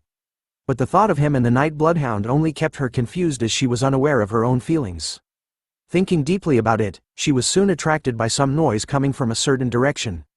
Looking to spot what it was, she sees a figure emerging out from a dust cloud as an explosion was seen as well. Taking a closer look at the mysterious figure, she recognizes the pandemic mask he was wearing. It turns out to be the night bloodhound she was searching for. But seeing him here all of a sudden made it confusing for Dolores, as she wondered what the night bloodhound was doing in an orphanage. But more importantly, she wonders why he was busy fighting against Quilty's bodyguards, who were storming straight at him without any signs of stopping. In the midst of their fight, Dolores shouts at the words night bloodhound, catching Vikir's attention as he turns around to see that the Saintess was behind him. In that moment of distraction, the bodyguard manages to land a devastating blow to our boy, stabbing him in the stomach, through and through, sending him flying past the Saintess as she sees him on the ground, completely knocked out. Transforming into a human shield, Dolores stood in front of the bodyguards who were walking over to finish the job, her arms spread wide as she told them to stop. Even though she didn't know what was going on between them, she wanted to at least talk about it first. Dolores, who held the title of Saintess, was left stunned and confused as the bodyguards didn't even reply to her command but instead, prepared themselves to strike her down as well. Instead of running away, she chose to stand firm and confident in her choice of defending the night bloodhound, closing her eyes so she doesn't have to see what was coming at her. But as she did, Vikir's voice was heard once again, telling her to move aside. In a mere second, the night bloodhound had recovered his strength and healed from his wounds. He managed to block the strikes from the bodyguards, using Beelzebub to stop one attack while using his arm as a meat shield to stop the remaining other. After hearing his voice, Dolores opens one of her eyes to see that the night bloodhound had appeared in front of her, saving her life in the process as he handles the incoming attacks. But her face was soon filled with panic and concern after spotting a blade entering into one of the night bloodhound's arms. Underneath the pandemic mask, Vikir's eyes were glowing bright red, meaning he was in killer mode as he told the Saintess that everything was going to be alright. As revenge for dealing a painful blow to him, Vicier unleashes a mad flurry of strikes, destroying one of the bodyguard's swords into pieces right in front of its face. Before the long-haired one could respond, our boy managed to plunge Beelzebub deep into his throat, slicing and ripping it apart as an endless wave of blood poured out of it. Without any concern over his fellow brethren, the remaining bodyguard didn't waste any time and attempted to strike Vicier down, believing that his only weapon was now stuck inside his former dead companion. But that turns out to be fiction as Vicier charges Beelzebub with even more bloodhound aura, allowing him to slice through the neck of the bodyguard completely in one swing before turning his attention to the other one, slicing off his head as well in a single swing. Get wrecked, son. As the blood of the bodyguard splattered everywhere, Dolores was standing still, her body shivering over what she just witnessed, the artwork of the night bloodhound. After slaying both of them, Vicier was covered in their blood as he watched over the dead corpses laying at his feet. Dolores watches him closely before snapping back into reality. She shouts at him, wondering if he was really alright and that they needed to treat his arm. But our boy simply tells her not to worry about it. Underneath his mask, he takes a peek at her. Vicier couldn't believe that the Saintess was here so late at night. Seeing that the situation was pretty chill right now, she questions the night bloodhound about why the bodyguards attempted to attack her, as she was sure that they would know who she was. He responded by telling her to look at the thing he was pointing at. The bodyguard's head started to melt like a Phoebos with smoke coming out from every single hole in its head. The disgusting sight left Dolores to cover her mouth in order to not puke at this sight. While the night bloodhound explains and reveals to her that Quilty's bodyguards were undeads who were using the face of other people. Dolores was shocked to learn this fact, wondering why something like this is happening to the people who were affiliated to the Quo Vadis family. Hearing that, the night bloodhound tells Dolores that she should know the truth more than anyone else in the world. Those words triggered something in her as the Saintess realized what was going on with Quilty. As the fake faces start to disappear and turn into the face mask that Ephebo wore, Vicier takes a closer look at the faces they were using. He sees a familiar face, believing that this person was Staffordshire Baskerville, a member from the Pitbull Order and the one that followed Vicier when he went to visit the Morgue clan. Recalling the facts, Vicier knew that when he disappeared in the forest, Staffordshire was able to avoid expulsion because of Adolphe Morgue's defense, so he had voluntarily gone into isolation training instead. Vicier was pissed off, sensing a common pattern between the undead whose faces they had gotten. He then takes a look at the other bodyguard and spots a tattoo near its collarbone. Looking at the tattoo, he suspected that this bodyguard was originally from the Don Quixote family. He started to think about Set, who had also gone into the pretense of isolation training. People from prestigious families who cut contact with outsiders. That's when the pattern appeared. The key to this was isolation training. He then recalled the triplets from the Morgue clan who informed him that they were about to start their isolation training and that Camus, who was previously in isolation training, had left and entered the Hall of Darkness, devoting herself to magic research. Piecing all the clues and information he had, Vicier started to think about another worst-case possibility as someone appears with fire magic in a wrapped hand. Before he could react, a massive fire explosion was set ablaze right in front of Dolores and the Night Bloodhound. The explosion didn't seem to stop there as more explosions appeared, destroying everything and everyone in its path. It turns out that in the midst of the fires, Vikir manages to protect the Saintess from the blast by using his cape as a shield from the flames. But then, both of them were alarmed to see something. Someone else had appeared, walking slowly through the flames. A familiar red-haired lady, the last of the bodyguards, has finally made her appearance to Vikir. The moment he spots that familiar red hair, past memories of his time with Camus started to appear in his head. The lady, who wanted to be his wife, now stood in front of him, eyes focused and intending on killing him as she casted another fire spell in her hand. Is this our waifu, turned undead? Find out in the next chapter. This chapter begins in the aftermath of the previous fight, with flames surrounding everyone. The undead lady who looked like Camus started the fire with her magic, her hand pointed towards Vikir, who had managed to safely protect Dolores from the sudden bombardment of fire magic from before. Even with the intense heat coming from the fire magic all around them, it doesn't beat the heat coming from Dolores, who stares at Vikir, her face flushing bright red as she sees that the Night Bloodhound had protected her again. Snapping out of her delusional love, Dolores looks ahead, telling the Night Bloodhound that she could sense the attacks coming to them were filled with malicious intent. But she also noticed that the attacks weren't just targeting him, it seems to be aimed at her as well. Knowing that, she asks the Night Bloodhound if the lady in front of them was an undead too, like the other two bodyguards. Hoping that this wasn't true, Vikir simply replies to her question that there might be a chance the red-haired lady was an undead. Hoping to confirm the fact, Vikir asks her about when the Camus look-alike had joined Quilty. Dolores promptly replied that she had joined him quite recently. Taking the moment to absorb everything that was happening to them, Dolores, in her prayer stance, tells the Night Bloodhound that she too serves God. And if her opponent happens to be an undead, then she couldn't just stand there and do nothing. So she was willing to support Vikir in this fight against her. A holy support has been added to the party, but our boy, as an alpha wolf, turns down her idea, telling her to stand down as he moves towards the undead lady as he had something he needed to check. Hoping to help him with just a bit aid, Dolores offers to cast healing magic on Vikir, but he declines the offer. But before Dolores could fight back against his decision, the undead lady started to cast another set of fire magic as sparks appears in the palm of her hand. Soon enough, multiple lances appeared in the air before her, all aimed towards Vikir, who was walking straight at her without any sort of protection from Dolores. As the fire lances were launched at him like torpedoes, he easily cut all of them apart before they could do any sort of damage towards him.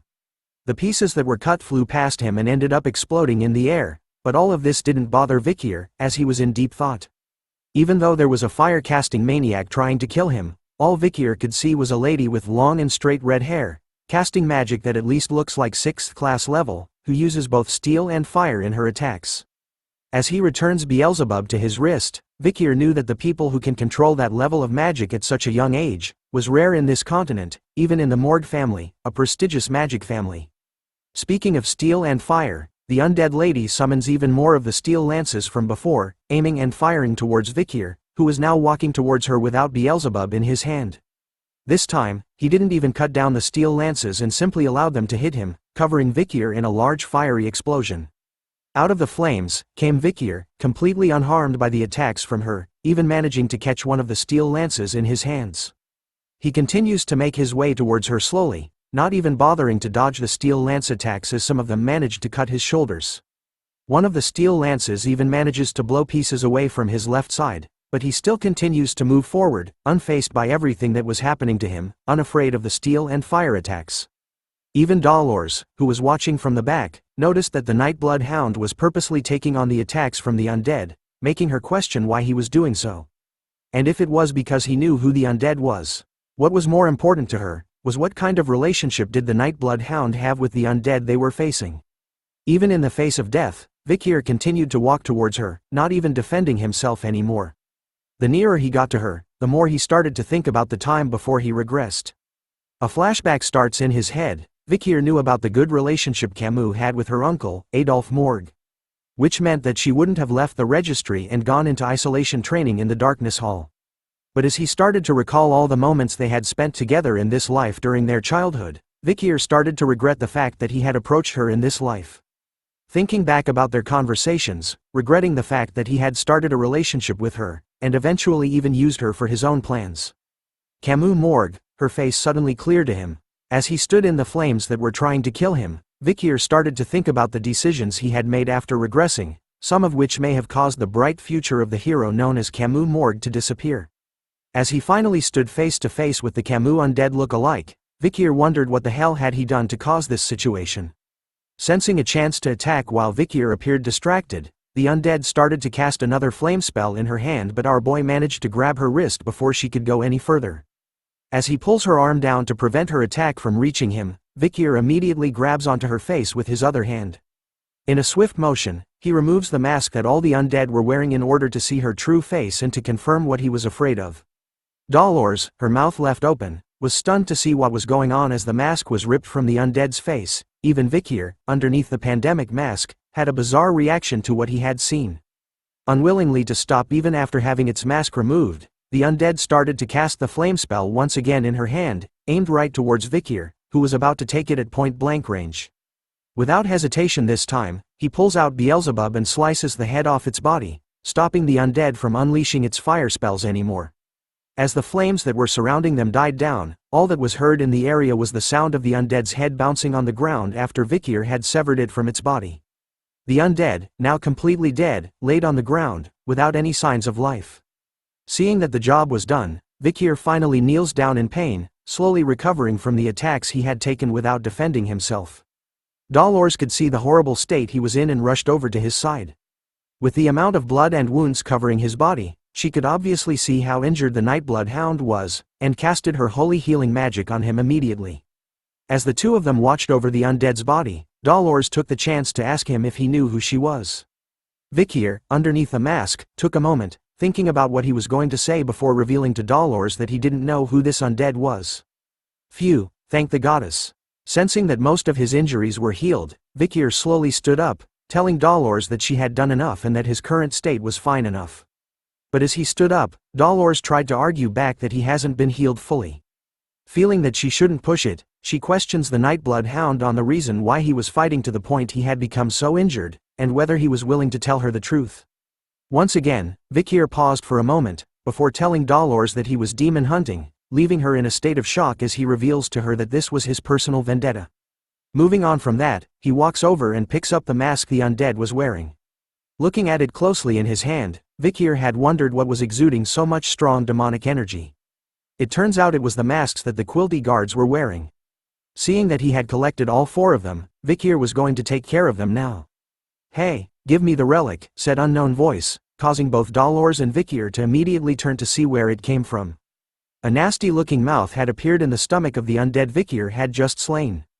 The mouth talked about Ephibo, Hebe, Pedo and Geronto, the names of the four bodyguards, and how it had borrowed them from a certain woman, who was now going to be freaking mad about what had happened to them.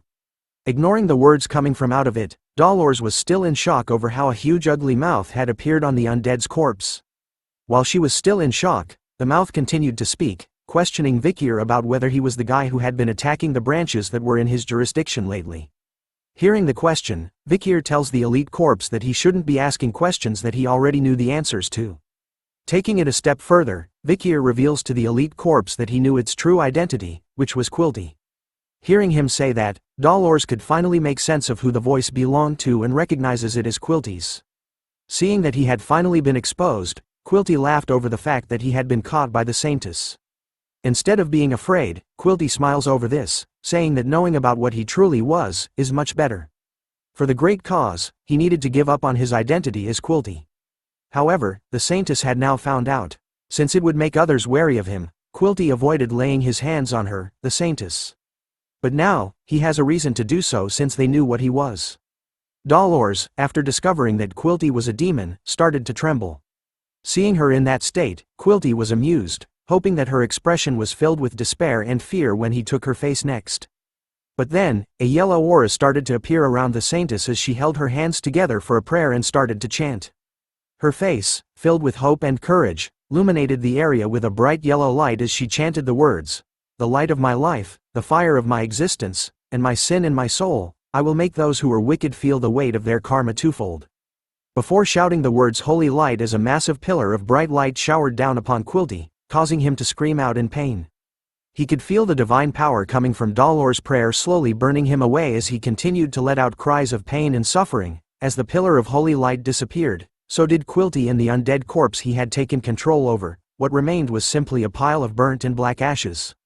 Reflect in the afterlife, you demon, shouted Dolores after finishing her prayer and holy magic attack on Quilty. But as she said those words, an image of someone licking his lips appeared. He couldn't believe that Dolores was saying those words with the kind of expression she had on her face, right before a powerful green attack punctured through Vikir like nothing, so fast that even our boy couldn't react and defend himself in time. The unknown figure starts to walk towards them as Dolores kneels down to help the Night Bloodhound from the surprise attack. The man who licked his lips turns out to be Quilty, who finally reveals himself to them. He appears in a mocking tone, telling the Saintess that she shouldn't have interrupted him with that prayer since it was bad manners. Using herself as a human shield, Dolores tries to block Quilty from reaching the Night Bloodhound, who was in the midst of recovering from his surprise attack. She even takes the chance to scold Quilty for daring to wear the cloak of a saint while committing such wicked things. But he simply tells her that he did what any demon would do before questioning her on whether she wanted to fight him. Her voice trembles and stutters as she tells the demon that yes, I am going to fight you. But seeing the state they were in, Quilty mocks them, asking her if she thinks an inexperienced and immature saintess, along with a swordsman who was on the brink of death, would be able to go up against him. An elite corpse. As he touches her face, he could see that Dolores was forcing herself to act like she was strong. After all, he could see fear dripping out of her expression this round. With a sickening look on his face, Quilty screams at the Saintess that she couldn't fool anyone with the face she had on right now, a face filled with fear and horror. Quilty's mouth started to drip with saliva, his eyes completely focused on the fact that he was about to have the face that he always wanted for so long. It was literally in his hands. But in the next moment, a familiar sight appeared, with Beelzebub entering his skull from the bottom of his chin, leaving him confused. Vikir's voice could be heard as Dolores turns to look at the Night Bloodhound. Vikir reveals to Quilty that he had been following his traces, which made him realize a few things about the demon. First was that he was a coward who would easily sacrifice his subordinates. Second, he was a coward that didn't fight for himself. Third, Vikir figured out that Quilty wouldn't reveal himself as long as he remained uninjured. So all this time, our boy had pretended to be hurt by the surprise attack, revealing to everyone that he had already healed from the attack a long time ago, and that healing an injury like that was nothing. This was all part of his act. Even with a blade through its thick skull and its eyes rolling backwards filled with blood, Vikir questions Quilty about how his acting was. In the next moment, Quilty's eyes changed back to its bright green demonic side, staring right at Vikir even with a blade in its head. Laughing over their situation, he tells Vikir to call him Dantalion instead, throwing away the name Quilty before calling Vikir a damned method-acting brat. Start off this chapter with Dolores looking all shocked and stunned by what just happened. A brief recap: even after piercing his head with Beelzebub, Dantalion was still able to talk. While Vikir was lifting him by the head, Dolores collapsed onto the ground, stunned at the fact that Dantalion was still capable of talking with a sword through its skull. Seeing how the demon was still alive, even Vikir was taken back by a bit, recognizing that the title Elite Corpse isn't just a title. Looking closer at our boy, Dantalion figured out that he was the one that killed Andromalius, the Elite Corpse that had infiltrated the Baskerville family.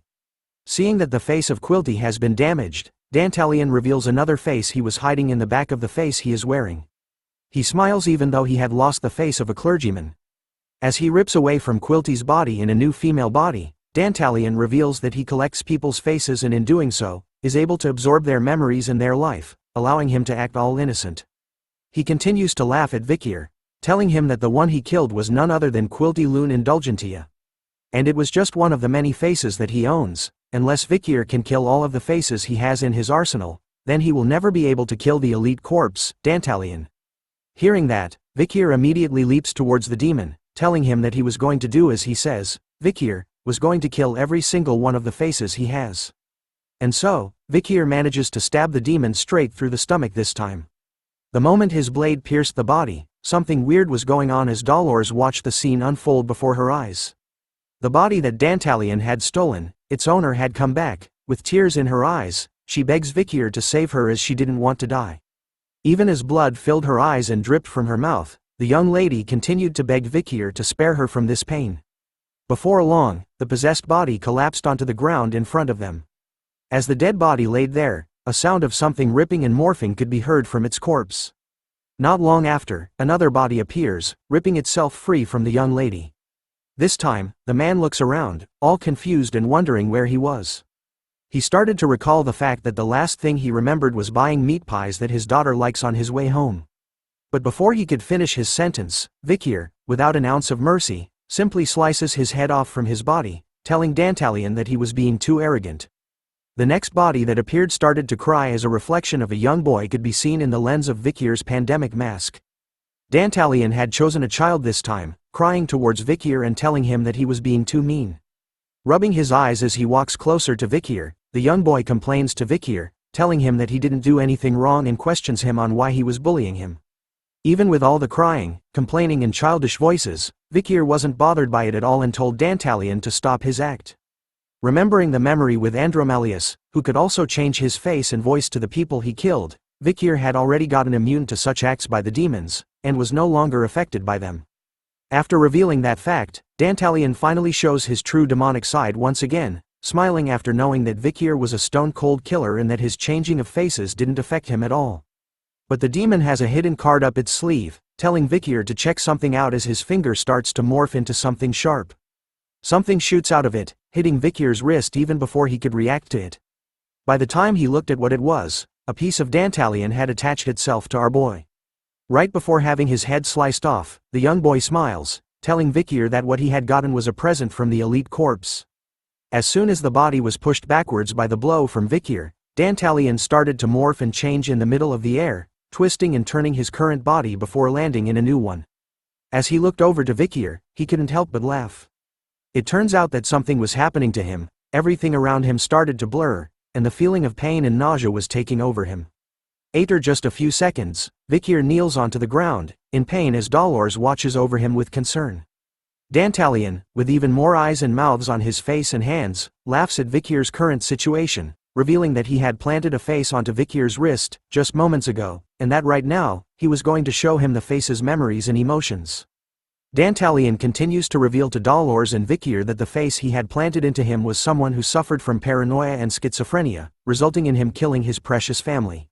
Which made him wonder what Vicier was feeling. After all, he was going to have the memories of two people clashing in one body. Dantalion was hoping that Vicier's memories and the face's trauma would mix, and that his consciousness would begin to perish as a result. But something unexpected catches the demon's attention as he stares in wonder. Dolores, covering her mouth in shock over what the bloodhound did. Vicier had actually sliced his own arm off before the face's trauma could mix into his mind. Dolores was concerned over his missing arm, but Vicier assured her that everything was fine as he started to recover. He shows off his freshly healed arm, telling Dantalion that even though he was hunting a demon, he was not your average human. Looking at what Vicier did, the demon started to understand why Andromalius had actually been defeated. Looking closely at the sword that Vicier was wielding against him, he could see that it was emitting demonic energy, which meant that it was Beelzebub. Adding on that Vicier had the aura of a graduator of the highest grade, Dantalion realizes that he was not going to be an easy opponent to fight head-on. So he smiles after thinking of another way to deal with Vicier and starts to morph his hand into something else once again. With his creepy hand, Dantalion starts to point it at the duo, but this time, instead of attacking Vicier like before, he aims his creepy finger at Dolores, shooting it at her at lightning speed. But something else was faster. Our boy. He steps in and manages to defend Dolores from the demon's surprised attack. But all of this was planned by him. He smiles, knowing that Hound would protect the Saintess, and realizes that he was fighting with a weakness right beside him. As Vicier continues to defend and block the incoming attacks all aimed at Dolores, she tells him to not worry about her and continue his fight against the demon, but our boy couldn't do that. As he didn't want to lose the hero's pillar. After all, Dolores played an important part in the fight against the demons in his previous and future life. She couldn't fight back against Vicier's words, and continued to watch a fight that was so cruel and scary to her. She could see that the Night Bloodhound was fighting alone right now, and wonders if he was going to continue to fight alone in the future as well. Gripping her hands tightly together, Dolores knew that she needed to solidify her resolve, but she was so scared right now to the point that she couldn't stop shaking. But even with all those negative emotions, the girl was ready to jump in the fight and help the Night Bloodhound. Finally, holy light started to be casted once more, but before she could continue, A piece of dantalion was tossed right in front of her, breaking her concentration as she looked at it. The pile of meat, containing pieces of eyes and mouth, started to speak to her, calling Dolores sister. The image of Quilty's face started to appear in her head once again as fear and horror overtook the saintess, breaking her courage that she took so long to gather before. Panic and fear was all she had right now, as she couldn't do anything anymore. Dantalion, on the other hand, was smiling in his fight against Vikir, calling it too easy as his arms changed into tentacles covered with ghostly faces.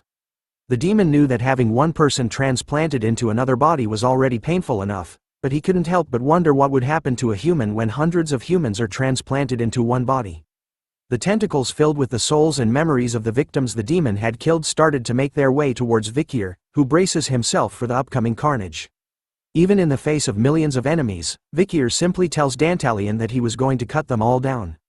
Just like he said, Vikir started to slice and dice the tentacles that were near him, cutting them down endlessly without even stopping to catch his breath. The demon was impressed by the feat that he was accomplishing, but mocks the night hound, wondering if he was going to cut thousands of faces up. Ignoring the demon's taunts, Vikir continued to do what he does best. Slicing and dicing the endless waves of faces that were coming to kill him. But as he cuts through the attacks, something catches his eyes in the midst of the battle. Amongst the faces that he had cut, one of them looked familiar to our boy. A face that we had recently been introduced to. Memories started to flash in Vikir's mind, recalling the time that he had spent with a precious young orphan during his volunteer days. Thinking of that face in his memories, it matches the face he had just slain. This was one of the rare moments where Vikir was fearful of something, as he slowly realizes that the face belonged to Perry. Because of that single moment of lapsed judgment, Vikir stopped attacking and was slowly consumed by the endless horde of faces. The light of the night bloodhound was soon covered by the deadly faces of Dantalion. We begin this chapter after Vikir had lost concentration in the battle. After seeing that Perry had been absorbed by the elite demon Dantalion, our boy ended up being absorbed too. We now see him alone, in a place different from where the battle took place. Even in the endless darkness and being alone, Vikir's face was not filled with despair or fear but a confident look to ensure that the demon will die by his hand. But looking in front of where he was, Vikir spots an endless amount of people, sitting on the ground in a neatly formed rows at a place that looks like a sewage area where water was flowing constantly past them, but they remained seated, not even raising their faces and being unbothered by the water. Looking closely at his current situation, Vikir recalled that he had been swallowed up by Dantalion's skill, making him believe that his current whereabouts was somewhere inside of the skill Dantalion had cast on him moments before. Seeing the endless rows of people sitting on the ground, Vikir grew nervous as a sweat drop appeared on the side of his face, thinking that these people were the ones that had been eaten up by Dantalion. As he continued to look at them, a sudden wave of pain started to surge in his body, forming veins that could be seen clearly on his face. The purple mist started from his legs as he remained submerged in the waters of the sewage. The mist was not stopping at all as it continued to spread around his body.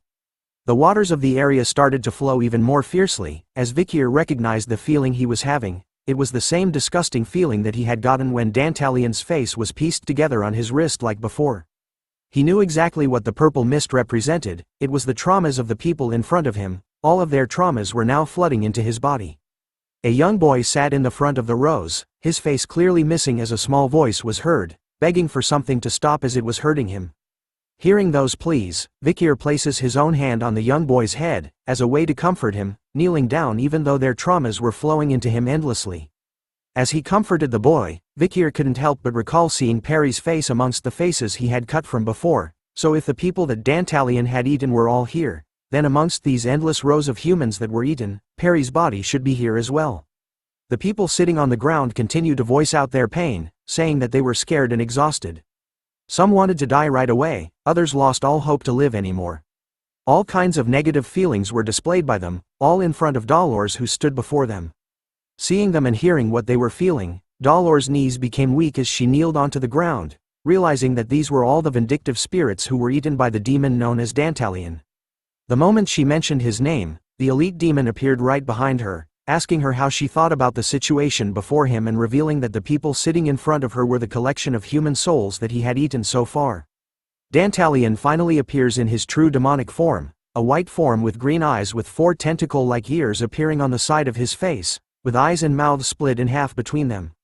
He smiles widely and happily tells Dolores that he had been selective since he didn't want to eat ugly humans. Hearing the sounds of weeping and despair, the elite demon was instantly turned on, asking Dolores if their sounds were resonating in her heart as well. More information about the demon is revealed: risk rating with S+, unknown size, site of discovery was the Gate of the Fall, deep underground and in the snake's lair. The ninth corpse, natural enemy of humans and, being invulnerable and immortal, one of the 10 disasters. Dolores finally spoke out against the demon, asking him how he could commit such sins, even with the children from the orphanage.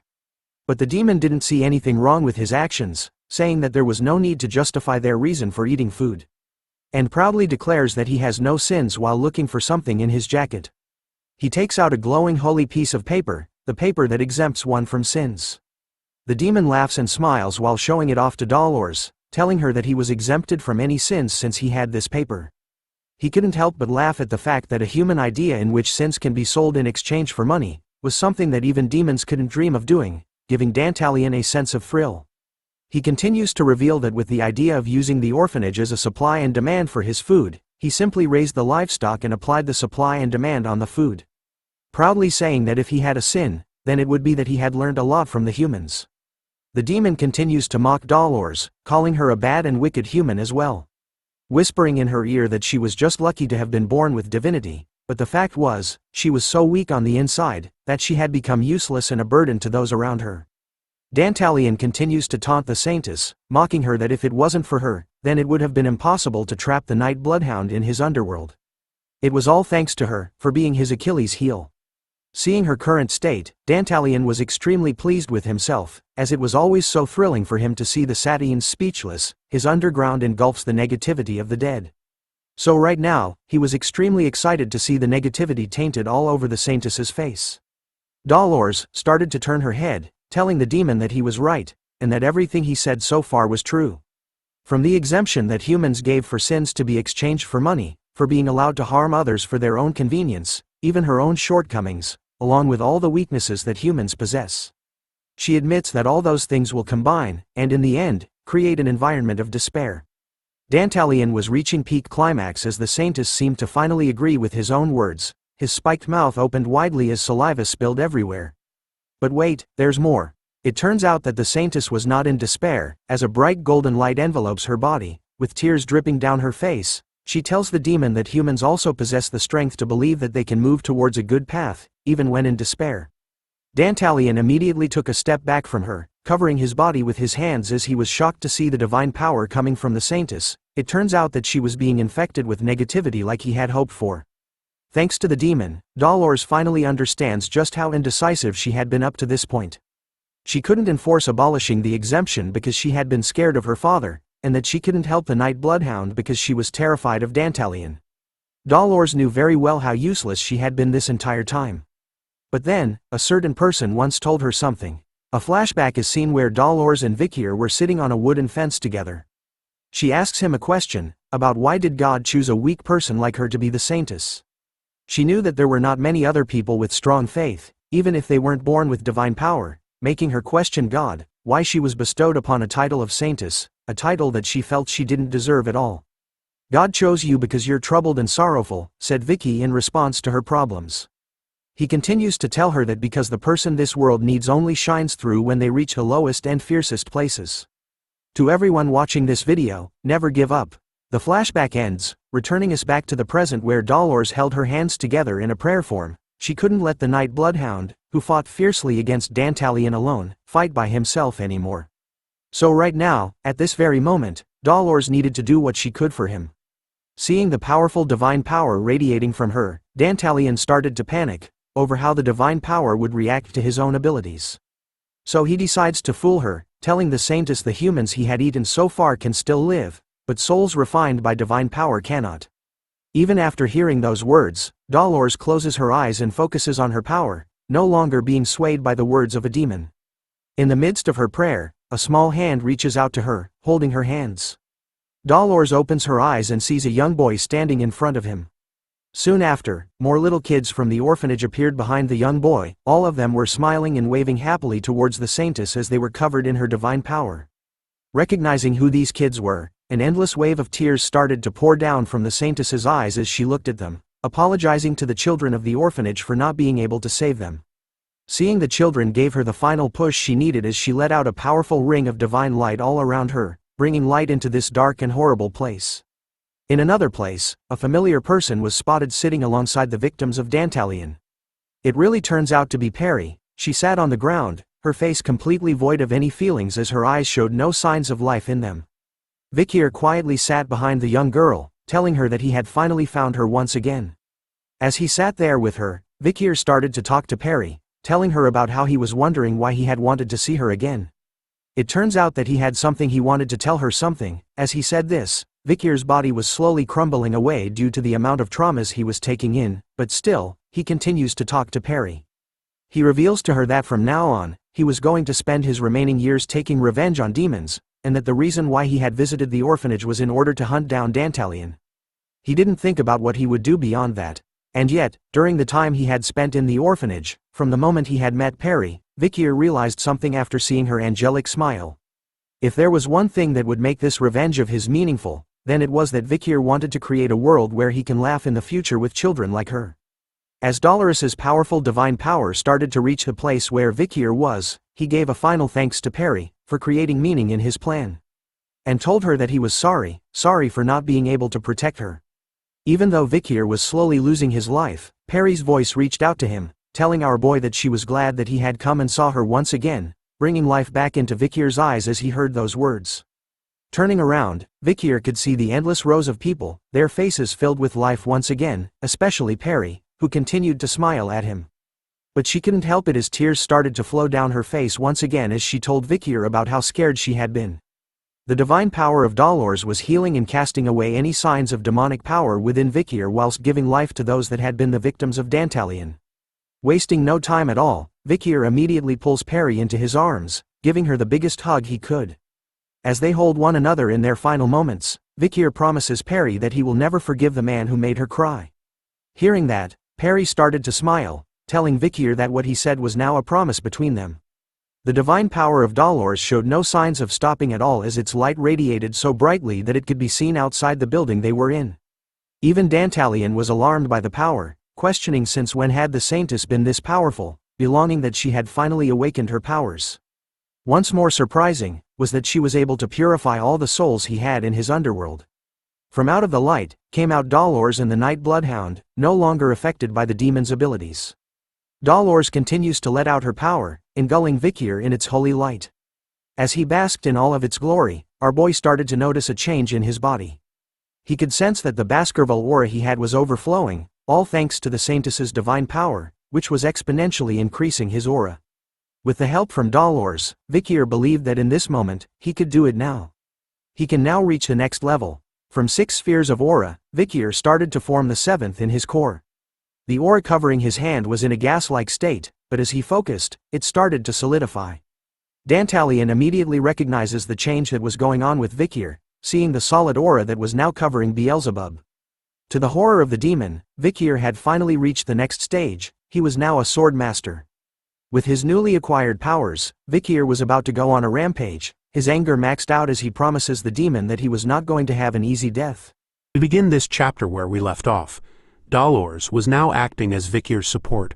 She stands in the back casting her holy magic to buff Vicier to the point that he had achieved the Swordmaster stage, allowing him to turn his aura into a solid state, wearing it like a form of armor against their fight with Dantalion. In the midst of their battle, the Holy Saint could feel it. The sadness of countless children being sacrificed, their feelings of anger and hatred towards the demon who sacrificed them, and the emotions felt by the Night Hound, all of those feelings were now being shared with her in their battle against evil. She recalled something that the Pope had said to her a long time ago, that the Saintess can be awakened by meeting her true companion, and that meeting is right here, right now. Clasping her hands tightly together, she becomes determined to give all the divine power she had to the Night Hound, her true companion that she had finally found. The spell she was casting is called Soul Resonance, a blessing where the Saintess can give their divine power to the soul companion they acknowledge and temporarily raise their stats. The Night Hound, or rather our boy, Vikir van Baskerville, could feel every inch of the blessing's power coursing through his veins, amplifying his abilities to the maximum, allowing him to reach the supreme domain. This, ladies and gentlemen, is the moment the first Swordmaster awakened amongst his generation. basking in all his glory. Dantalion was afraid. He couldn't believe with all his demonic eyes that he was witnessing the emergence of a swordmaster. Sweat began to drip down the demon's head, as he knew that amongst the humans there were only a select few who could reach the swordmaster's level. Even though he knew that Vicier formed a threat, Dantalion thought that he only needed to be careful around him, and that the ones he should fear the most would be the patriarchs of the noble families who should be swordmasters. He couldn't believe that the young child in front of him was able to meet the qualifications of a swordmaster. But as he was busy in his thoughts, Dantalion's view of Vicier suddenly went upside down, leaving him to wonder what was going on as his head was sliced up and flipping through the air without him even knowing what happened to him. With just a single swing of his blade, Vicier sends numerous slices of aura through the air from a distance, cutting and dismembering Dantalion into pieces. As his body flies everywhere, Vicier appears in an instant and stomps onto the demon's mouth, reminding him that the souls he had collected have disappeared after being purified, which means that the tricks he can use have disappeared since he was now faceless. With all this information and seeing his current state, Vicier taunts the demon, telling him that he must be experiencing fear and despair, like the countless victims he had killed before. And that was true. Dantalion was in full panic mode. He didn't even notice Vicier's attacks anymore, and believed that this was where he was going to meet his end. In order to open the gate that connects to the demon realm, Dantalion was ordered to save up mana, which made him believe that he could conquer the human world soon. But he didn't anticipate that there was a single human who kept getting in the demon world's way. Leaving the demon with no other choice, Dantalion decides to kill Vicier, even if he has to put his own life on the line for the sake of the plan. Something starts to happen, as Vicier was quick to notice that the fight didn't end here. Dantalion's face started to morph and change as he mocks the Night Hound, telling him that he wasn't done yet. Revealing a new gigantic form, Dantalion reveals that he still had one face left to play as he towers over Vicier. He declares to everyone present that he was going to self-destruct in order to take them down with him, even the people who were staying at the orphanage at this time. The demon was in serious mode as even Dolores could feel his dangerous aura pricking her skin from where she stood. Panic starts to set in her mind as she tells the Night Hound that they needed to do something quick in order to protect the area. In a calm manner, our boy simply tells the Saintess to chill. Even in the face of a massive bomb, Vicier assures the Saintess that there was nothing to worry about. The reason was because he was sure that he could reach it now. Before he had regressed, Vicier had yearned to reach the level he was at his entire life. Vicier believed that he could reach the sword that Hugo had shown him from before, where he ripped the sky in half with a single swing of his sword. Dantalion started to go off, shouting out to his fellow brothers that he hopes that they carry out the order for the fall of the human world. But before the big explosion, a distortion happens. Vicier has done it. He unleashes the strongest strike that he knows now, cutting the demon bomb right in half in a single swing. But the attack doesn't end there. Vicier's strike could be seen from outside the building.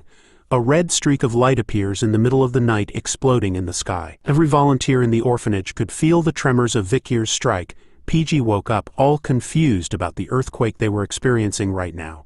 We turn back to the Saintess, who believes in what the Night Hound had told her. She remained calm up to the point she opened her eyes. What she saw left her in awe, leaving her weak in the knees as she collapsed onto the ground. Vicier had done it. He was able to follow in Hugo's step. Instead of a big fat demon bomb, what remained was an open view to the night sky after the clouds had been forcibly split apart. Sinclair gazes out the window of their lodging, her face struck with awe as well as she witnesses the beautiful night sky, wondering what it was, remaining unaware that this was all because of one man's skill. That night, the incident at the Indulgentia orphanage engulfed the imperial capital in fear. Another terror attack had struck the Quo Vadis family's orphanage. Just like the previous incident, the Night Hound was identified as the culprit, and the crowds started to gather at the scene of the crime. Bianca couldn't believe that the Night Hound was where they were as she looked at the crowd forming. Sinclair finds it scary, as a terror attack happened at exactly where they were staying. PG couldn't believe that all that happened on their last day, while Tudor calls it a shame, as he thought that he missed his chance to catch the Night Hound in order to prove his qualification to be a great hero. Sancho was surprised over the fact that he heard that there were no casualties, which was unusual to him. PG reminded Sancho that the headmaster, Sir Quilty, had gone missing since yesterday, along with all of his bodyguards. This meant that they might have been fallen victims of the Night Hound's terror attack. Looking at Dolores as she walks past them, the group of student volunteers believe that she must be very distressed over this news. Pietro was accompanying Dolores as they made their way through the orphanage together. He was struggling over the news he heard from her, about the fact that Quilty, someone he thought just had uncomfortable traits, was actually a demon in disguise, added on the fact that the Night Hound was actually the person who resolved the situation, and not the one that caused it. Pietro finds that ambushing a branch of their family was unforgivable, but he found it personally refreshing that he had cut off a rotten section of their family. But he knew that even if this was the truth, he wasn't sure that the public would accept it. Having been silent during their entire time together, Dolores decides to make a move, walking past Pietro and telling him sorry for what was going to happen from now on. She stood in front of the news reporters, thanking them for being here, and asking them to listen closely to what she has to say next. The news reporters were surprised to see her in front of them, spreading the news that the Saintess had something to say about the incident. As more of them begin to gather in front of her, Dolores starts to take out a book she had hidden in her clothes. A memory surfaces from the night of the battle.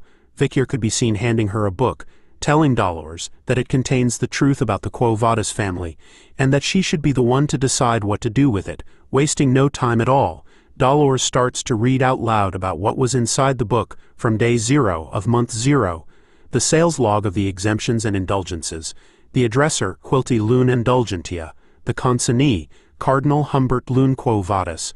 Viscount Vecoin murdered his parents due to them wanting to donate all of their assets instead of passing them down. He took their assets after disguising their deaths as accidents. All of his sins were forgiven after paying 1.5 billion gold in cash. She goes further, talking about Baron Lasso, how he murdered his maid after doing wicked things to her, then burying her in the sewer. All of his sins were forgiven after paying 200 million gold in cash. Sir Fig, he murdered his partner in order to monopolize their investments. His sins were forgiven after paying 800 million gold in cash. After shouting out the sins of the donors, the news reports were alarmed to hear this.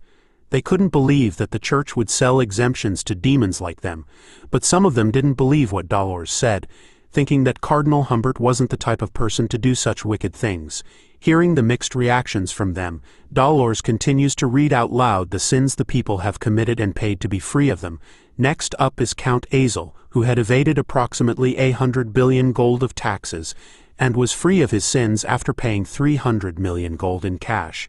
Dolores continued to read each and every one of the entries in the book she was holding, no longer stopping even if she was scared of her father, because she wanted to be someone that a certain person wouldn't be ashamed of.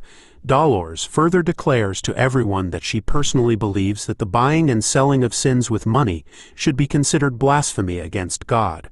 She continues to swear that such brutalities will no longer occur in the Quo Vadis family. Far away from her, Vicier was seen sitting at the same place where he used to spend time with Perry. Even from here, he could hear what Dolores was saying clearly.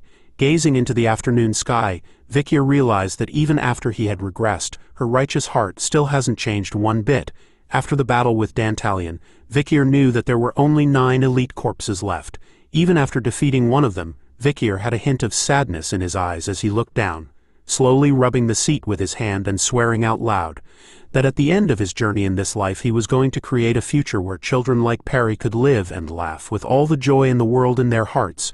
As he left the place where he had spent time with her, a cross was seen with Perry's name tag and the flower wreath she had made for Vicier laid there neatly, a reminder that a young beautiful girl called Perry had existed in this world, and that he hoped that she could finally laugh peacefully. After the sad but happy ending with the previous chapter, we begin this one at a familiar place back in the academy.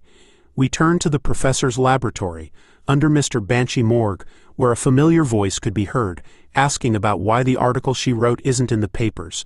Dolores appears, wearing her school uniform, her face angered as she questions someone. She tells them that she had only written the truth, and only the truth, and yet the article that only criticizes the Night Bloodhound gets put on the paper instead.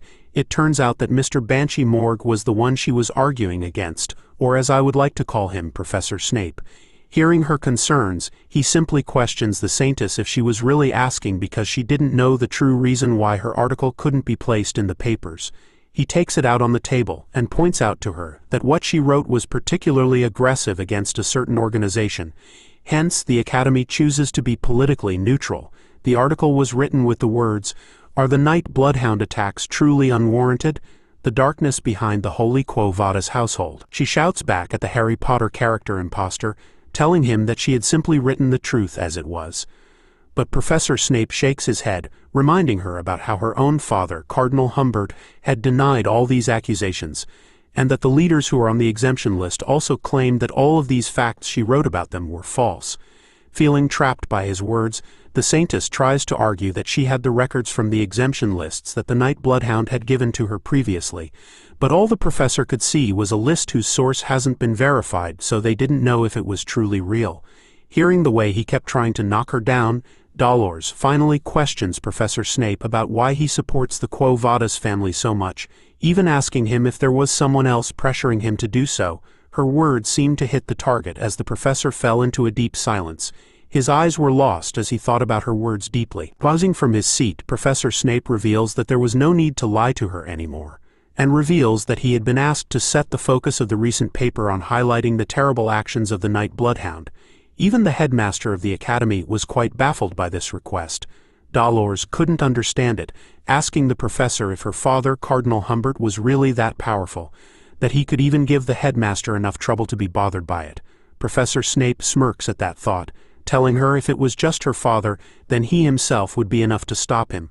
A sense of dread overcame Dolores, as she understood what Professor Snape meant by his words. She knew that there was only one person who outranks Cardinal Humbert in the Quo Vadis family, and that was the Pope, the ultimate leader of the Church and the person closest to God. Thinking about it, she knew that even if all others were to fall into darkness, the Pope alone would remain pure of heart and righteous. But there have been rumors going around that say that the Pope's judgment has been clouded as a result of his age, which might allow Cardinal Humbert to use it to his advantage, controlling him to do what he wants instead. Pushing that aside, Professor Snape reminds her that her article is not fit to be put in the newspaper, as the article she wrote suggests that it is in support of the Night Bloodhound's actions. He even tells her to keep in mind that the Night Bloodhound is a criminal, someone who has been committing crimes lately. Keeping her words back, Dolores knew that the Night Bloodhound isn't a bad person. The ones that are truly evil are the Quo Vadis members and the demons that reside within them. She recalled what the Night Bloodhound had told her, that there were still demons existing in their world, and that he had been fighting all of them by himself, a lone warrior against pure evil, who is determined to carry it on forward till his dying breath. Seeing that this was a losing battle, Dolores decides to leave the laboratory first, but as she did, Professor Snape reminds her to not look into this matter any further. Thanks to talking to the professor, it made her realize why the Night Bloodhound didn't come out with the truth to the public. Even though he was risking his life to fight all the demons all by himself, even though she lost the battle to place her article in the newspaper, Dolores won herself a new sense of purpose and confidence, which is to help the Night Bloodhound. We now turn to Tudor, who is seen stretching his body as much as he could. The boys were walking back to their rooms as Tudor complained about how tiring it was to study outside like this, and knew that volunteering wasn't cut out for him. Seeing how they were done with volunteering and studying, Tudor places his hand on Vikir's shoulder, asking him if he wanted to follow the group as they were going to practice the game run flat. But our boy declines the offer, saying he wasn't feeling well and needed to spend some time alone. The words "time alone" triggered something in Tudor, as his face was filled with fear for some reason, while PG happily tells everyone that he was going back to his room as well. Tudor, in an instant, covers the little boy's mouth, telling Vicier that having some time alone was an important thing, and that they'll hold on to PG in the meantime. Even after seeing the weird reaction from him, Vicier still agrees with what they were doing. Alone in his room, Vicier finds it perfect since he hasn't gotten any time alone since his fights, to the point that he couldn't even unpack the things in his bag. Thinking about the previous night, Vicier's swordmaster rank, which he had reached with the help of the Saintess's blessing, had returned to its original state, high-rank graduator since that day. Even though he lost the swordmaster rank, Vicier still felt great. He had gotten the feeling of what it was like as a swordmaster, which was good enough for our boy. Rummaging through the bag, Vicier still had the best thing he had gotten from the fight, which was the thing he had taken while fighting Dantalion's bodyguards. It turns out to be the leather sack he had gotten from killing each of the bodyguards. Placing the 4 sacks together would allow it to transform into one large mask, and if Vicier remembers it correctly, and he did, turns into the mask of degeneracy called Picaresque, which has fratricide, which means killing one's own kind, and degeneracy stats. Vikir couldn't believe that he had gotten a relic that rivals the demon sword Beelzebub in his hands. He had read all about this thing before his regression. This is a mask that gets stronger as the wearer kills more of his kind. It is said that the more humans you kill with this mask on, the more powerful you become. On top of that, it would allow the wearer to gain insane resilience and mana regeneration. Feeling a sense of adventure, Vikir decides to try it on, even after knowing that there were some sort of side effects that come with the mask. A sudden surge of power started to be seen from his eyes the moment he placed the mask on his face. Vikir could feel its power. His health and aura, which had been depleted from the fight with Dantalion, were immediately restored. Its power was different from the Swamp March salamander skill he had stored in Beelzebub, which could only help with lost limbs. The mask helps Vikir to recover from fatigue as well. But something weird was going on. Looking around where he was, our boy felt that something was off about his situation. Taking a look at the table and bag from before, he started to wonder why everything in his eyes started to look bigger. Not only that, everything he sees so far is in white and black, no colors. Instead of words coming out from his mouth, a small and cute woof noise came out of a little puppy who was seen where Vikir was sitting last time. Our boy realized it. He had turned into a dog and guessed that this was the side effect from the mask. I mean, it makes sense. He comes from the Baskerville family, which is filled with people having dog names in their own names. Feeling the panic and trouble in his situation, our boy started to run around in circles, in dog form, thinking about how bad it was going to be if he can't return back to normal. He needed to get the mask off his face somehow. As soon as he thought about how to get the mask off his face, it came out on its own, reverting Vikir back into human form as he stood naked as the day he was born inside his room. As part of the fan service, I'll let you guys stare at this specimen for a few more seconds. After removing the mask from his face, Vikir was glad to discover that it comes off his face when he thinks that he wants it removed. Looking at it as it laid on the ground, the side effect of being turned into a dog when he wanted was now a perk to Vikir. Thankfully, in the academy, there was no rule saying that students couldn't keep animals in the dorms, so this perk could help him in sneaking around without suspicion. But as he was thinking about how to use the side effect to his advantage, a cracking sound could be heard. Vikir could sense it coming from the bag, grabbing his attention. He takes out the Madam Eight Legs egg, which is now cracked. Seeing that it was cracking, Vikir recalled how the egg had moved back then. It was a sign that it was about to hatch. Knowing about Madam Eight Legs, who is a high-ranking monster that Vikir almost died multiple times to while fighting against it, he knew that even the ancient demons that command hell didn't want to fight against this queen, so they decided to give her a place to live in the depths instead. And yet, in his hand, the descendant of that monstrous queen was about to hatch. As soon as he thought of it hatching, a little spider came out from the egg, barking out sounds like a dog for some reason. Vikir stares at it, and couldn't believe that this little cotton ball is the madam's descendant, and was confused on why it was barking at him. The little cotton ball continued to bark and make dog noises, leading Vikir to believe that it learnt to do it when it was being held by a wolf. Soon enough, the little spider started to signal something at Vikir, with its sad eyes while moving its body sideways. Our boy took it as it was trying to say that it was hungry. Placing a piece of meat on the table instead of eating it, the little spider started to shake its head in refusal. Seeing its reaction to the meat, Vikir guessed that it might be too young to eat meat like the madam. Even so, he finds it as a win. Getting to own an S-rank monster from the dense forest is a good opportunity for him. Seeing how the little spider couldn't eat anything in the room, Vikir decides to head out and look for some food. But as he was roaming the corridors of the academy, a voice caught his attention. Someone was scolding, saying that a commoner shouldn't muddy the academy's waters. Hiding behind a pillar, Vikir spots a group of bullies surrounding our boy PG. Watching the situation closely, Vikir spots his friend in trouble and slowly recognizes the people bothering him.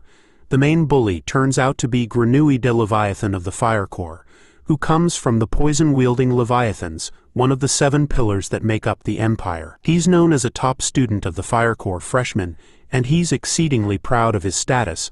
All this information was given by PG, our human dictionary of information. Sensing trouble brewing, the human dictionary makes the right move, smoothly sailing away from the bullies and using the excuse that his friends were in the toilet and waiting for him to get away from them.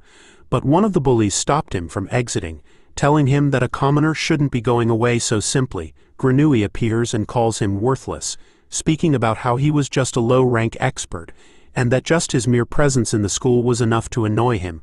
He also finds it an insult that someone like him, a member of the 7 great families of the empire, has to walk in the same halls as a commoner low-born peasant like PG. With a disgusted and arrogant look on his face, the main bully declares to PG that he didn't belong in the academy, and that he should leave it immediately.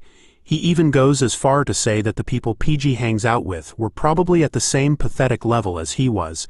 Hearing those words, something awakens in the timid young boy, his eyes filled with a profound sense of rage as he grabs Grenouille by the collar, startling the bully, as he didn't expect this from a mere commoner. With fury in his words, PG holds him up, telling the bully not to insult his friends as he did before.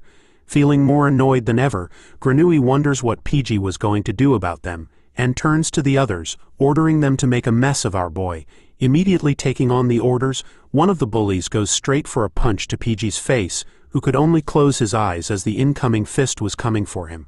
But as he waited for the fist to hit his face, nothing seemed to happen, so he slowly opened his eyes to see what was going on.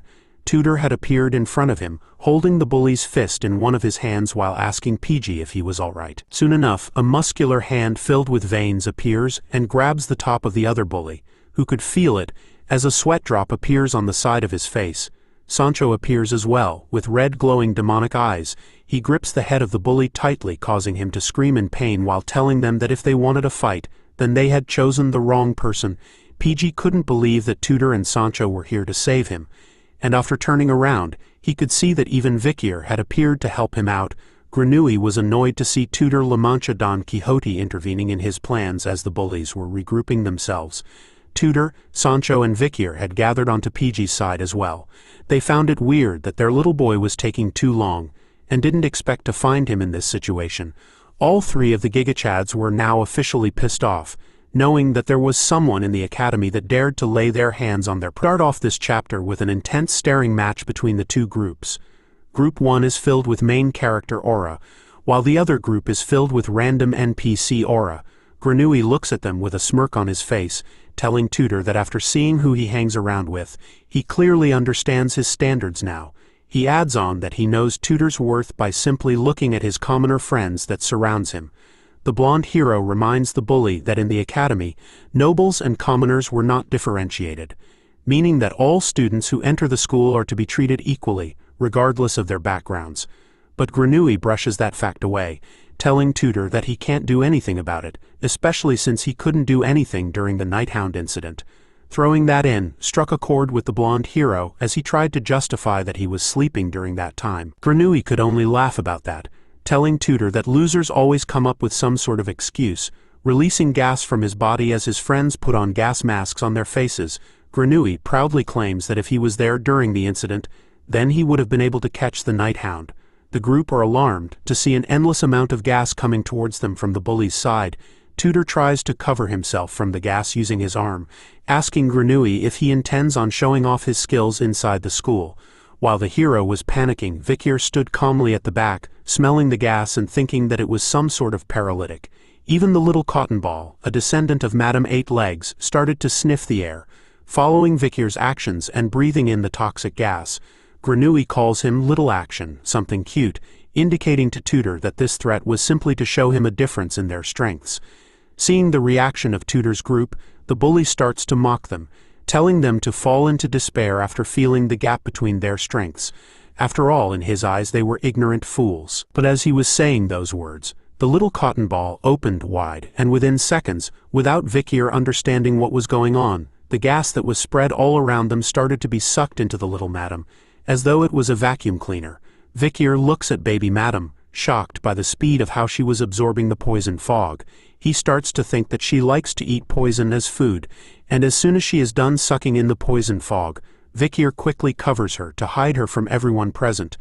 After opening his eyes, Tudor was confused by what was going on, as the poison fog was no longer present around them. Seeing that nothing else was happening, Tudor realized that they were scared for no reason, and believed that Grenouille still possessed a tiny bit of logic in his small brain, recalling his attack before anything worse happens. But even the group of bullies were confused by what was going on, as they didn't expect Grenouille to stop in his attacks. Grenouille, after seeing what happened, was the most shocked by the current situation. Staring at Vikir, who for some reason is leaking poisonous gas from inside his shirt, thanks to baby Madam, Grenouille believed that he had seen the fog suck towards Vikir just now, but thought that he had seen it wrongly. Instead of fighting against Tutor's belief, Grenouille acts along with it, declaring to him smugly that he had bestowed upon them a generosity that was deeper than the abyss, and that using poison on the Ice Corp's idiots, whose brains are made of muscles, was a waste. Taking the fight to the bully this time, Tutor walks towards him, calling out Grenouille for how he kept looking down on them this entire time. In a menacing tone, the blonde hero threatens the bully, asking him with a death stare if he wanted to have a go between them. He marens them about the team event that was in the upcoming midterms, and declares that the team with the lower score will run around the academy naked. Hearing that, Grenouille easily agrees with the bet. He turns away, all smug, and accepts Tutor's proposal, as he couldn't wait to see them all become the laughing stock of the academy, something fun to watch. After the bullies had left them, PG went up to Tutor, apologizing to him for getting into this mess and taking the blame for it. But to Tutor it was all good, since he personally wanted to crush Grenouille's ego for once in his life. Even after hearing that, PG started to cry. He believes that he wouldn't be of any help to them for the bet, since he only saw himself as a low-rank expert. The blonde hero places his hand on the little man's shoulder, assuring him that it was fine, since he was smart, and along with his ability to observe is amazing. As the group headed off to where they were going, Tutor explains to them that the midterm team event requires a 4-man team, so Sancho and him will take the front, while PG will be located at the Spirit Tower in the middle.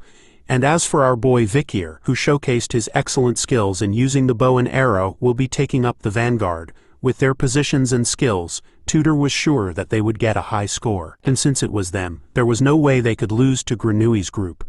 Hearing that gave PG a new sense of confidence as he agrees completely with Tutor's plan on winning the midterm event.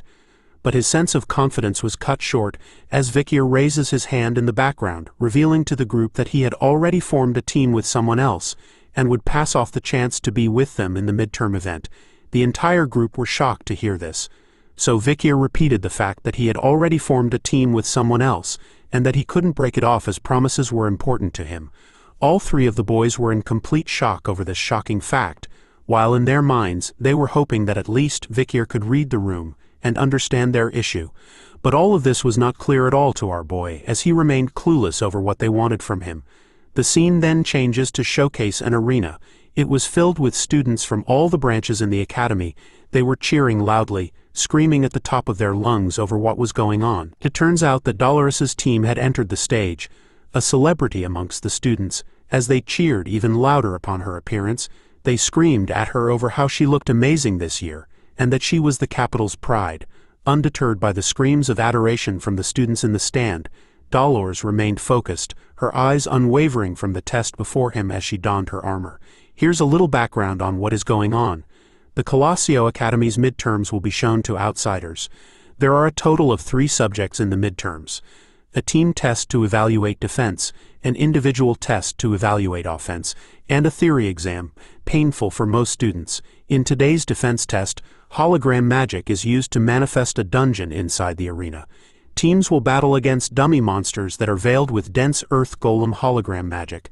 As we see now, massive ant-like monsters were being created in the upcoming battle for the students to face off against.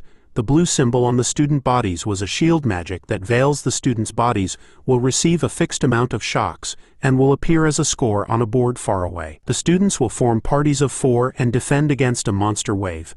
Grades will be evaluated based on contribution and how long they endure. The hit points or HP given to students will decrease every time they are hit by a monster, and when their HP reaches 0, the test will automatically end. There are 3 rounds, each round being 20 minutes, and if they can hold out for 1 hour, they will receive full marks. The best grade for this term came from the 3rd years, as the crowd were amazed by the performance of Dolores' team in their match. The party of the school president, Dolores, held out for 58 minutes, unfortunately, but they obtained the best record among the 3rd years. PG started to write down his notes, informing the group that since the graduating 4th years aren't taking this exam, then Miss Dolores's party had set the best record for this midterm. He continues to talk about how normally the 3rd years reach the 3rd round and the 2nd years reach the 2nd round, and so he determines that if their group holds out for 20 minutes, then they will be at the top of their year. But Tutor cuts in, reminding him that 20 minutes wasn't something that they could be satisfied with. Tutor states that in order to crush Granui's ego, then they would need to at least get halfway through to the second round. As he said that, another student appears, telling Tutor that he would at least get that far, because with her in their team it wouldn't be a problem. It turns out that Bianca had joined the boy group as their archer. She confidently tells the boys to make sure that they tank well so that the monsters don't rush at her. As a thank you, she would then get all the monsters for them. Sensing the arrogant tone in her voice, Tutor reminds the archer that this was a team event, not a one princess and three slaves event, and with his naked body on the line, he wanted her to act appropriately, and with sincerity, Bianca tells him that she herself didn't want to see his naked body either, as her eyes will rot if that happens, so she urges him to do well during the event. Sancho cuts into the tense atmosphere, reminding them to fight the enemies in the arena and not each other. The two of them quickly stop their fighting, annoyed at one another, while PG was thinking to himself that the two of them, Tutor and Bianca, surely don't get along. Staring at the sky above them, PG wonders why Vicier had to join a different group. As he was thinking of him, we turn to Vicier, who speaks out loud that he doesn't like to be the center of attention. He stands in a commander-like stance, telling the people before him that even though some stuff had happened that resulted in him getting some attention, he figured that it would be bad if he receives any more than this. So he tells the people to go crazy, to the point that he didn't have to do anything. Three familiar-looking people responded with the same words, "We will protect you with everything we have so you do not have to do anything, my liege." It turns out that the group Vikir had promised was the triplets of the Baskerville family. Once again, we'll call them high, middle, and low, from top to bottom as their names to make things easier. All three of the brothers were excited as this was their first mission from their liege, so all three of them knew that they needed to do well. Meanwhile, the original boy group were stunned to see who Vicier had teamed up with without them. As they were watching him, the bully makes his appearance again, calling Tutor a bastard while believing that he had ditched the commoner Vicier, and recruited Bianca from the Usher family, an obvious thing in order to win. But even after seeing the new team, Grenouille de Leviathan was still confident that it would be impossible for him to win against them. After all, he himself had recruited an ace on their team. Another familiar person makes her appearance, calling Grenouille as Gregru, and telling him to stop laughing so wickedly. The bully looks back and quietly corrects her, saying his name is Grenouille. He even tells her that she should be grateful that a commoner like her had been accepted into their group. Sinclair wasn't inclined to do so, but assured him that as their new team member she would do her best for their grades. But once again, she messes up in pronouncing Grenouille's name, making him angry as he corrects her once again. While she remains curious about which group Vicier had joined, Grenouille leads the team confident that his group, Group 69, would take the #1 spot amongst all the first years, while in Group 108 was Vicier and the triplets Team Baskerville. In Group 109 was the original boy group, with backup Bianca. Leading them was Tutor, hyped over the upcoming test. The midterms of the first years had begun. We begin this chapter with the crowd of students roaring loudly with their cheers as their voices are filled with excitement. In the center of the arena, there was a platform, covered by a powerful blue shield. We turn to Team Baskerville, where Vicier was looking at what was going on with a perplexed look on his face. Thinking about it, he recalled that in his past life, he couldn't remember seeing the Academy's exam, and only understood that students just needed to be decent at fighting. But as he was thinking that, Hai was quick to notice the look on Vicier's face. Seeing that look of confusion made him ask our boy if he didn't have any information about the exam. So he started to break it down. When students step foot into the arena, a virtual reality magic circle will activate, and the area will change into a dungeon. The exam starts when the monsters start charging at you.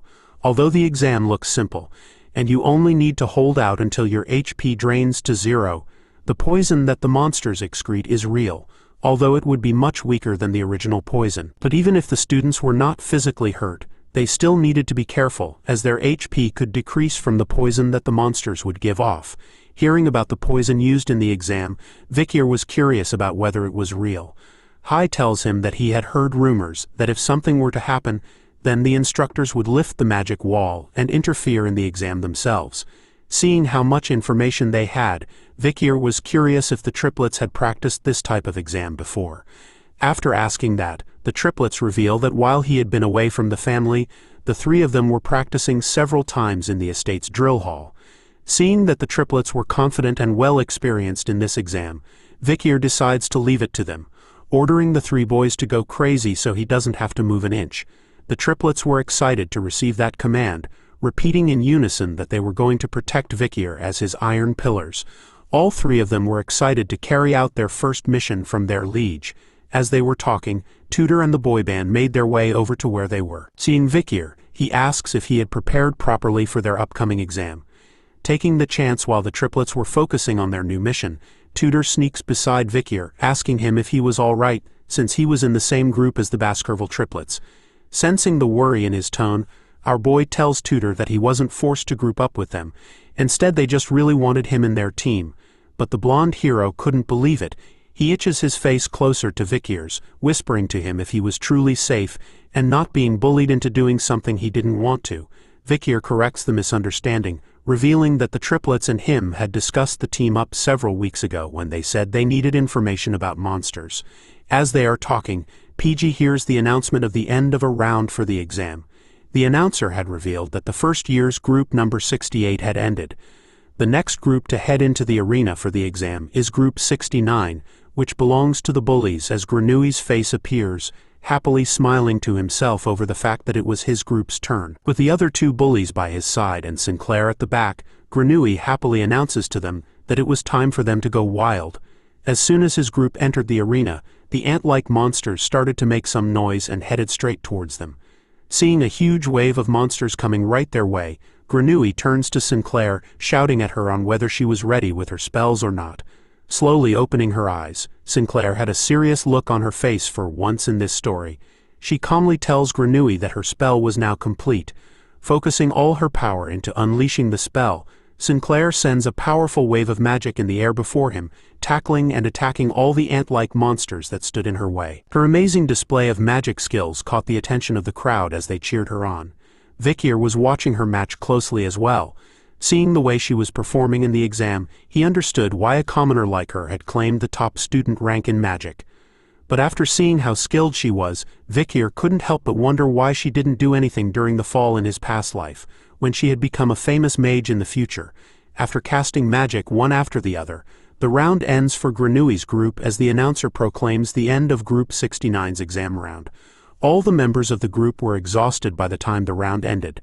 Grenouille's group, Group 69, had the best record among the first years, a record of 19 minutes and 55 seconds. After hearing the announcement of his group's score, Tutor and the boy band had mixed feelings about it.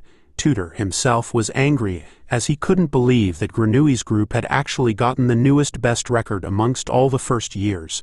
In the midst of his anger, his sharp eyes spotted something below in the arena. It turns out to be Grenouille, who has a smug look on his face as he wags his finger in the air, clearly taunting Tutor, and telling him that he was looking forward to seeing him run around naked. It turns out that every member of the boy band had seen what Grenouille was doing down below. Their anger rose tremendously, as their eyes gleamed back with massive amounts of hatred towards him. For the next group, it turns out to be the Baskerville clan with the triplets leading the charge. As they entered the arena, Tutor and the others loudly shouted out words of support to Vicier. While everyone else was cheering, the triplets were focused, their gaze honed onto their objective, which is to take first place, the position that suits their liege the most. As Bianca and PG watch closely, she notices something with Vicier and wonders about it. She asked PG if our boy could actually use the bow, which according to PG's information is true, as it was recorded that Vicier was the Ice Corps' ace for the bow and arrow. After finding out that bit of information, Bianca's interest in Vicier's bow and arrow skill increased. She looks forward to seeing how well he can shoot. And so, as the monsters for the exam were created, Vicier aims and lets out a wave of arrows towards them. PG and Bianca were watching closely, and they were shocked to see the insane speed that Vicier had fired off with. To Bianca, who was a known archer, Vicier's speed was insane. But that was all. After watching him for a bit longer, she could see that Vicier's arrows were only fast but weak, and they all lacked accuracy since most of them simply went past the monsters. Seeing the way he was shooting, Bianca still felt that something was off about what Vicier was showing them. This turns out to be true, as underneath the thick glasses on his face, Vicier's bloodhound eyes were activated. Posing for another shot, Vikir aims an arrow but this time covers it in the red powerful Baskerville aura. With just a single shot he manages to blow one of the monsters into complete pieces, but it all turns out to be fake as he was imaging it. He recalls his arrow, thinking that if he had used his actual skill, then that would have happened instead. He could definitely feel his body itching to show off. As the battle went on, he remembered a memory with Ayin. He recalled the time she had taught him how to use the bow and arrow like the Balak tribe, and after teaching him, she made him swear a promise to never lose to anyone with the bow. Remembering that, Vikir couldn't help but smile and laugh, apologizing in his head to Ayin for breaking the promise. As everyone was distracted with the battle, Vikir took it as the perfect moment to bring out baby Madam. She happily escapes from Vikir's clothes and hops nearby to the closest monster corpse that was giving off poison. Seeing it made her so happy, as the baby Madam's eyes immediately glowed and shined brightly. While she was busy having the time of her life, Vicier was happy that she was. After he had heard that the ant monsters could excrete poison like grenouille, he basically figured out that the exam was an all-you-can-eat buffet for baby Madam. And seeing how she was feasting so much, it turns out that Vicier was right. And so, he decides to leave her alone till the exam finishes. With the sound of the timer going off, it marks the end of the exam for the Baskerville boys. Sadly, all three of the brothers were kneeling on the ground in disappointment. Their group's result for the exam was a record of 19 minutes and 50 seconds, which made them rank second amongst the first years. Grenouille, on the other hand, was laughing like a mad clown after seeing the result they had achieved. Him and his group of bullies were laughing their butts off while being in the stands. Grenouille was confident that there was no way a commoner like Vicier could beat him. Thus, after seeing the results, he would surely know the difference in their skills. As he and the bullies continued to mock Vicier, Sinclair was chuckling along in an uncomfortable manner, telling Grenouille that he looks like a third-rate villain. All three of the triplets immediately took a blade to their necks, apologizing to Vicier for not being able to take first place, so as their punishment, they would take their lives instead. But he immediately tells the brothers to stop it. After all, second place was still pretty high of an achievement. As they leave the arena, the announcer tells everyone that the next group up is Group 109. It turns out to be Tutor and the boy band. As they head into the arena, they were discussing Vicier's group results, which was a pretty high score, but their goal was above that, after all, in order to beat the record of 19 minutes and 55 seconds that Grenouille's group had set. Tutor and the boy band's aim is to clear the first wave. And so their exam started with Tutor destroying an ant monster with a single blow from his spear. Sancho leads the front with Tutor as backup, while PG gives out the orders. In the back, Bianca shoots off any remaining ant monsters she spots with her bow and arrow. Even Vicier was astounded to see the teamwork they were giving off. Tutor and Sanko fight the monsters at the forefront. Bianca supports them from the rear, and PG gives out orders while observing the whole situation. Judging by their great teamwork, it seems like Tutor's group had prepared themselves thoroughly for the exam, which meant that they could really come in first place. But something was bothering Vicier.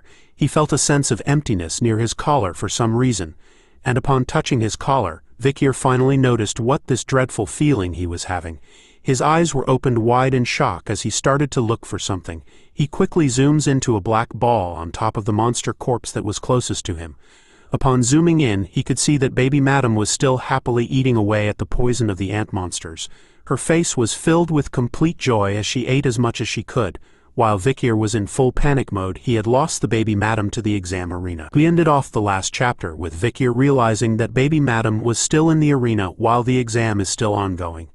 We could see her now happily taking in as much poison as her tiny body could handle. Vicier could only watch from the stands. Panic was written all over his face as he thought for sure that he had placed the baby Madam back into his jacket the moment the exam was finished.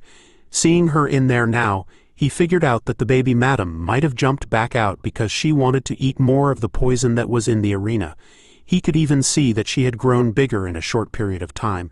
Baby Madam had even shed her body once. Seeing the way she was growing, she definitely was the baby of the original Madam Eight Legs.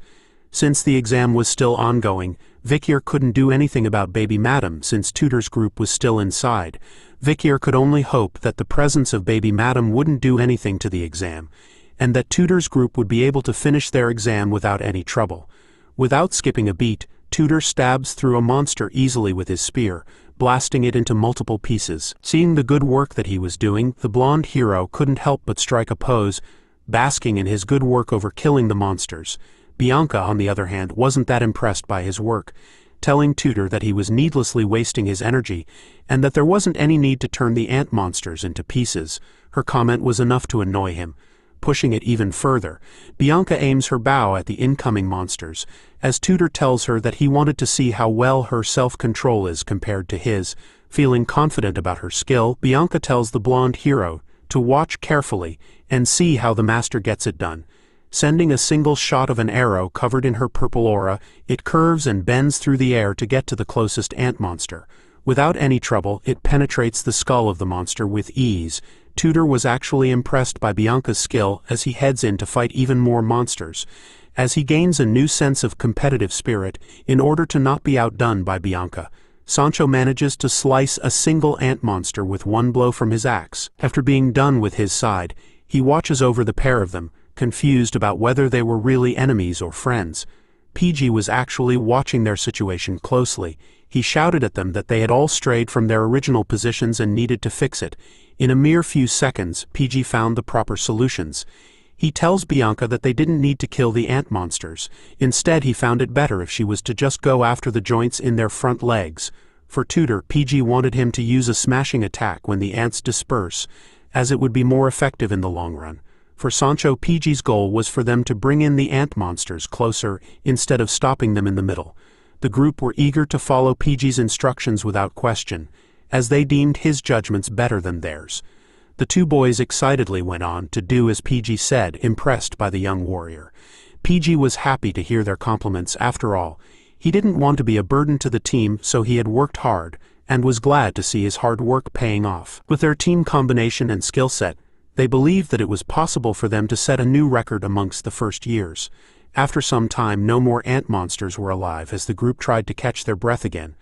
The results of Tudor's group, Group 109, is a record of 19 minutes and 55 seconds, which makes them tied for first place amongst the first years. Grenouille was pissed off after seeing their score. As he called them idiots, he couldn't believe that a group which has commoners inside them would have the same score as his group. Tudor's group were also disappointed in their record. Bianca couldn't believe that they were tied for first place, while PG's soul was leaving his body, as they only needed one more second to be the best. Tudor was just glad that their score meant that he didn't have to run around the academy naked. As they were heading out of the arena, Bianca started to talk about their HP shield that blocks shock, realizing that they would have actually died if the exam turns out to be a real battle when their HP reaches 0. Sancho was actually excited. He told the group that one day he wanted to become a warrior who can last for an hour, just like President Dolores. It turns out that she was watching their group closely from the stands as well. She was happy about their results, knowing that they were a part of her club, and wondered how strong they were going to be in the future.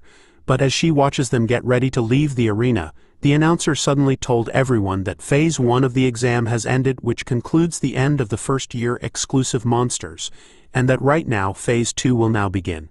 The second year exclusive monsters will now appear. Hearing that, Dolores was immediately alarmed by what was going on. It turns out to be a problem, as more ants, stronger than before, had appeared in the arena before Tudor's group could leave. Everyone from the stands, including Vikir and Grenouille's group, were all shocked to see what they were witnessing. Tudor's group was the most shocked as they gathered all together, all confused by what was going on, as more ants were coming out again, when they thought the exam had finished already. Tudor, seeing that the situation was getting worse, orders his group to be careful, as the physical damage they received from this moment on was going to be real. Their chances of seeing God was more than 0%. As they braced themselves for the upcoming deathmatch, Tudor reminds them that they only need to hold their ground until the school steps in. In the magic control room where the exam was being controlled from, the professors were all in a state of panic after realizing what was going on. The students in the arena had their HP reduced to 0, but the exam was still going on. Seeing that the students were first years, the professors demanded to know who allowed Phase 2. Analyzing the situation, one of the professors could see that aside from the students trapped in the arena, the system could detect a strong life force with them, which may have led to an error. The professor was monitoring the situation closely. Knowing that all signs of life should have been gone, the normal suit's HP the students were wearing reached 0. But for some reason, in their system, it was showing them that there was a presence overflowing with life who is still able to fight. As the professors were trying to get a grasp of the situation, Dolores barges into the room, informing them of the problem in the exam. She demanded of the professors that they needed to save the students who were inside the arena. But all they did was look at one another, telling Dolores that they were just the people who manage the waves that go in the exam, and that it wasn't their responsibility to check the program's reaction to life. Soon enough, the professors started to ignore Dolores's presence. Instead, they were discussing amongst themselves about the fastest way to save the formation. But all of them weren't taking action, as they needed permission from the higher-ups first to do anything. So instead, they argued to break the magic wall down quickly, but then they would need a key in order to do so. One of the professors had a key, but it was impossible to break the magic wall with just one key. It turns out that another professor had an additional key, but in the midst of the chaos, she had gone to the bathroom, and now they couldn't contact her at all. Dolores finally bites her lower lip in anger as she could see that the professors were incapable of doing anything to save the students who were facing death in the arena. Just outside the magic control room, Vicier was seen sitting near the window. He was listening closely to what was going on amongst the professors. It turns out to be an error in the magic equipment used in the exam. He thought about how during his own test, the system couldn't detect any reaction to life, which means that the magic stones used could only sense life after baby Madam had eaten the poison and grew. Looking back at the arena, Vicier wasn't sure if it was because of the error, but the poison fog from within was spreading at an alarming rate. If they didn't hurry up, Tudor's group would be unsavable. Looking for a way to help, Vicier was quick to spot something with his sharp eyes. There were holes that were created for air circulation, but the hole was too small for a human to fit in. But now he had another trick up his sleeve. Back at the stands, the students were moving around in a mess. Sinclair was clueless about what was going on, and thought that some group had set a better record than her team. As she wandered around, she suddenly screamed as something fast and small bumped into her. Falling onto the group, the nearby students that were around her noticed something fast moving on the ground. Turning back to see what it was, Sinclair was left confused, as she saw a puppy carrying a pair of pants. Back in the magic control room, somebody was smacking the magic crystal repeatedly, while the professors were too stunned to do anything. They were shocked to see that President Dolores was wielding a sword and swinging it towards the magic crystal relentlessly. Two professors immediately grabbed onto her arms, stopping her from hitting the magic crystal, as they explained to her that it was an ancient out-of-place artifact which was very precious and expensive. But Dolores didn't care about its worth, as she knew that she needed to stop the magic connection between the magic stone and the arena in order to save Tudor's group. But the professors still didn't allow her to do so, reminding the president that if she breaks the magic crystal, then it wouldn't end with her expulsion. They would also request compensation from the Quo Vadis family. Ignoring their threats and uselessness, Dolores remains focused in order to save Tudor's group, as she was willing to do anything. Back in the arena, PG gets knocked out by a massive ant monster. Its strike was enough to knock him out completely unconscious, as his eyes turned white from the pain and impact. The group could only shout at him as he went flying far behind. They tried their best to wake him up as the poison fog started to spread even faster. The remaining members of the group were soon faced with a massive shadow that towered before them, as a horde of huge ant monsters were right in front of them. Tudor, who still hasn't become a hero, realizing that he might die in vain right here and right now. It didn't take long for the ant monsters to land a hit that destroyed Tudor and Sancho. Bianca couldn't do anything to help her team as she stood frozen in fear. The massive shadow was now cast upon her. Trying her best to hold in her tears, Bianca couldn't believe that this was going to be her final moment. She didn't want to die like this. As the attack was coming, she closed her eyes. As she did, a figure with red glowing eyes appeared in the poison fog. With a fist covered in red aura, Vikir makes his appearance inside the arena, sending the ant monster to hell by blowing it up into multiple pieces, saving Bianca's life in the process. Even though the ant's attack didn't land on her, the force of Vikir's punch was enough to slowly knock her out, as she wondered how it was possible for him to be here. Vikir stood alone in the arena, completely shirtless, as his body was covered in old scars. With a determined look on his face, Vikir assures Tudor's group that nothing else was going to happen to them. In the previous chapter, a situation was developing in the arena. placing the lives of the students within it in danger. As a result, in order to save them, Dolores immediately grabbed onto a sword and readied herself to smash the crystal that controlled the arena.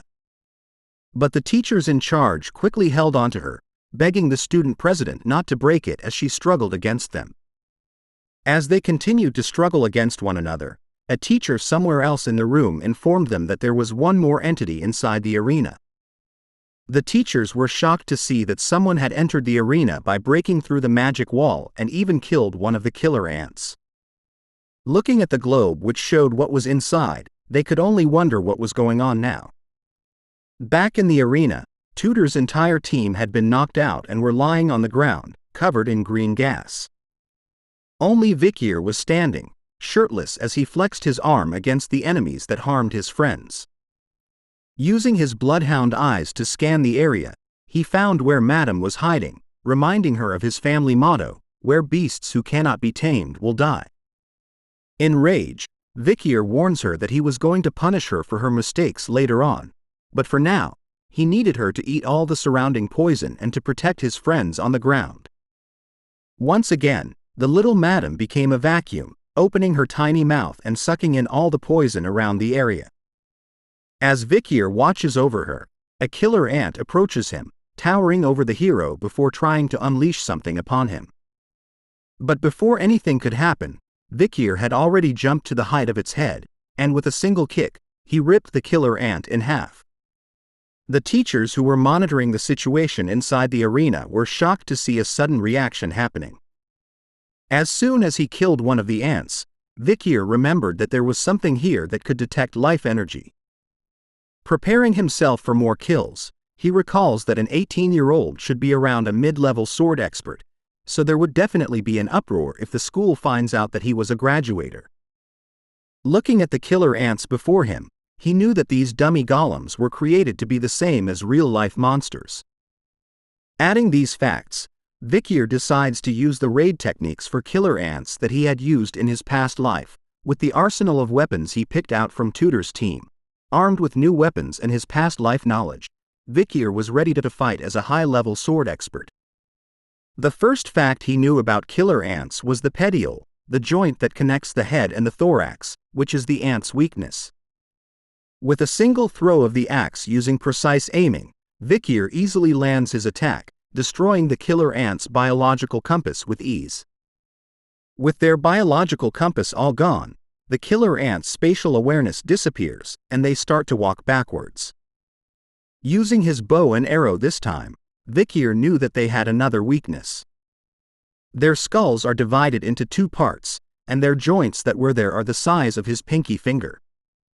The exoskeleton there was not as tough as compared to the other places on their bodies, allowing for a single arrow to destroy them. After firing that single shot, Vicier backflips into the air and towards the horde of monsters, holding a spear in his hand. He zigzags through them, cutting the ants into pieces without a single scratch on his body. But something else stopped him in his tracks. A huge shadow was casted over our boy as he looked at his new opponent. He couldn't believe that it came out for this test, a different variation of the killer ants, an ant general. Bigger and badder than the ones from before. Instead of feeling afraid, Vicier was excited. The bloodhound in him was awakening as he decided to go with what he's best at, a sword. The students who were watching the test were all confused about what was going on as they couldn't see anything that was happening inside. Back at the room, the teachers were shocked to see something else happening. One of them reported to the others that the ant general in the test had been defeated, and all examinees inside were doing fine. Professor Snape was shocked to learn that the ant general had been defeated. He knew that it was a golem that the academy students would not be able to defeat. It was made for fun in order to place the overconfident students in their places, and tough enough for the students to withstand it for an hour. As Snape thought to himself about how it could be defeated, another teacher barges into the room, shouting out that he had found where Professor Sadie is, who held the B key. The teachers were mad, asking where he found her, and it turns out that he had found her at a nearby alley bar where the owner was complaining about how she was vandalizing and destroying his business. Instead of being angry at her, Dolores quickly reminds them to hurry up and open the magic wall that was trapping the students inside the dome. With the missing professor finally found, the teachers were able to open the magic wall, releasing the poisonous gas inside. The incident during the Academy's midterms came to an end after the magic wall was lifted. Emergency services from the school took 42 minutes and 13 seconds. The teachers that went inside were stunned to see that all the ants had been defeated. Dolores rushes in as well, immediately ignoring the corpses of the dead monsters and begins her search for the students, but as she looked, she came across something that left her stunned. It turns out that she had chanced upon Vikir, who laid on the ground unconscious, surrounded by corpses of the killer ants, making her wonder how he was in here. Vikir was acting. He knew that what he was doing was sloppy, but this was the best choice. He had to act like he fainted while fighting with the others. Seeing the other students coming in was troublesome for the young hero, but he was still satisfied, since he didn't lose any of the future heroes in this incident. Taking the chance, the vice president whips out her camera, taking a candid photo of Vicier on the ground to use in the student paper. An article was written about him. To save his peers, a hero was born during Colosseo Academy's midterms. The truth behind Vicier's heroic deeds, although he fainted, is a statement from the young man who says that what happened is the outcome that was created by combining the power of him and his friends. The actions of a humble hero. He was flooded with compliments. Vicier, who became a hot topic for being handsome, got his mana rank re-evaluated as a high-level sword expert. The head of the Monster Research Center raises suspicions, saying it's impossible for a high-level sword expert to defeat an ant general. But Vicier explained that he knew the killer ants possessed a vital point on their skulls. Due to Vicier exposing the secret behind the killer ants, it was predicted that the mortality rate of Imperial soldiers would decrease. As a result, the Crown Prince awarded Vicier with a certificate. With all these stories about him, the people of the Academy could only wonder, who is Vicier, this year's hot star? As the titles come to an end, Vicier rips up the newspaper in his hand. Sitting on the roof of the building, he lets out a deep sigh. He couldn't believe that the quiet student life he planned to have was ruined now and was becoming more troublesome. Baby Madam was celebrating on his behalf, happily jumping on his shoulder as Vicier reminded her that this wasn't something to celebrate. Even after what happened, Vicier was glad that the others were still safe in the end, just as an owl appeared near him. Leaning on his arm, he could see that it was Cindy's regular report. The small piece of paper wrote, 10 elite corpses, information acquired, need about 1 month's time to analyze. Night hounds, copycats have appeared. One is doing it out of glorification, the other's intentions are unknown.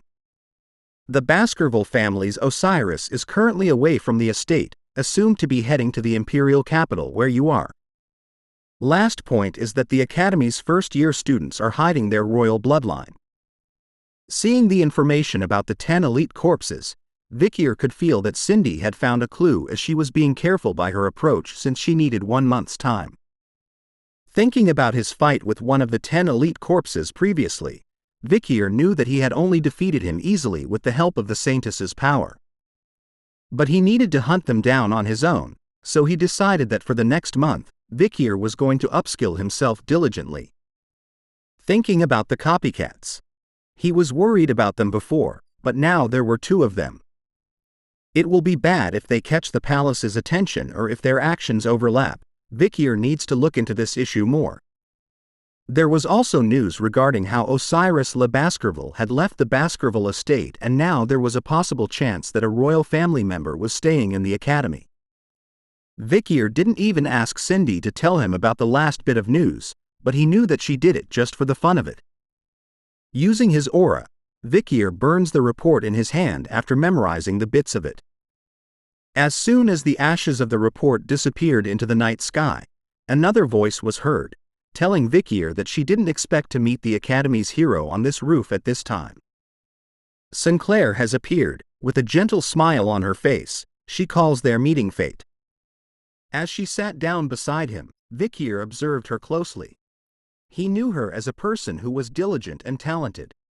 She was evaluated as someone who possesses all the talents in the world, and with outstanding grades, she was able to keep her rank of being the Fire Corps' finest student. But seeing her here in the middle of the night, Vicier wonders what exactly would someone like her be doing here right now. Sinclair reveals to him that she comes to this place to see the Milky Way whenever she was feeling down and didn't expect to see our boy here. Sneaking a peek at Vicier, Sinclair wonders if she would be able to see him here the next time she comes, while Vicier was thinking that he needed to change the location where he meets Cindy.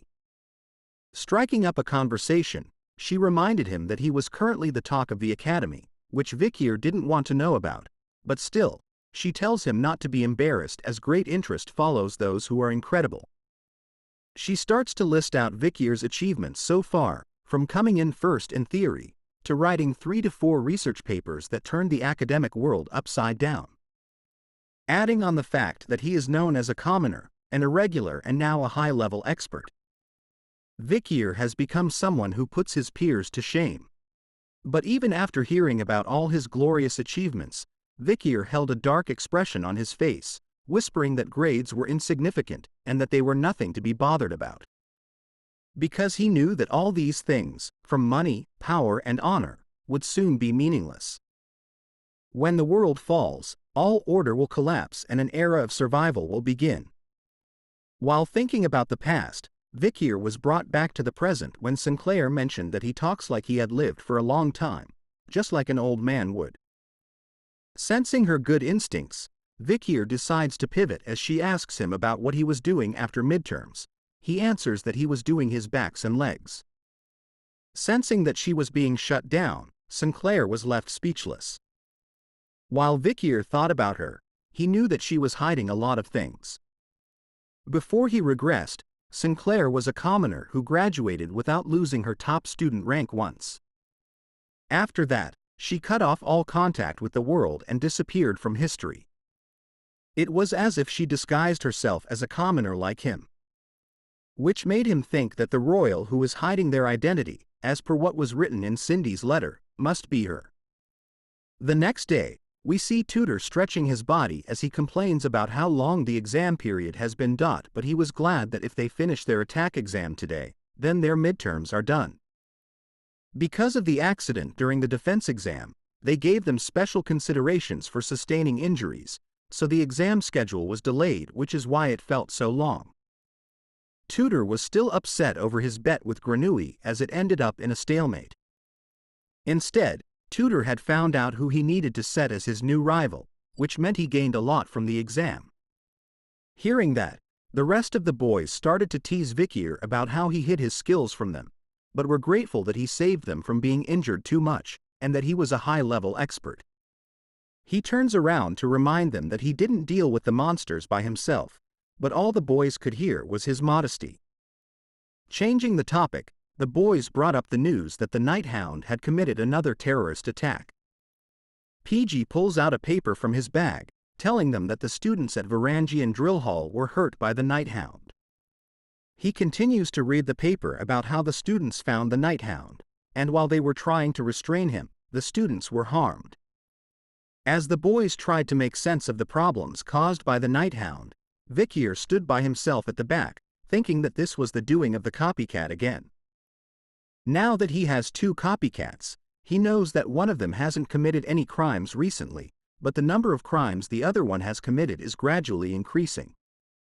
The problem is, safety precautions against the Night Hound may become stricter. If that happens, it could affect his future assassinations. Vicier decided that after he had finished his exams, he was going to get rid of the copycats. We changed the venue to the Colosseo Academy's attack exam area. Unlike the defense exam, which required the teamwork of a group of 4 students, the attack exam is an exam where individual ability is measured. It will proceed with a one-on-one match between a professor and a student, and points will be given whenever the student lands fatal blows and evades the attacks of the golem controlled by the professors. The motive behind this exam is for the students to go up against golems emulating the professor's movements and gain practical experience from fighting stronger people. However, This exam's critical flaw is that one professor can only take care of 50 students at a time. In other words, the standards of the students' exam evaluations will differ depending on the professor's specific fighting styles. In other words, the standards of the students' exam evaluations will differ depending on the professor's specific fighting styles. Tutor is seen smashing through the exam golem with the tip of his spear. After defeating it once, he felt that the exam was doable. It turns out that the professor testing him was Snape, who remains unimpressed by his actions as he knew that the exam wasn't over as Tutor was soon surrounded by vines emerging from the grounds. But the vines were simply a distraction as the golem he destroyed soon returned, in a bigger and stronger form. Seeing the incoming punch, Tutor braces himself with his spear to take it on. But it turns out to be a fake as the golem kicks him in the ribs instead. One kick was enough to turn his pupils white as Tutor laid on the ground, gripping his stomach in pain. As the golem shrinks back to its original size, Snape gives him a lesson, reminding Tutor that mages can also use their feet and not only their fists. As he uses the golem to help the young warrior get back on his feet, he tells him that since his goal when it comes to fighting is to win, then no matter if he was a mage or not, he needed to use his hands, feet and even teeth to win. As Tutor slowly returns back to his seat, he thanks the professor for the lesson as it was revealed that his score was 35 points. Seeing that, Bianca was the first to be shocked by it, complaining that it was impossible for him to score higher than her since she scored 31 points herself. She continues to complain that the test was a setup and that a one-on-one fight is disadvantageous for an archer. Hearing that, Tutor couldn't believe that she was saying all that when she was the one who took all the individual points during the defense exam. In the midst of their talk, a familiar laugh catches their attention. Grenouille appears, sitting above them, declaring to Tutor that he was the superior one between them. Tutor reminds him that they both have 35 points when it comes to defense and attack exams. But Grenouille points out his single flaw, that was because his theory grade was higher than his. Dealing a deadly blow to the young warrior. Feeling hurt over how he lost to Grenouille, Bianca comforts him, since their theory professor was Vicier Mord, who was still lucky. Thinking about it, she knew that the others have Professor Sadie, who was known as a pathetic, drunkard professor who disappeared with the magic wall's B key. Their seniors have even described her as weird and unprofessional. The number one professor that all students should avoid. Hearing about all that, Tutor wonders how such a person was able to become an academy professor. Bianca tells him that she was a very skillful person, so when she's not working as a professor, she helps the authorities chase criminals down. Dangerous criminals like the Night Hound. Worried about the boys, Tutor wonders if they were going to be fine since they were all amazing and talented in their own rights.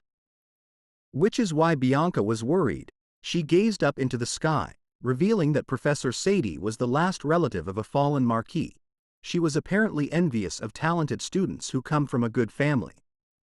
The problem is that because of her envy, there was a rumor going around saying she completely destroys talented students. That rumor turns out to be true as a heel is being pressed into the skull of PG, who lays on the ground unconscious. Blood spilling everywhere. The students in a different exam room were horrified, wondering if this was really a test since another one of them had fainted. In the midst of chaos, the remaining students wanted to get out, but the door wasn't opening. Soon, they were shouting for another professor to come or for someone to save them from their situation. Professor Sadie was observing the situation with her feet still on PG's head, seeing how they were acting. She calls this year's students a bunch of cowards. It turns out that Sinclair had been beaten by her as she laid on the ground as well. Sancho was knocked out as well. All three of them had achieved 0 points in the exam. Holding her whip in her hand, Sadie thinks that continuing the exam would be a complete waste of time. Looking around, she spots a single student still remaining in front of her. Vikir was looking straight at her, his eyes underneath the thick glasses revealing his bloodhound aura. Not knowing who he was, Professor Sadie licks her lips and gets excited over how she was going to torment him and calls him forward. We begin this chapter off 30 minutes ago, before the massive beatdown from Professor Sadie. Sancho appears in perfect health, happily announcing that the attack exam is finally starting. Sinclair could see how confident he was about the exam. To him, a one-on-one fight is a warrior's virtue, so he couldn't help but look forward to it. PG reminded them of what Tudor said before, that Sancho is the strongest in the Ice Corps when it comes to a one-on-one fight with no aura. As they were talking, PG overhears a student asking the professor about what she was doing. One of the students had spotted the bottle of alcohol she was drinking, arguing that she was putting the lives of the students at risk by drinking it during the exam.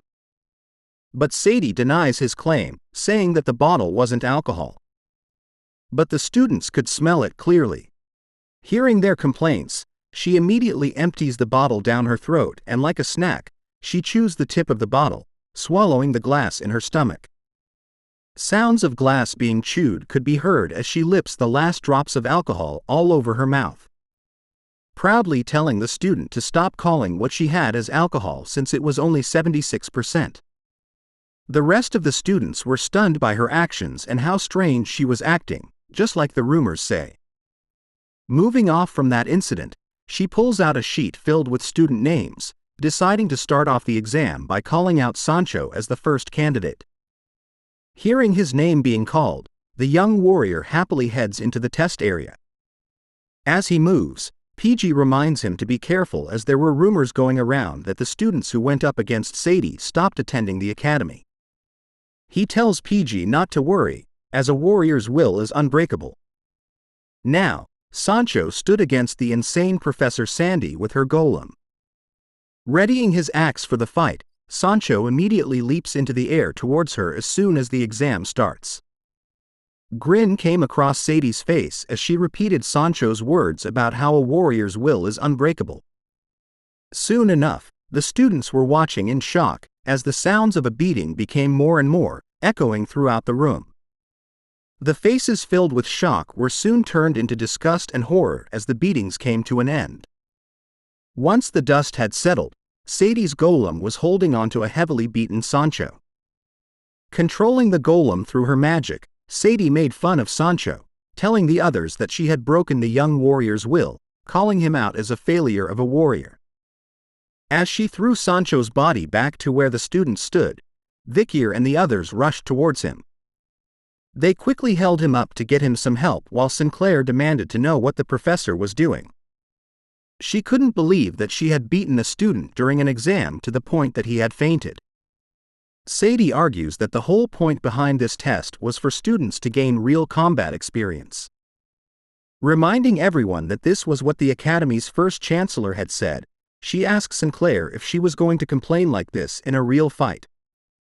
Wasting no time at all, she points a finger at her, telling Sinclair that she was next as she wanted to test the Ice Corps top student. Vikir steps in, telling her to decline the invite.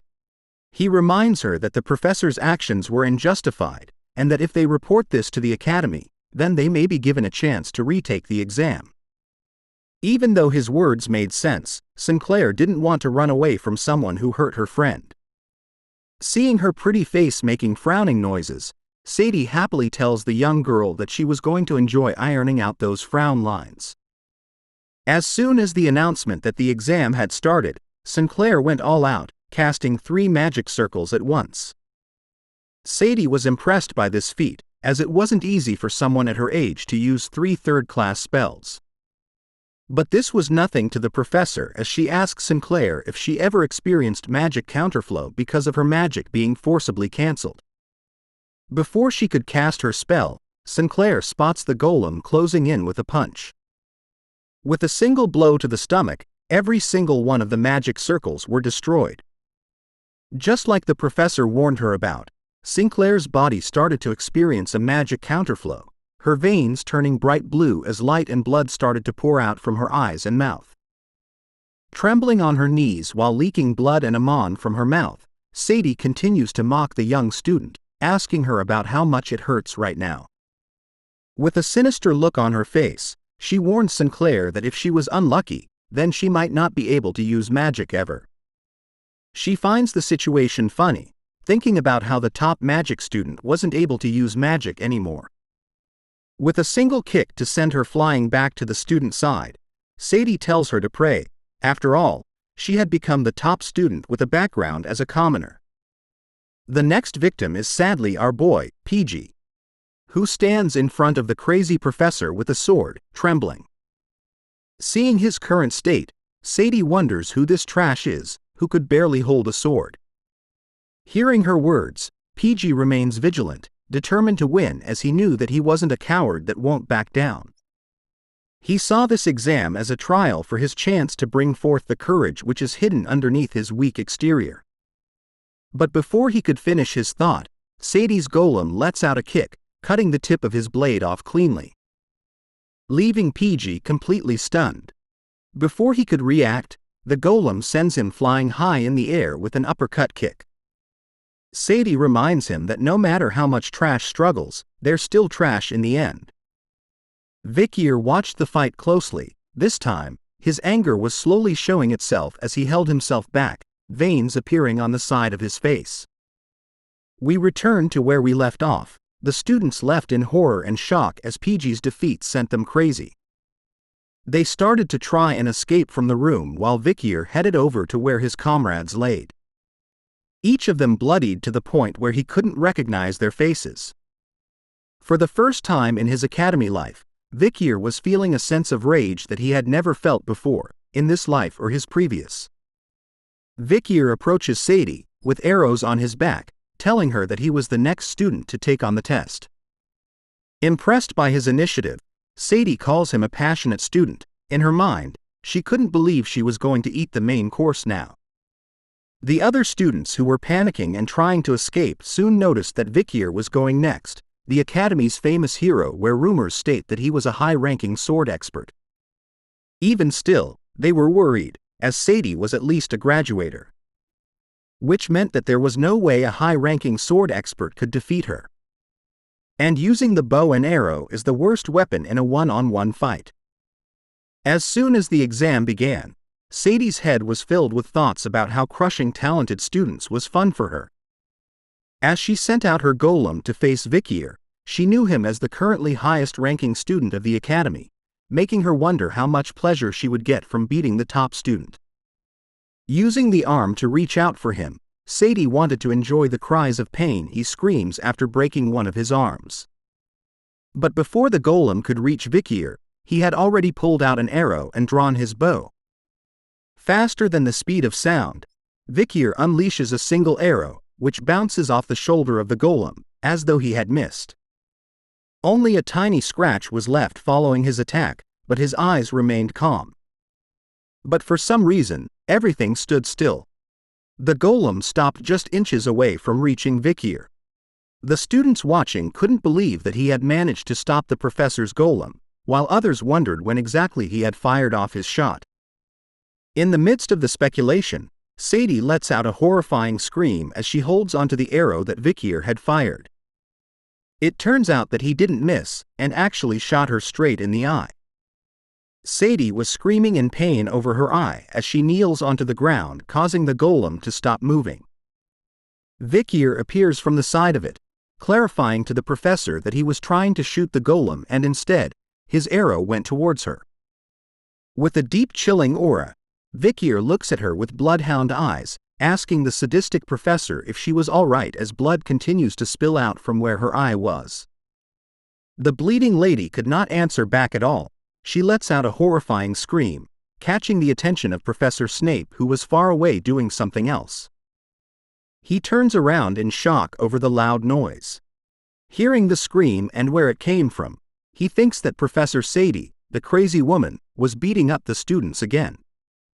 Meanwhile, the other students who tried to escape from the exam stared in disbelief at what was going on. Soon after, Professor Snape slammed open the exam room doors. He immediately started to scold Sadie, asking her about why she had locked the doors, as she always did that in order to beat up the students. She couldn't answer back to him at all, as the arrow Vicier had shot into her eye was still deeply embedded in her, causing her to kneel onto the ground.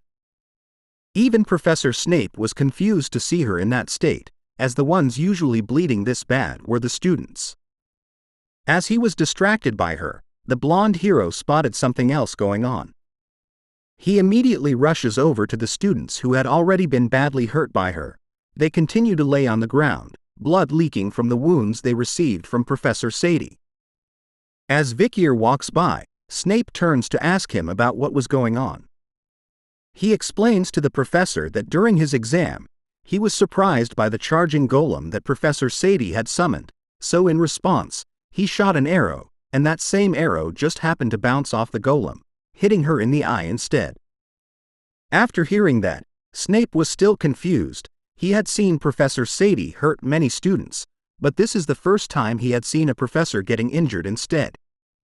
And it just so happens that the professor who does the injuries became injured herself, as though it was some sort of karma. Reeling in the pain, Sadie could only show a face filled with hatred and anger. Bringing the exam to an end, Vicier's points were totaled. He had landed 1 attack and 1 critical hit, earning him a total of 11 points for the exam. President Dolores arrives, immediately doing first aid to the injured students, casting them in her holy light and healing their wounds. Looking closely at them, she could see that Sinclair has an internal wound because of mana counterflow. Sancho had contusions all over his body, while PG's jaw is completely shattered.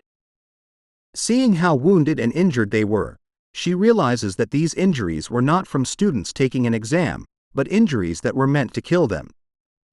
Seeing the magic spell end, Tutor questions Dolores on how his friends were. She replies to him that it was good of him to get her here quickly, as they were not able to recover without any aftereffects. Bianca and Tutor breathed a sign of relief, hearing that their friends were going to be alright, but with a darkened expression on her face, Dolores moved somewhere else. She approaches Professor Sadie, who was chilling at the stands, offering her a hand. Dolores wanted her to show the injury she had sustained to her eye. She even tells the professor that once her injury has been healed, she was going to request a disciplinary meeting with the student account for her conduct of abusing the students. But all the professor said was whether Dolores was the saintess from the great Quo Vadis family. Ignoring that question, Dolores attempts to reach out to her, asking the professor to once again show her injury. The sound of blood being spilled could be heard before Dolores could help.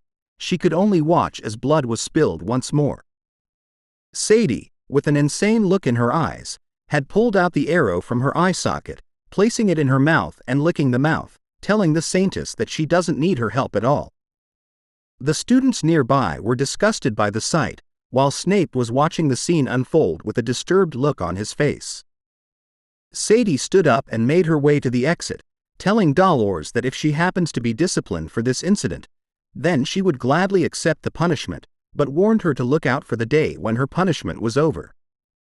She even mentions the Night Bloodhound, the person responsible for causing chaos at night in the imperial capital, saying that with all these people, things were becoming more fun recently. Walking past our boy, she turns to look at him once more, remembering his name as Vikir. She left him with the words, "I'll remember your name, I'll see you again," before leaving the exam room. With that, the midterms, which took forever, finally came to an end. The students gathered before a large board to check on their exam results. Ranked first was Sinclair, second Granui, third Tutor, fourth High, fifth Bianca, sixth Middle, seventh Sancho, eighth Low, 21st Vikir, 199th was PG. The students who were assigned to Professor Sadie for the attack exam and lost a large amount of points were able to retake the test thanks to the faculty, and Sinclair, whose points were restored, came first among the first years. But the attention of the students that was supposed to be focused on her was redirected to someone we know very well. A familiar figure is seen walking by as a pair of students took notice, pointing in his direction and asking each other if he was the one. All the students, lined along the corridor, could only stare at our boy, discussing the rumors that he was the only one in history to land a critical hit on Professor Sadie. Some even mentioned that it wasn't a critical hit, but that he had destroyed her eye instead. The students believed that Sadie had gotten what she had deserved after all the trauma she had given to the students.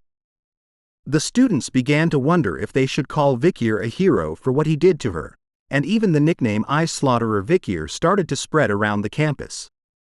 Hero Vicier whispered to the students as they believed that the nickname had a nice ring to it.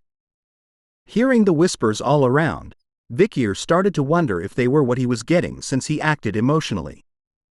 Vicier's life during the day was needed so that he could work during the night, so Vicier didn't want to gain a lot of attention, but he moved during the exam without thinking after he saw his group of friends getting attacked by a sadistic bastard.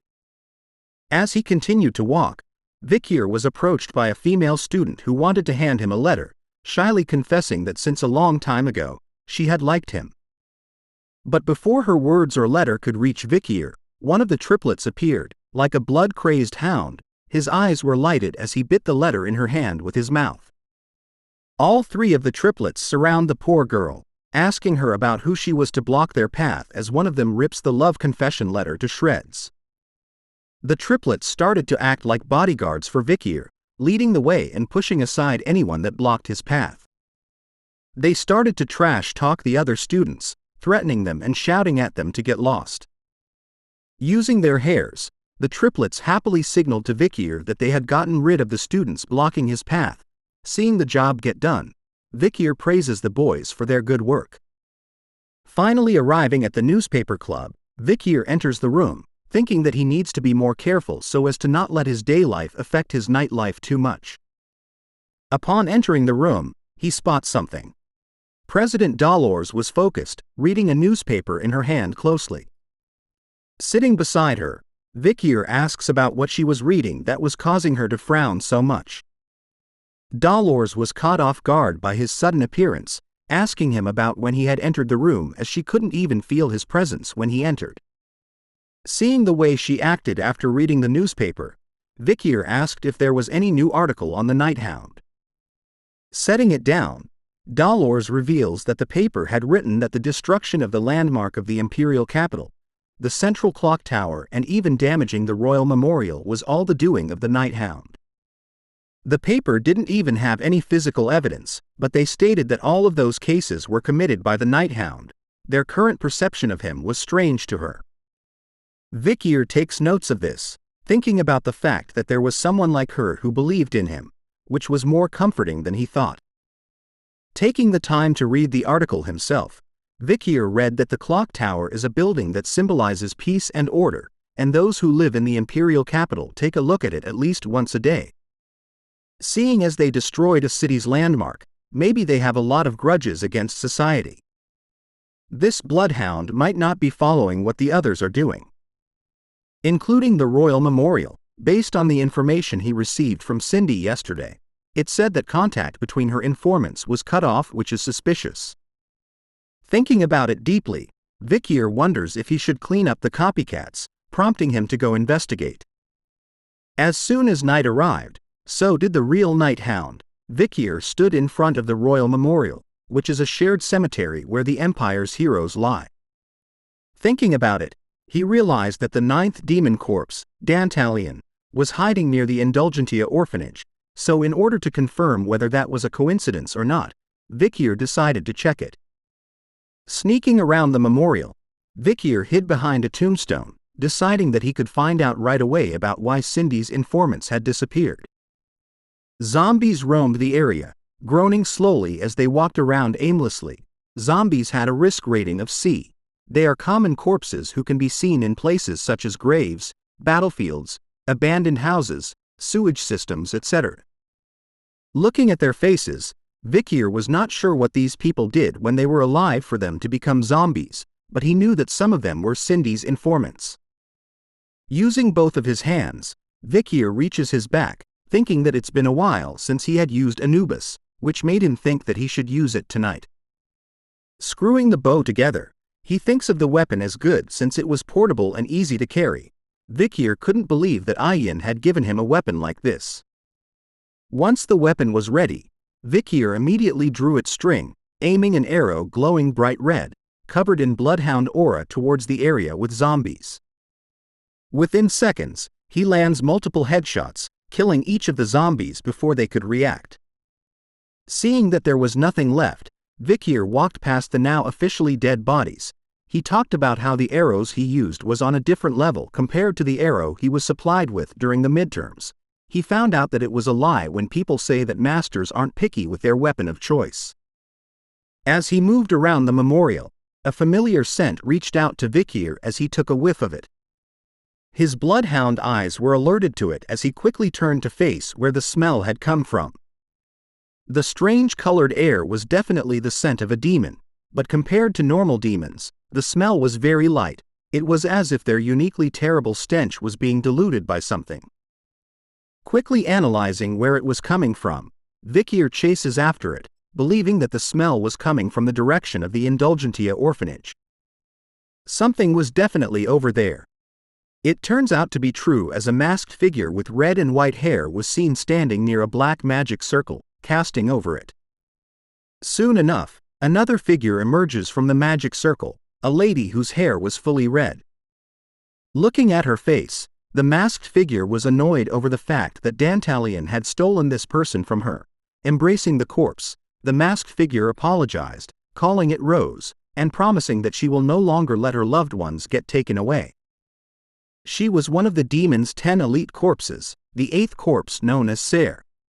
The masked figure continued to hold on to Rose, telling her about Seir's ability to locate who she wants to find, a useful skill to have.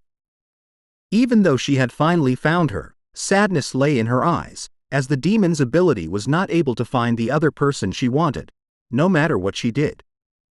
In order to control all the power that she acquired from the demon contract, the masked figure wondered if she really needed to walk through death's door completely, but the problem was, she is only a half-blood. And so, she decided that she needed to hurry and be able to control all of Seir's power. As she talks to Rose, another person slowly approaches the set of red hair. With menacing red glowing eyes, he unleashes a heavy pressure, telling the demon not to move. Seir immediately covers Rose, shocked that someone had been watching them, proving how skilled they were since she didn't even notice them approaching. Vikir appears out of the shadows, his bow readied and his arrow covered in bloodhound aura.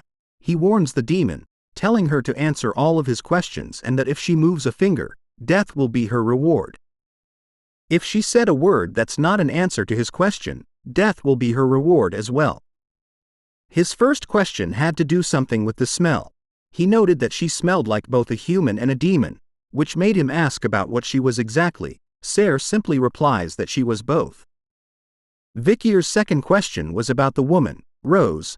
He knew her as Dantalion's underling, Geronto, someone he had killed, and someone who should be dead now. How was she alive, he asked. Seir replies that Rose was not Dantalion's underling, and revealed the fact that he had stolen her from Seir. Upon answering that, Vikir had reached his final question. He simply asked if the demon she was contracted with was named Seir. With a similar glow in her eyes, the masked figure replied, "What if I say yes?" That was enough of an answer as the arrow reached close to her eye. Narrowly dodging the fast attack by tilting her head, Vikir's arrow simply gave her a haircut, before blowing everything away from behind her. With that answer, Vicier proclaimed that he was going to kill the demon known as Seir. Seeing that this was turning into a battle, the masked figure tells Vicier to try it if he can, before summoning numerous skeletons from the ground with her magic circles. Amongst them, the skeletons of the children buried in the orphanage ground started to appear. The masked figure looked at them with concern, slowly regretting her decision to summon them as she didn't want to turn the children's corpses into skeletons. Vicier spots the smaller-sized skeletons, realizing what they were. He apologizes to them before firing a shot, blasting both the building and skeletons into pieces with the mere impact of his arrow. The two of them exited into the night sky. Vicier chases after the masked figure who was holding onto Rose. Against the bright moonlight, he tells her that she wasn't going to die a quick death. Sensing the danger, the masked figure tells Rose to hold on tight, casting a spell in her left hand as she holds her tightly against her body. Another explosion goes off as the three of them landed in the same area amongst the debris and smoke. Using herself as a shield for Rose, the masked figure was quick to recognize Vikir's skill with the bow, prompting her to ask him about his relationship with the Balak tribe. Vicier easily says that he was one of their hunters. His reply only brought anger to her as veins started to appear beneath her mask, saying that he must have been there on that night. Her rage could be seen in her spell as a giant dark ball of flame spun behind her, her eyes totally focused on Vicier, as she proclaimed that she was going to kill the barbarian in front of her. With the destructive fireball coming closer, Vicier dodges it with ease, slowly moving closer to the caster. As he does, he could feel it better now that he was near. The masked figure in his eyes was giving off the smell of a living human, but he wonders why. Since the rank of the 10 elite corpses were that of a demon king, then they didn't need to take over a human's corpse.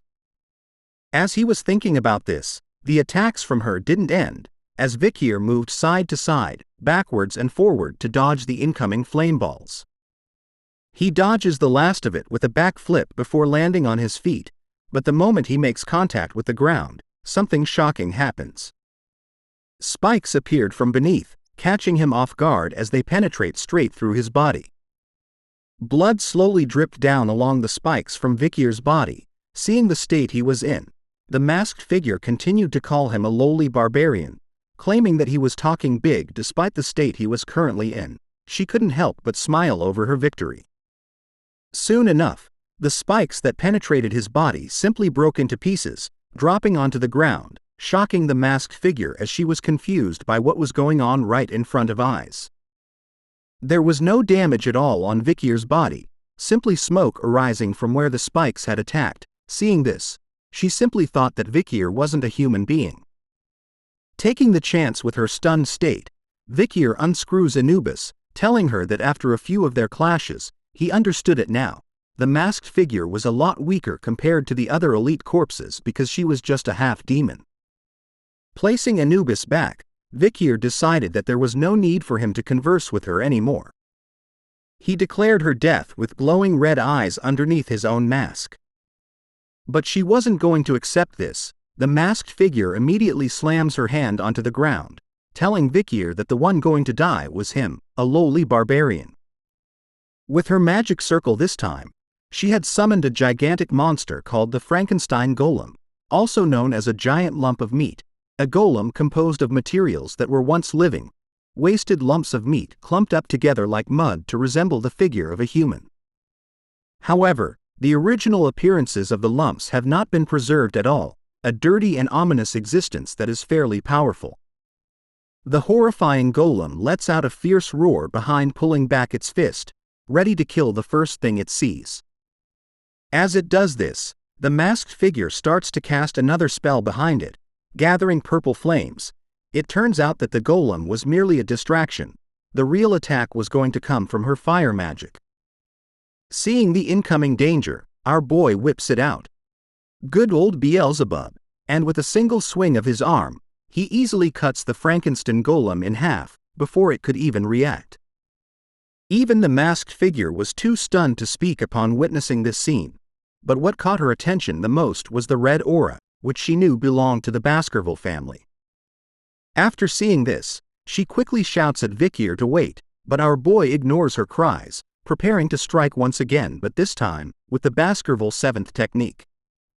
The two forces clashed with one another, red versus purple, as the two attackers locked eyes with one another. Soon a bright red light engulfed the entire area they were in, blinding everything. As soon as the light and smoke were gone, a huge crater was seen where Vicier stood as the winner, while the masked figure kneeled down in front of him, defeated. Pieces of Vicier's clothes were destroyed, along with a piece of his mask, but other than that, there was no other injury.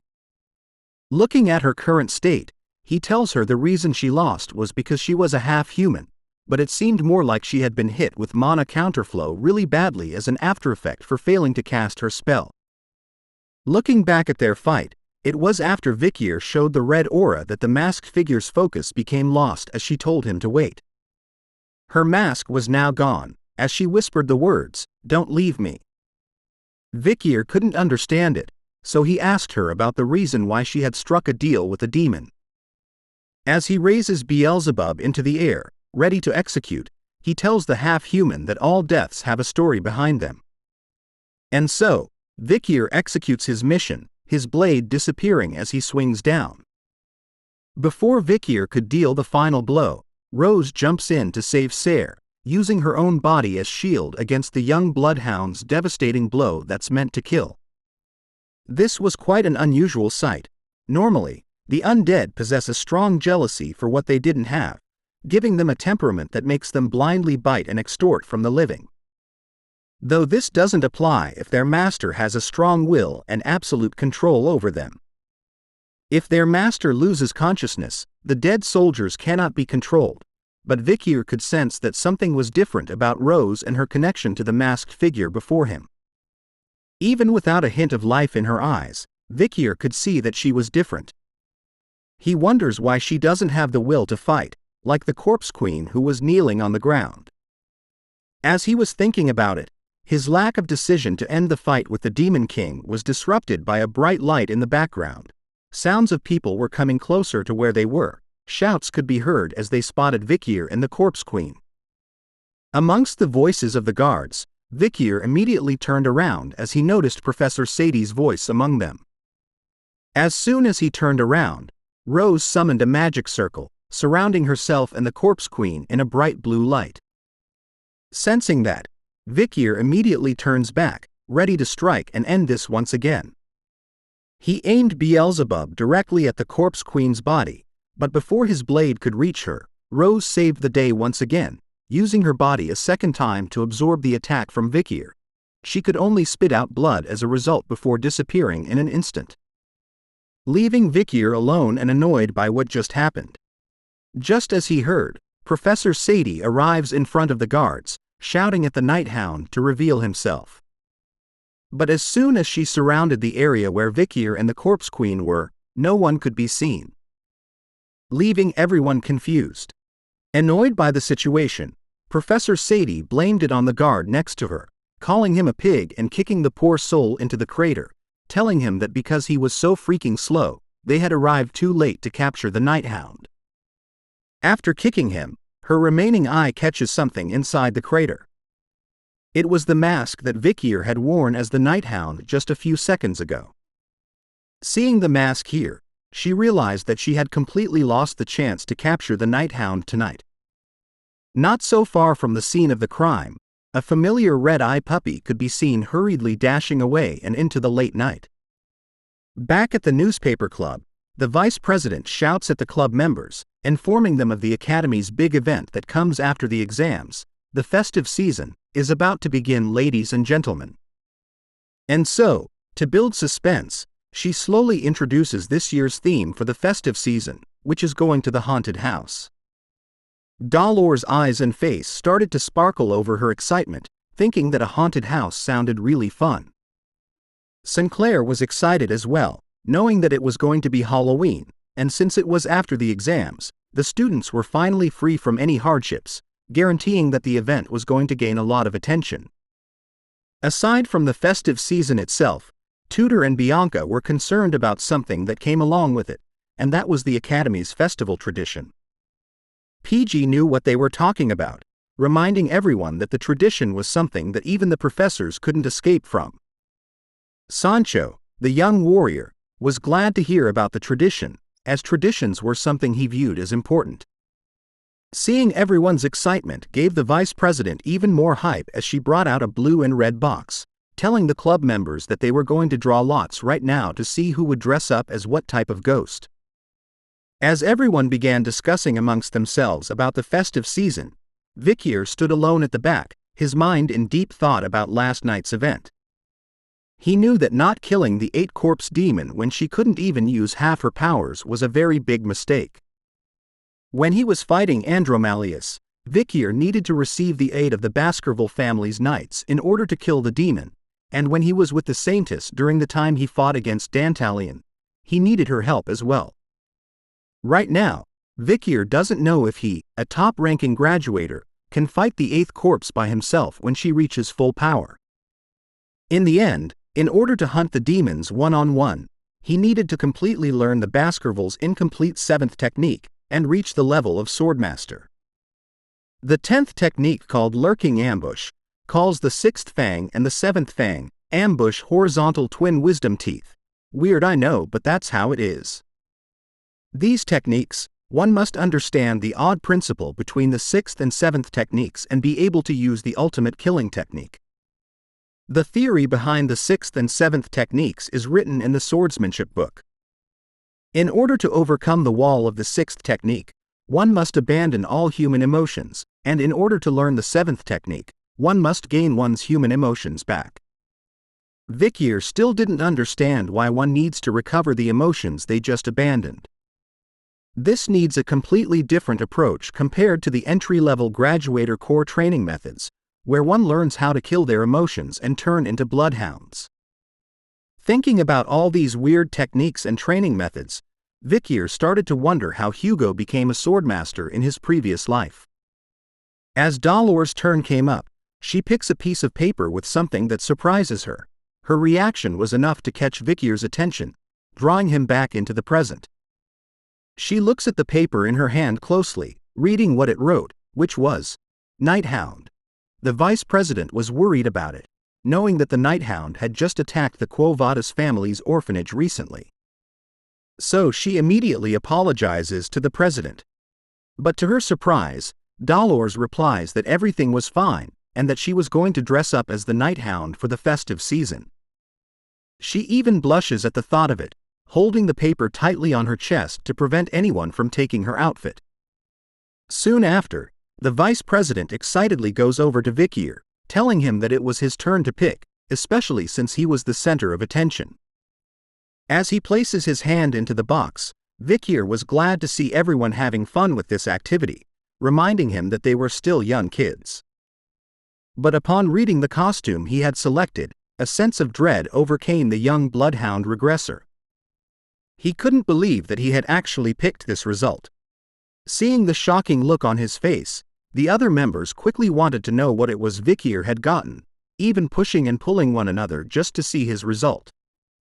There was one thing Vicier completely forgot about in his past: the tradition during the Academy's festival. And now, we turn to the day of the festival itself. Everyone in the Academy were outside, on the streets filled with orange lights, tents and stalls as far as the eye could see. The crowd of citizens cheer loudly as they stood outside a certain pub stall. Tutor appears with long blonde hair while wearing an undead's armor. He happily swipes his long hair, flexing his hard abs while holding a rose in his mouth, asking a beautiful lady on whether she wanted to share poems and alcohol with him at Lucian's bar. Sancho appears with a hearty laugh dressed as a samurai. Holding a plate of food, he excitedly tells everyone to come to Lucian's bar. If they do, they would get one free serving of hot blood stew, a stew that can make a warrior's blood boil. Sinclair appears as a noble vampire, her sharp fangs visible as she compliments the crowd, telling them that they brighten up the bar, hoping for them to come as she'll be waiting for them. PG was dressed as a fairy. With an embarrassed look on his face, he nervously handed over a flyer, telling them to please take it. The students he was giving the flyer to were amazed. They couldn't believe that there was such a cute girl at their academy. Without realizing it, they wanted to get to know PG's name. But Bianca appears, dressed as Frankenstein's monster, and grabs a hold of both of them, reminding the students that they couldn't hit on their members, which prompts them to give an apology right away. As she held onto them, someone in a red dress walked by, catching her attention. That figure slowly approached the bar where a blonde character was serving dishes inside to the customers. It turns out to be President Dolores dressed as the Night Hound. Turning around to see who was calling her, the president's eyes seemed disappointed as she nervously looked down. It turns out that Professor Snape had arrived in their pub, dressed in a sexy red Chinese outfit. He remained unbothered by his current appearance, only asking Dolores about what she was wearing. He reminded her that even though it was a festival right now, she wondered how her costume would impact society, as he couldn't believe that she would actually impersonate the uncontrollable heinous criminal known as the Night Hound. But Dolores remains confident in her choice, telling the professor directly that she likes her costumes. Seeing no hesitation in her choice of words, Professor Snape lets it go, reminding her that she would have to bear the consequences of her actions before heading into the pub himself. He also reminded her that as her academic advisor, he had no authority to tell her what she can and can't wear, so she was free to do as she pleased. The other members of the club started to gather. They couldn't believe that Professor Snape was actually at their pub. PG adds on that during the festival, the professors would dress up and go to the stalls of their class and club to increase their profits. Seeing the students gathered outside, Snape was kind of upset, because if it weren't for the custom of the academy, then he wouldn't have come to the pub, as he thought that the prices of the dishes they serve weren't even that great. After waiting for a couple of minutes, Dolores appears by his side, bringing him his order of fries and fried chicken. Looking at it presented on the table before his eyes, Snape could see that the quality of ingredients were poor, and that the dishes were made by someone who isn't certified in food and safety. The food was prepared poorly and they were full of MSG, as he guessed. Taking a bite of the blood stew, Snape had zero expectations, believing that he was going to taste trash. After eating and swallowing the first bite, the professor was in complete shock. His lipstick was even smudged all over his mouth. He couldn't believe that something this delicious would come from his own students. He savored each bite, describing each taste in his mouth. The exquisite smoky flavor and savory taste comes out from the meat when it's torn. The potatoes that come from the Morgue family's region releases a savory taste as they softly break apart. Snape was in complete bewilderment over how good the food was. He instantly stood up, demanding to know who it was that cooked the dishes before him, even accusing Dolores of recruiting an outside chef to help them. Despite his hard allegations and attitude, the president assures the professor that no outside help was present and that it was one of their members who was doing all the cooking. That person was someone Snape knew very well. As she pointed in a certain direction, we were brought to see somebody dressed like a witch, standing in front of a stove, cooking intensely with high heat. Wearing bright red lipstick, Vicier finally appears, dressed as a beautiful witch. He captures the heart and soul of everyone with his looks and cooking skills during the festive season. It was revealed in the previous chapter about the Academy's long-standing tradition, which was that men would wear women's clothing, and women would wear men's clothing as seen from the streets where the students proudly wore their costumes. In other words, the identity of the male student dressed in an alluring witch costume in the kitchen is Vikir van Baskerville, the main character of this story. PG appears in a panic, reading out loud the next order, 3 plates of Vikir's special fried chicken. The orders kept coming in. Next was 2 plates of sausages, as well as 6 portions of Vikir's special sausages and stir-fried vegetables and 5 portions of Vikir's special rice balls. Despite the large volume of orders, Vicier remained cool in the intensely warm kitchen, turning back to assure the others that he got this. Tudor appears with his face smashed between numerous biceps. He noted that ever since word had gotten out about their kitchen, male customers have been pouring in. Sinclair was in the same situation. Despite her noble appearance, her face was smashed between arms as well, informing the others that they had a huge influx of female guests too, and that they needed to get their orders. Despite all the shouting and noise, Vicier remained focused on cooking out the dishes. He thought about these memories. He couldn't believe that he would get the chance to make the dishes that he ate a lot when he was on the field. When the time of the fall dragged on, it was hard for the people of that time to find proper food. So, in order for the warriors on the front lines to survive, there was a need to make anything taste good. Processing inedible ingredients to make them edible, knowing which parts of a poisonous vegetable needed to be cut off, how to make spoiled meat fresh again. Things like that were common during his time in the war. As a result of all his experiences and experiments, Vicier's teammates suffered the most, not from the demons, but from his cooking. Back in the present, Vicier chopped some potatoes, knowing that they were from the Morgue family, which had developed an awful taste while having a strong earthy smell to them. Their texture was also akin to chewing on sand, simply yuck. But through his past life, Vicier knew that if you cut the potatoes into thin pieces, season them with salt and vinegar, and stir-fry them in a wok on high heat with mandrake leaves and sabak tree seeds, then their earthy smell will completely disappear, bringing out their crispy texture and sweetness. He had turned a food that would send you to hell into a heavenly dish. As he presented the dish to them, both Dolores and the professor were smitten by his looks in the witch costume. Realizing what they were feeling, both of them quickly hid their faces to hide their feelings of seeing Vicier in costume. Bianca rushes into the kitchen, shouting at Vicier about why he was hiding in the kitchen. She scolds the poor fellow, telling our boy that he needed to get out and show his face to the world. But Tutor cuts in, informing Bianca that Vicier was needed more in the kitchen. Without him, the kitchen would be dead. The two started to argue. Tutor supported Vicier staying in the kitchen as so many people had been bewitched by his cooking, while Bianca argued that with his looks in the witch costume, going outside would help them double their profits.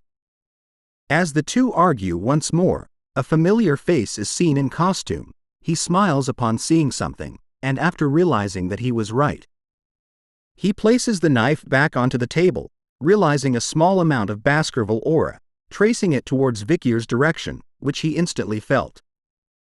Looking past Tutor and Bianca, Vicier spotted where the red aura was leading to. It turns out to belong to Osiris Le Baskerville. Seeing him, Vicier questions why he was here. Taking a moment, the two Baskerville members met behind the pub. Osiris stated that it had been a while since he was here in the academy, dressed in the same costume that he had used when he was a student, but argued that he wasn't as pretty as Vicier. Noting that, Vicier was quick to answer why his brother was here in the academy. Hearing that Osiris corrects the young bloodhound, stating that it should be brother dearest. After all, it was the older brother's duty to save his younger brother in times of crisis. In addition to that, Osiris admits that he had missed his younger brother dearly, but the moment he did, something inside of his cape started to move rampantly, like a wild beast. From inside the cape came out a pinky bunny. Pomerian appears once again, hugging Vicier tightly while shouting uncle. She continues to hit Vicier, calling him auntie instead because of why he was dressed and questioning him on why he no come home after so long as she had missed him. Because she had missed her uncle so much, their father had given Osiris some time off to bring Pomerian to the academy.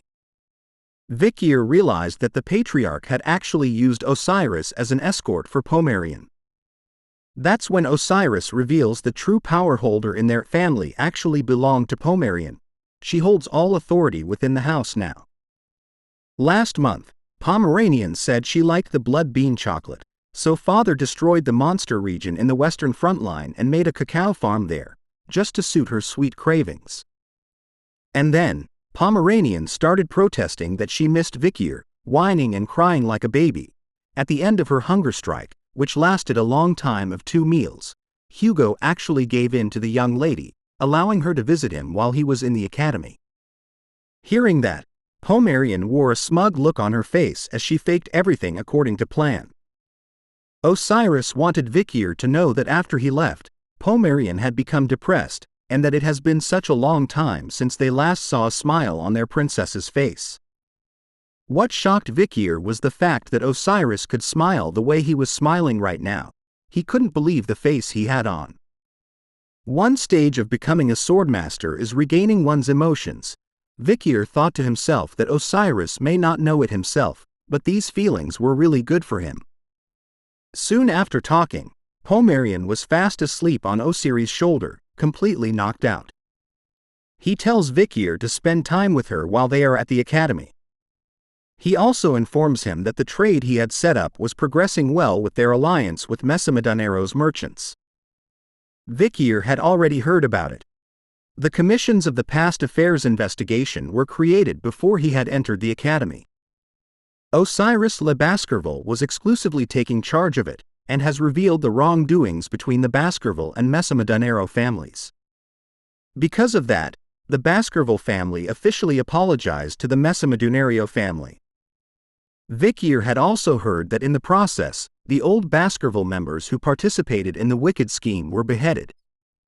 Due to this event, Cindy also vented some of her anger and joined forces with the Baskerville family. although only she herself will know if she has truly forgiven the Baskerville family or not. As they headed out, Osiris recalled something, taking out an item from within his cape, telling Vicier that their visit wasn't just for Pomerian. He hands over an envelope sealed with the Baskerville logo and a ring. Taking it, he questions his brother over what it was. Osiris reveals that the ring was found near the place where Set, the demon who stole Set's body, died. He believes that the ring possesses a unique skill, and that their father had told him to give it to Vikir since he contributed the most during the execution of the demon. Looking at the ring in his hand, Vikir wondered if it would allow him to use the barrier that Andromales had used before. The ring was called the Divine Immortal's Ring. It has an ability to call forth a barrier, which was currently turned off, and an inscription written with the words, "God's domain ends here."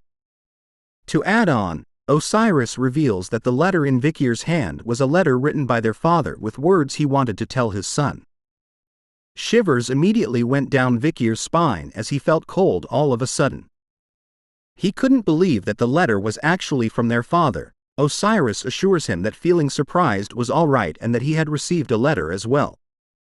Since their chat has come to an end, Osiris bids Vicier farewell, reminding him to take his time while reading the letter. Vicier stood alone, waving his brother goodbye, while passers-by were immediately attracted to his looks as they couldn't stop staring at the witch. Opening the letter, Vicier wondered what it was that Hugo wanted to tell him. Standing in the midst of the festival, Vicier began to read the letter, to Hugo le Baskerville's son. "Son, by the time you are reading this letter, you must be thinking about becoming a swordmaster like Osiris, my first." Those few sentences were enough to shock Vicier, but he continued to read on. Shocked that Hugo had actually realized that Vicier's level was that of a top-ranking graduator. Hugo's letter continues on. "You must be stuck at the 7th Fang right now since you are still a top-ranking graduator. In order to execute the 7th technique perfectly, you need to reach the level of swordmaster, so I have written down the process I went through in my journey to reach that level." Vicier was shocked to learn that Hugo was actually telling him the secrets to becoming a swordmaster. As soon as he finished reading about the process needed to become a swordmaster, Vicier crushes the letter in his hand. His face filled with disgust and anger over the process that Hugo had revealed to him. Back at the pub, Bianca was chilling and wondering if she needed to market herself in order to get more customers, but as she sat there, a familiar red-haired individual walked past, catching her attention instantly. She watches the duo with red hair, noting that even with the mask on their faces, she knew that they were a pair of beautiful girls. The Corpse Queen and Rose have joined the festival. Thanks to the Halloween celebration, the Corpse Queen and Rose were able to blend into the crowd easily. They even had time to stop by a stall, buying so much food that Rose's hands were filled with them, her eyes showing some signs of life as she drools over what they bought. Seeing her this way, happily chewing away at the food, the Corpse Queen rubs Rose's head, asking if the food was yummy. Looking around the place, she slowly realizes that this was the Halloween festival of the school. Thinking back, she wonders what would have happened if that incident didn't happen. She continues to wonder about what would have happened, what would her life have been, if she didn't sign a contract with the demon known as Seir. Then maybe she would have entered the academy alongside her friends, especially a particular guy we all know. Focusing back into reality, the Corpse Queen had a single purpose on why she had risked her life by entering the festival. She needed to confirm something with the Night Hound. Even though he appeared recently as the most evil villain, bringing terror to the knights in the imperial capital, he still knew about the 10 elite corpses. She doesn't know why, but he has become obsessed with the demon she contracted with, Seir, who was currently inside of her. Knowing that, it was certain that he would show himself in a place like this, filled with so many humans. Not only that, it was his swordsmanship that caught her eye the most during their fight. The swordsmanship that she saw at that decisive moment had a bright red aura, similar to the one she saw on the night of the incident. Combining all these facts and her instincts, the Corpse Queen wanted to know if they were right by taking off the mask belonging to the Night Hound. Her chest started to tighten as she thought about it more, causing her knees to buckle as she grasped at her chest, comforting herself. What should she do if he really was the Night Hound? What would he say if he saw the way she was right now? All these questions plagued her mind as she could only think about how much he had changed since they had been apart. She wanted to see him so badly. "Stop thinking," said another voice in her head. A lady appears by the Corpse Queen's side, whispering into her to stop thinking about the things that will give her a headache, and to leave it to her, as she was willing to do the things that needed to be done in her stead. The mysterious lady appears in full view, a woman clad in robe, her face hidden as angel wings sprouted on her back. Seeing this form, the Corpse Queen calls her Seir. As the two of them began their talk, time froze all around them as every human and thing stopped in their tracks, except the both of them. The Corpse Queen was quick to lash out, telling Seir that what she was doing was a violation of their contract. The contract that binds them states that in exchange for her borrowing Seir's power, she would hand over her body to Seir once she dies and to lend her body for an hour of her choosing.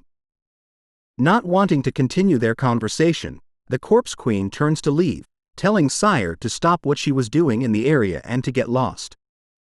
And to stop thinking that she could manipulate her however she wants. Hearing those words left the angel speechless. But a close zoom into her face reveals a completely new demonic look, cracks appearing all over her angelic face with a sinister smile, looking like Valak from The Conjuring. Seir had finally shown her true form, discarding the angelic form. Showing off her new demonic look with horns on her forehead and sharp claws. She taunts the Corpse Queen, asking her about what she could do by herself, reminding her that all the people she loves were disappearing. And that there was nothing she could do about it. The demon reminds her of the incident where she stabbed her beloved uncle in the heart with her dagger. And so far, the only thing she has done by herself was destroy those who are around her. On the other hand, thanks to the demon, she was able to find her sister. It was all because of her skill, which lets you see the person she wanted to meet. But all those things didn't matter to the Corpse Queen, because in the end, she couldn't even find the person who means the most to her. The Corpse Queen reveals that the biggest reason she agreed to the contract with Seir was to find his corpse. But in the end, the demon couldn't even find him. Even though they had looked everywhere in the forest of the Le Rouge at Le Noir Mountain.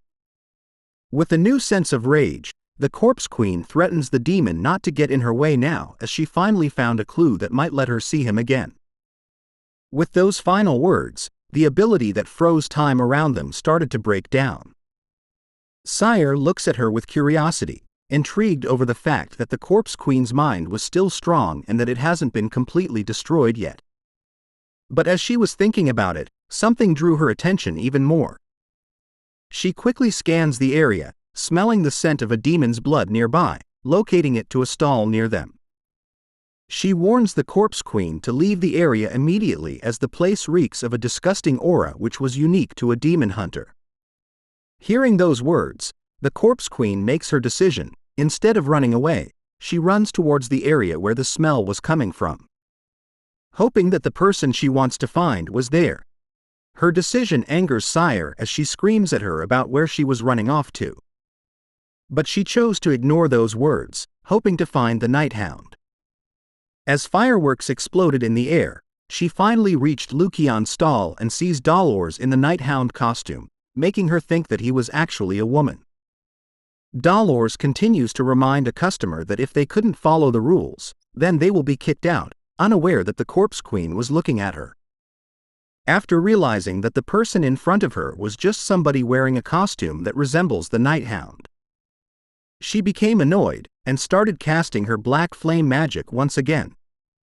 With a slam of her hand onto the ground, magic circles started to appear everywhere, surrounding the entire festive area. Skeletons started to emerge around everyone as they spotted what was going on. Innocent civilians started to scream and panic, rushing to escape the endless horde of undead emerging from the ground. Tudor and Bianca were together, thinking that she was a villain for summoning undead soldiers, especially since black magic was heavily controlled by the Empire and is considered a taboo. As the undead started to surround everyone, a bright holy light bathed them. Dolores casted her own holy magic against them, informing all members of Lucian to assist her in keeping their customers safe. She tells Anna, who was hiding behind the signboard beside her, to go and get a professor from the academy.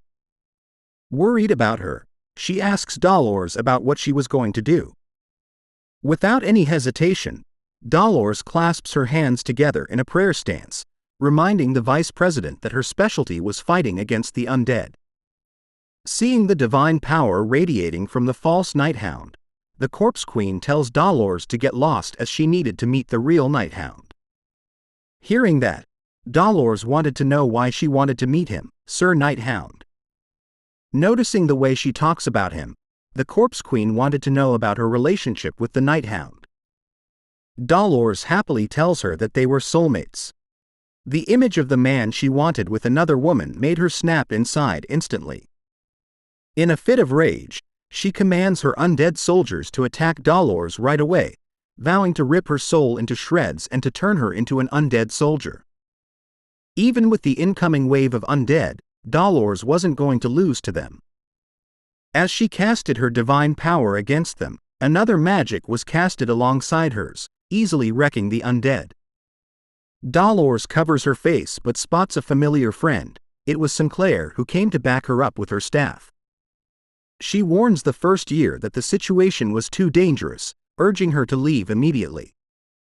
But Sinclair wasn't going to back down against the fight with the Corpse Queen, because for some unknown reason, her gut was telling her to fight. The one-on-one had turned into a 2-against-1. What a scene, said the Corpse Queen as she fires off her fire magic at them. Using her divine power, Dolores created a barrier in time, protecting them from the harsh black flames.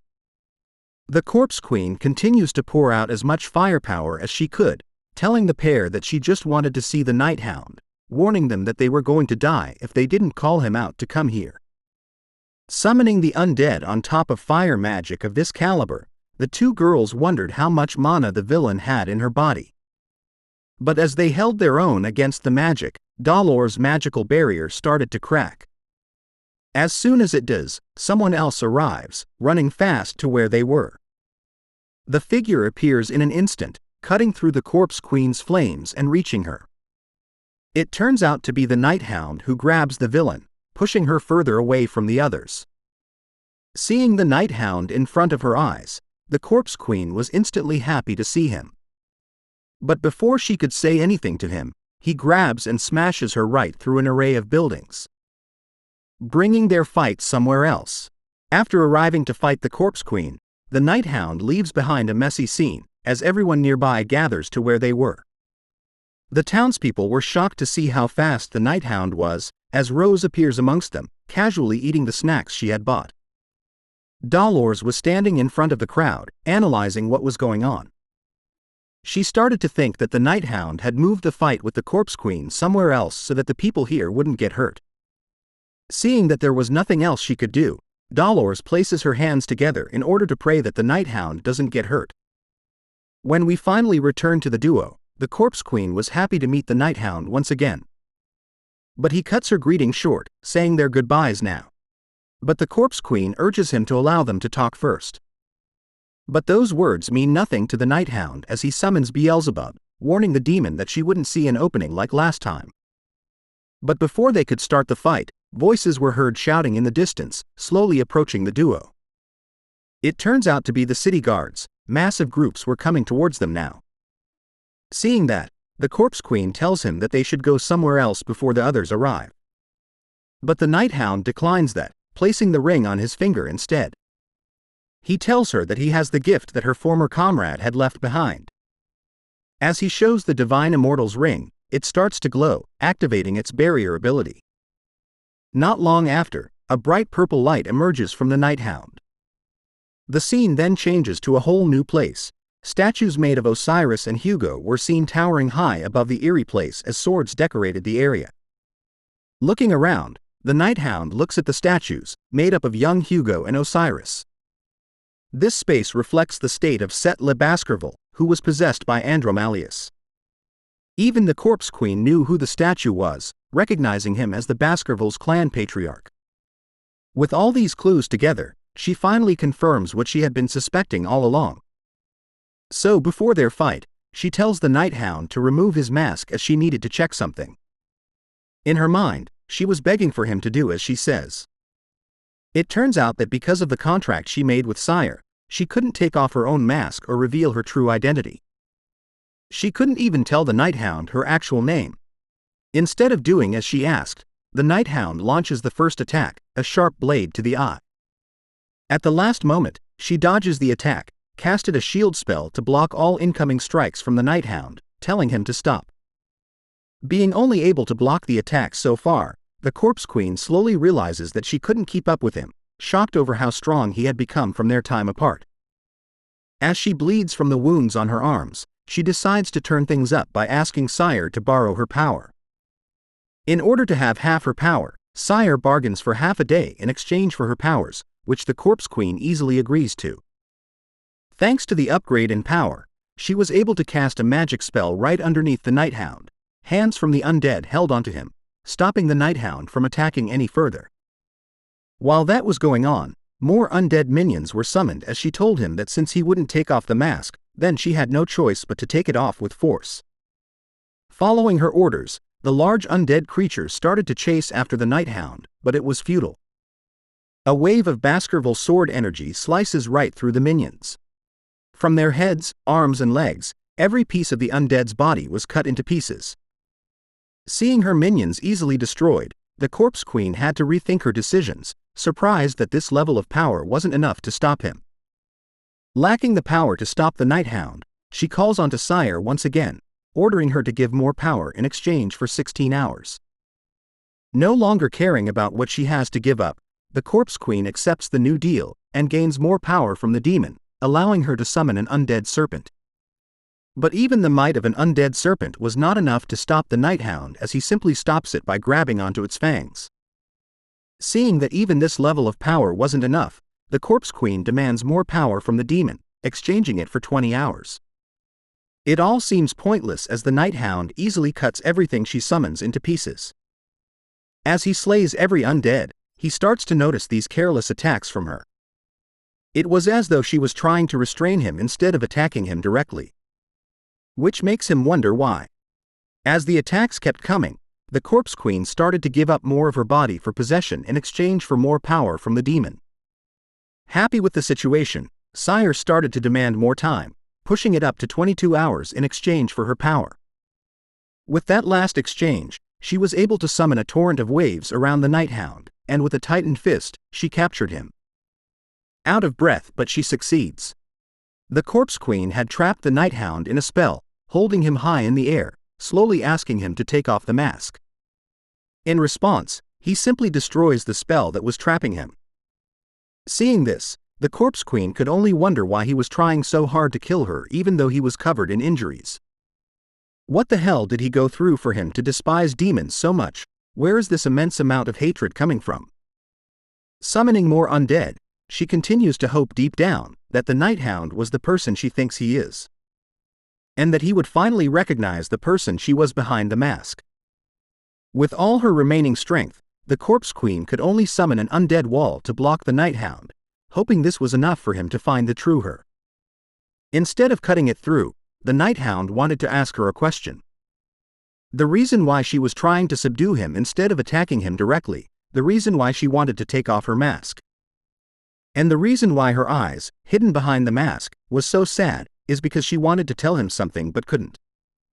Sensing that he was right, the Night Hound punches through the wall, and with a single flick of his finger, the mask on the Corpse Queen's face shattered into tiny pieces. This encounter seemed similar to a memory from their childhood. Through the hole in the wall, Vikir's face was seen as he happily greets the person before him. The Corpse Queen was Camus Morgue. Reacting their childhood memory, Vicier and Camus had finally found one another. We begin this chapter off with the sounds of someone crying behind a massive door. Her cries could be heard echoing throughout the house. This was 3 years ago, at the Morgue family's grand estate. The servants outside her door were talking amongst themselves. Realizing that Camus has been crying and refusing to eat for the past several days, as though blaming herself for what had happened. It made sense that she was. While trying to save her from the barbarians, a lot of people were killed and injured. The servants knew the biggest reason behind her sadness and grief was because of Vikir Baskerville's death, which we all know that he actually survived and lived amongst the barbarians with Ayin. The servants themselves started to cry, calling Camus pitiful and sad for what she went through. The hurt she must be feeling must be so painful because the person she loved passed away. As they were talking, someone else approached the room.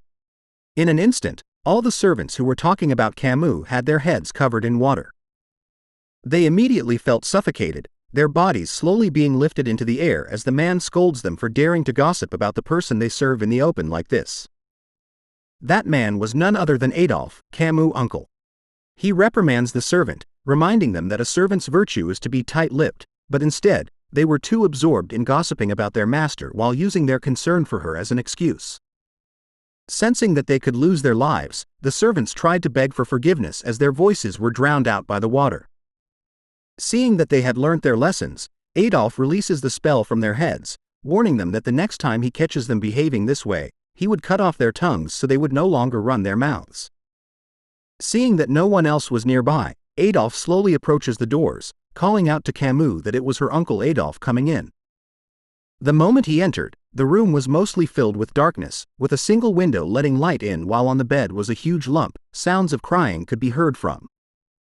Adolphe sits gently by the bedside, telling Camus about how he heard that she wasn't eating, and that the matriarch of the family, her mother, was getting very worried.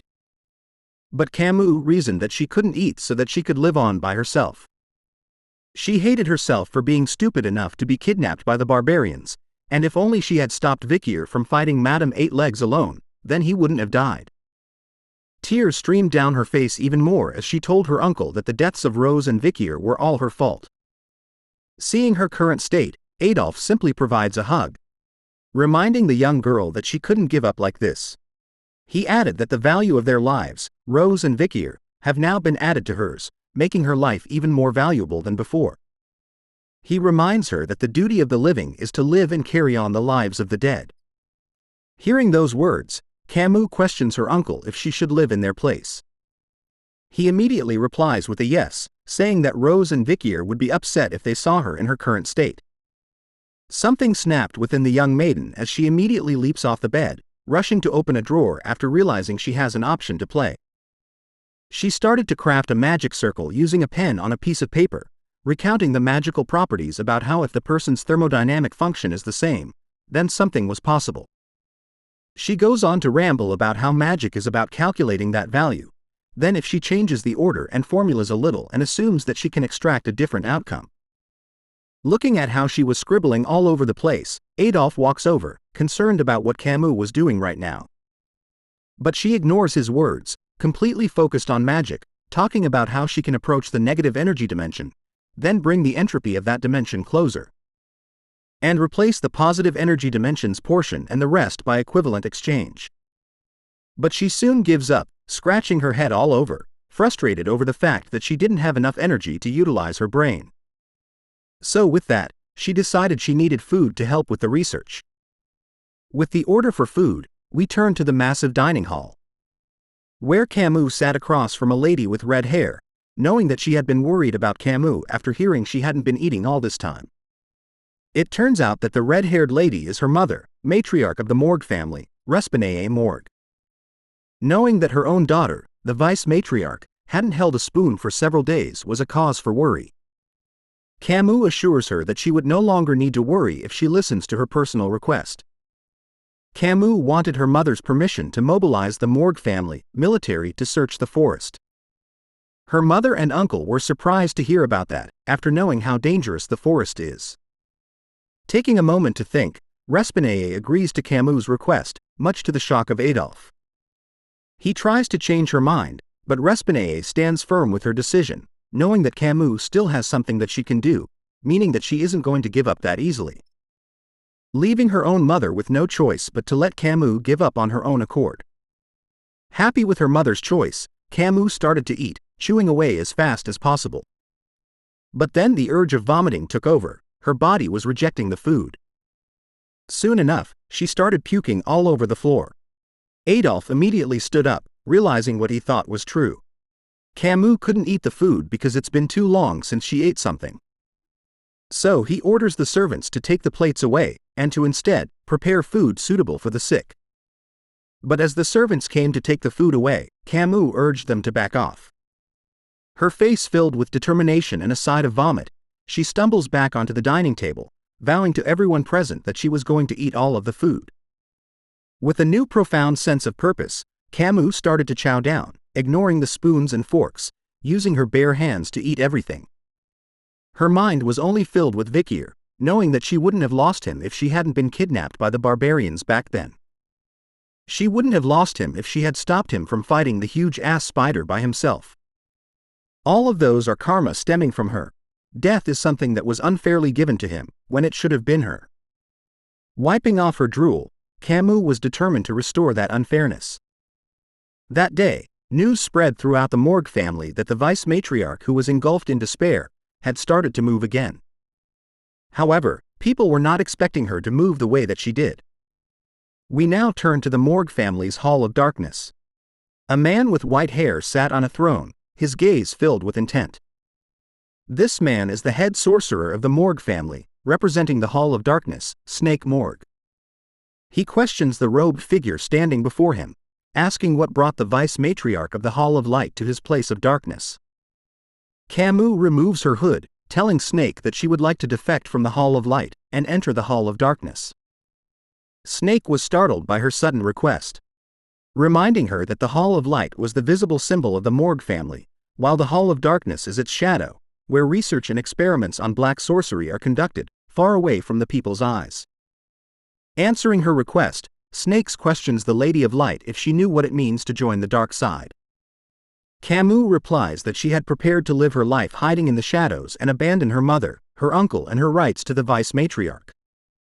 Snake knew about her request to mobilize the military, which is currently searching through the forest, leading him to ask if her intentions were to resurrect Vicier with black magic.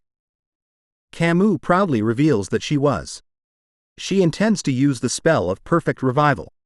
Shocked by her proclamation, Snake reminds her that what she was going to use belonged to ancient black magic where one can completely revive the dead. Camus was going to use foreign magic, which is strictly forbidden with the Morgue family and the Empire. With all these facts, Snake harshly declines her entrance into the Hall of Darkness, urging Camus to leave. After being rejected, Camus shows off her own black magic, telling Snake that she has no choice but to learn the ancient black magic by herself. Snake was instantly stunned by her magic, surprised to see that Camus was able to control the spirit in her hand. He couldn't believe that Camus was able to teach herself black magic, which was thought to be impossible. If that was the case, it wouldn't be an exaggeration to say that she has reached a new level by herself.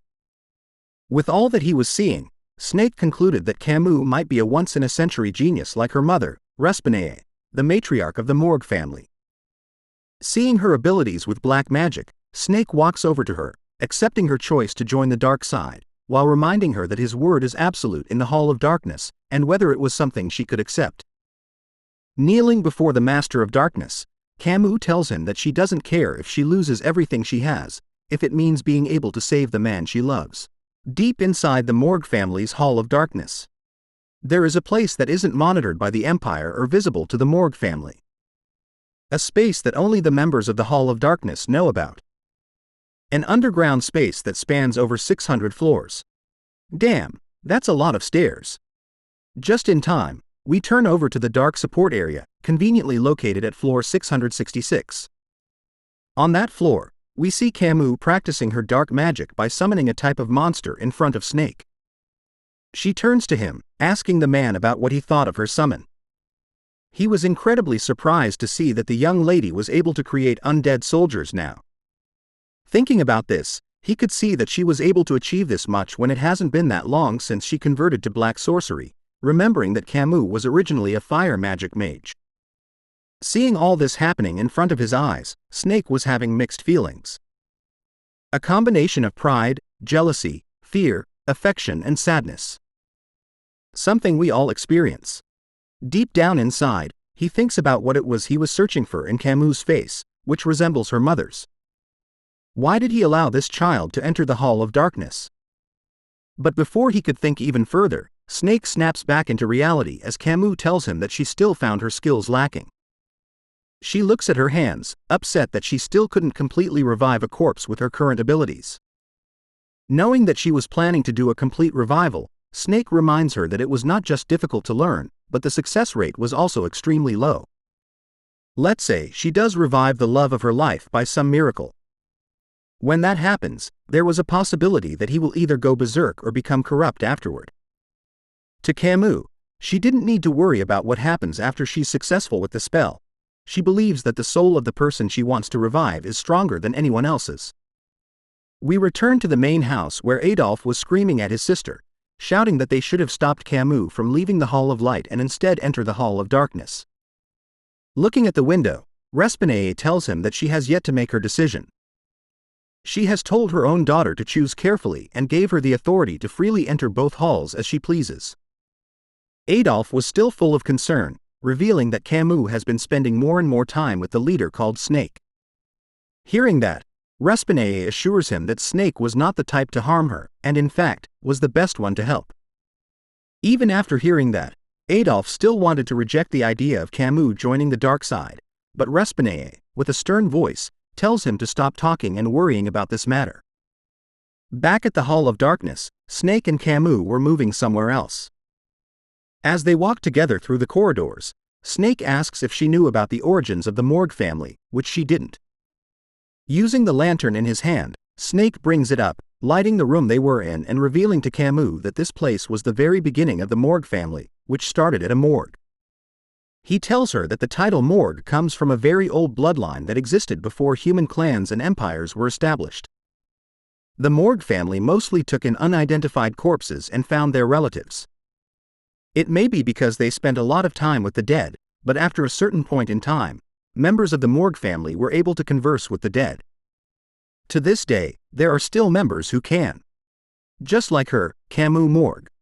Hearing about the story, she concluded that the Morgue family had used black sorcery from the very beginning. Snake continues on, guiding Camus through the morgue. He tells her that black sorcerers who sort out knowledge know that the truth lies beyond death's door. With that, Camus decides that she should be familiar with death, but Snake corrects that thinking, telling her that doing so would be nothing more than imitating a black mage by doing that. He instructed that first, she needed to be wary of death. In a serious tone, he tells Camus to keep in mind that black mages are entities who keep death at an arm's length. Before she understands and familiarizes herself with death, Camus must first understand and familiarize herself with life. He reminds her that a true black mage loves living beings more than anyone else and pities those who are dying. They are the ones who have a deep understanding of death. Camus' view of black mages started to change. Unlike how the world views black mages, they were actually deemed as sages or elders.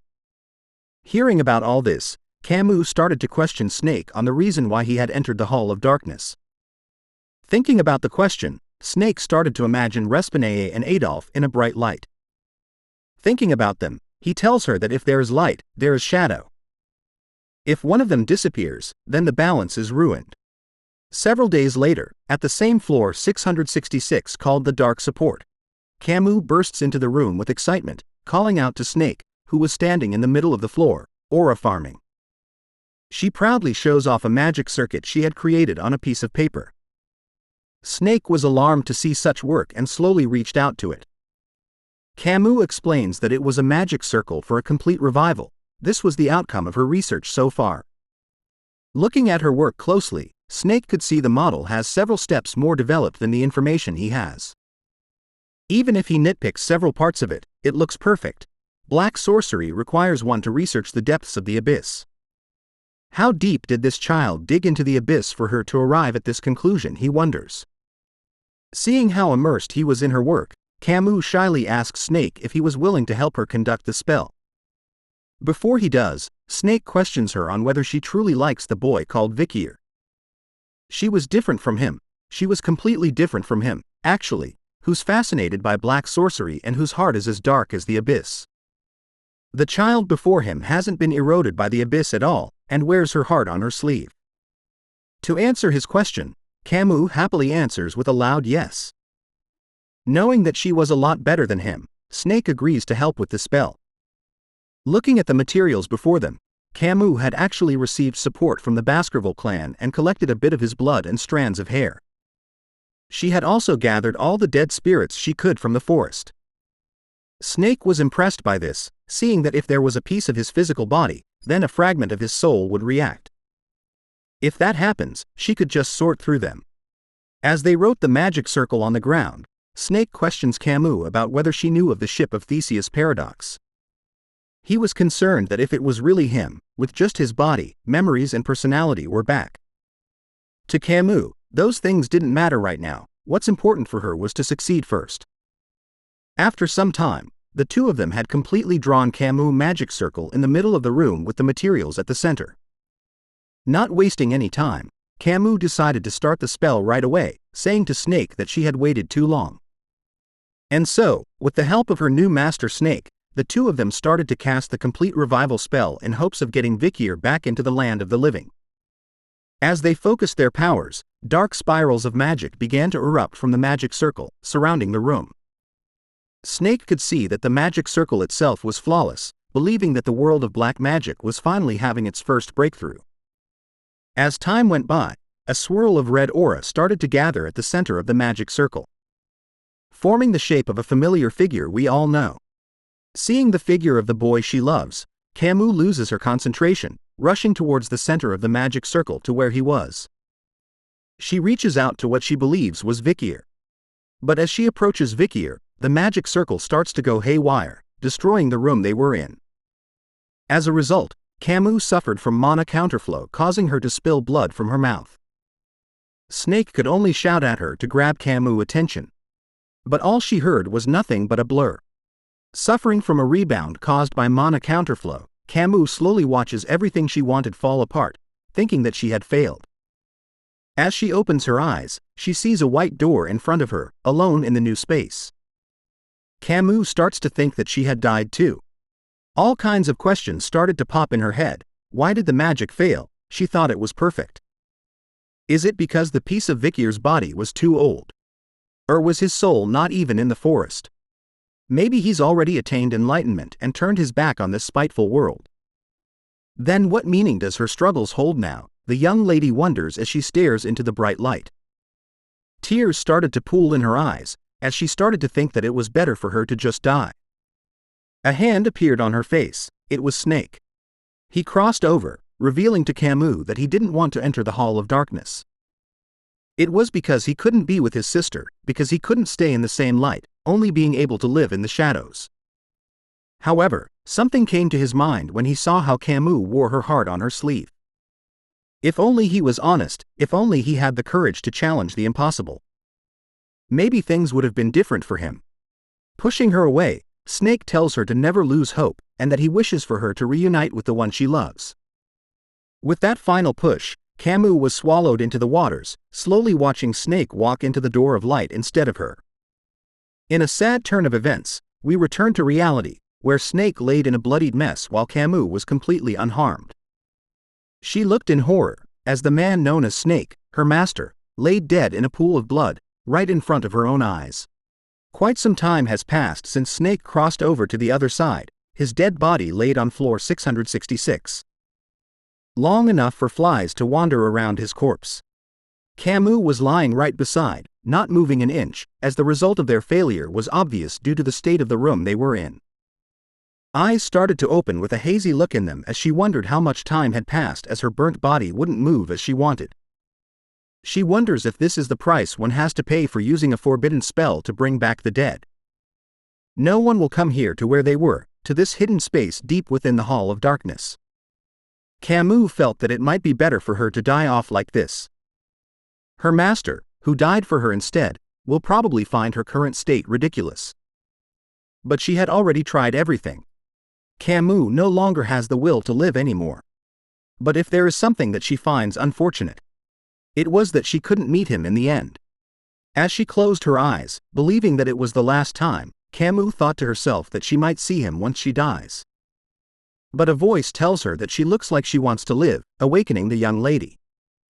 Camus started to wonder how she was hearing a voice here, thinking it was a hallucination. But the voice states clearly that it was real, that it had appeared because it had felt her intense feelings. Looking back at what she read in the books, Camus figures that the voice belongs to a demon. The voice admits that it was a demon. Seeing that she knew what it was, the voice decides to speed things up. In exchange for the demon saving her with its power, it suggests that they strike a deal together. But Camus responds that she doesn't want to live anymore, so instead, the demon asks her what she wants.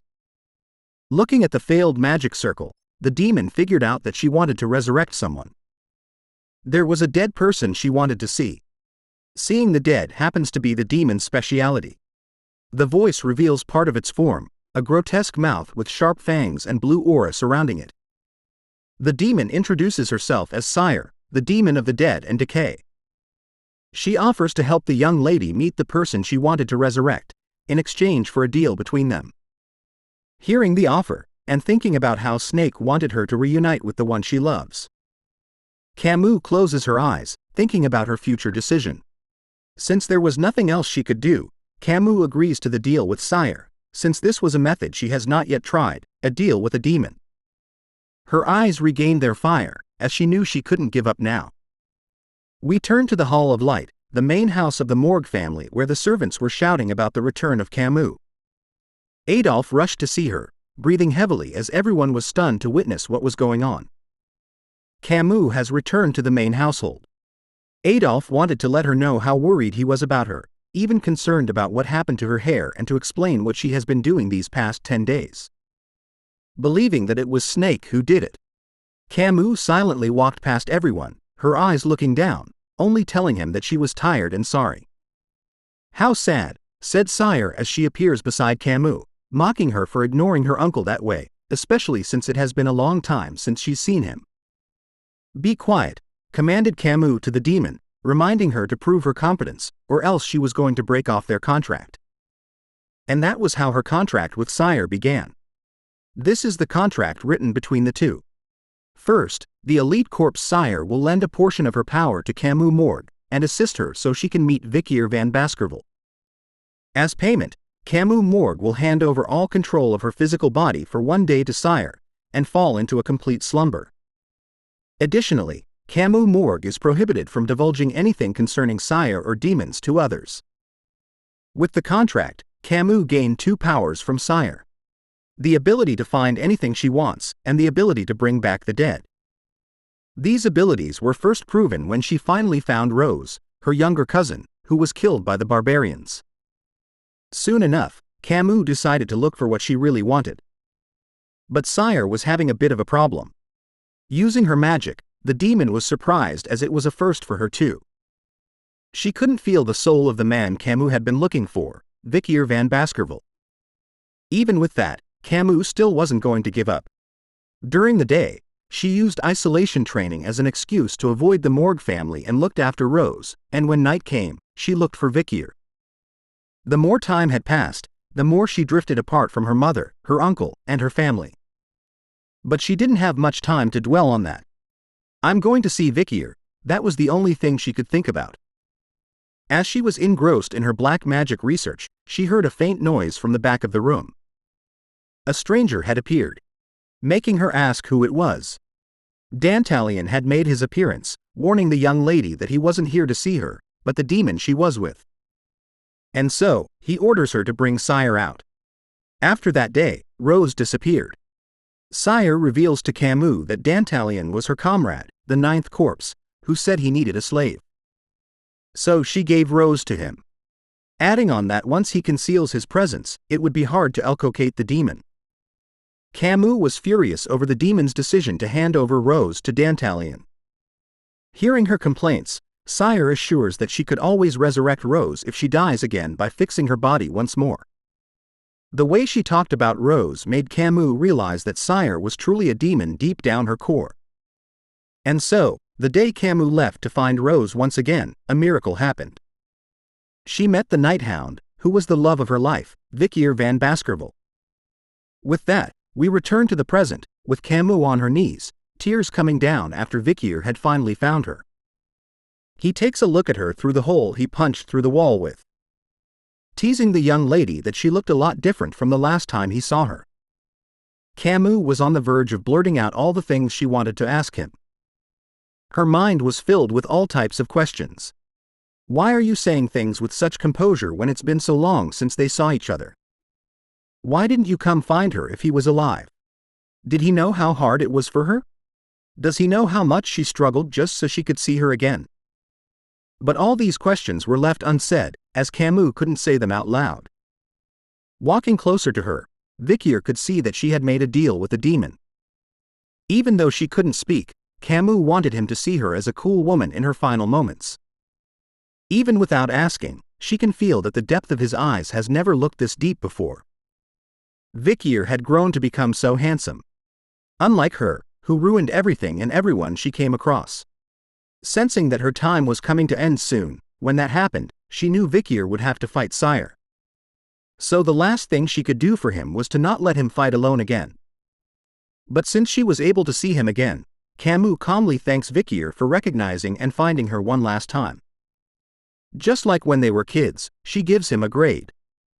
100 out of 100. With a sad smile on her face as spikes appear from the ground, pointed straight at her. As the spikes aim to end her life, Camus reminds Vicier to be happy for the both of them. In a stunning turn of events, our boy actually went ahead and gave the young lady a hug, using his own body as a shield to protect her from death. He calmly tells her that he could understand what she couldn't tell him because of the contract with the demon. He knew that she didn't land any critical hits when they fought, and that ending her life was her way of telling him that she couldn't talk about it. Sensing her presence fading away, Vicier leaves her with some final words.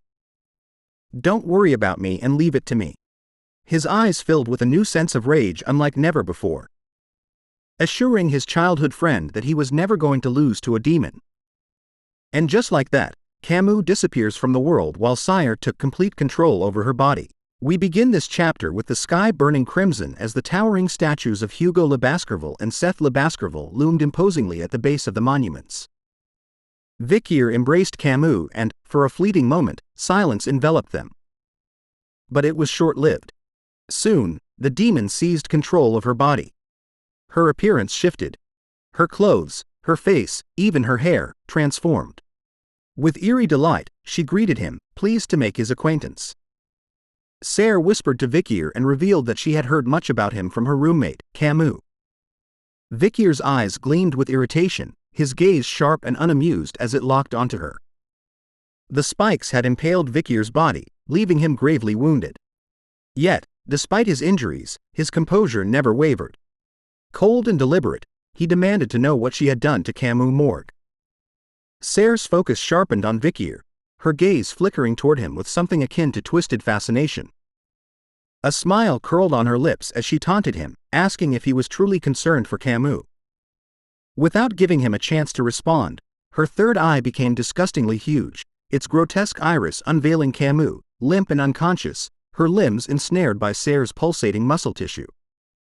Seir's grin widened, exposing rows of needle-like teeth as her expression darkened. In a hushed, mocking tone, she explained that Camus was sleeping deep within her right now, that she had every right to claim the girl's body for the day. Then she sneered, questioning how long Vicier intended to hug her for. Before he could react, Seir summoned her power. In an instant, skeletal warriors materialized overhead, their spears poised to strike. The undead lunged forward, their weapons slicing through the air. But just before impact, Vicier released his hold on Camus, now seized by Seir, and leapt backward, putting several yards between them. As he landed, the gaping wounds in his chest began to knit themselves shut, flesh weaving back together with unnatural speed. Seir rose to her feet, studying him in eerie silence. The skeletal warriors remained motionless around her. Then, a flicker of amusement crossed her face. With a casual touch, she reduced the undead to ashes, her lips curling into a demonic smile. This was no ordinary battlefield. They stood within Andromalus's exclusive trap.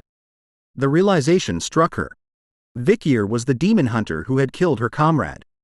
A dark irony settled in her mind. The man Camus had been searching for was none other than the infamous demon hunter himself. Seir's slender fingers drifted absently to her chin, her nails lightly grazing her skin as her mind churned with suspicion. Her gaze lifted slowly, drawn to the distant heavens.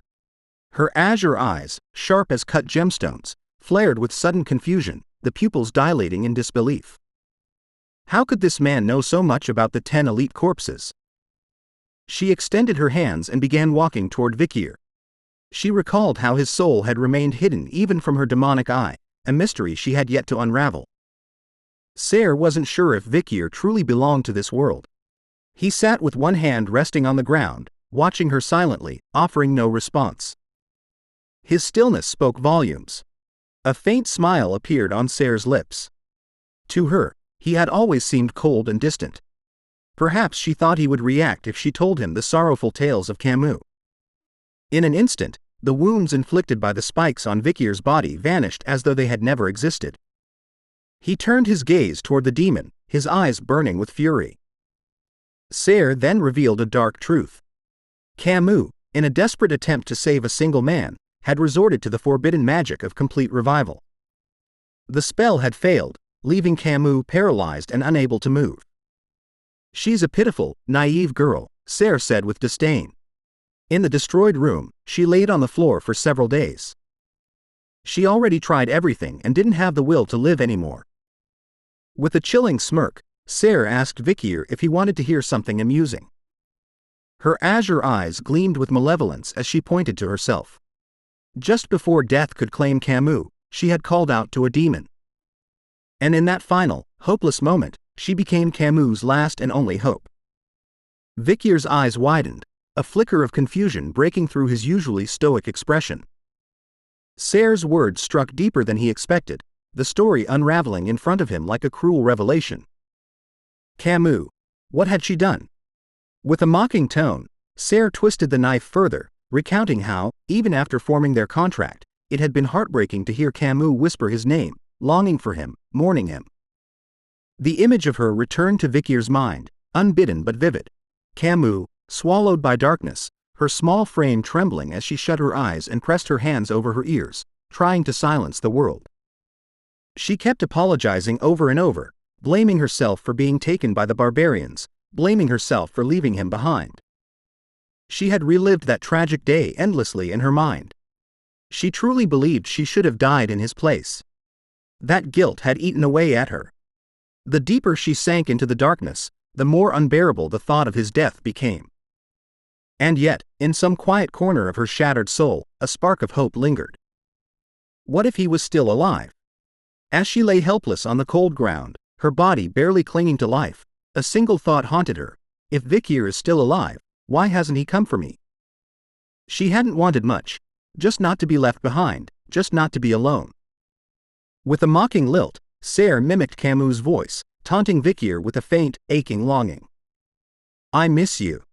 Blazing with hatred, Vicier drew his sword and charged. His intent to strike and kill the demon was unmistakable. Seir raised her hands calmly, a smile curling on her lips. His eyes cold and unwavering, Vicier slashed at her with deadly force. Yet, just before the blade could land, he froze. Seir's gaze locked onto the sword, her azure eyes gleaming with smug delight. That arrogant smile deepened as she grasped the truth. Vicier understood the demon-forged contract that tied her life to Camus'. If Seir died, so would Camus. In a swift motion, she activated the magic circle etched beneath them. Black lightning erupted with a deafening crack, and from the ground, a skeletal head emerged, undead and monstrous.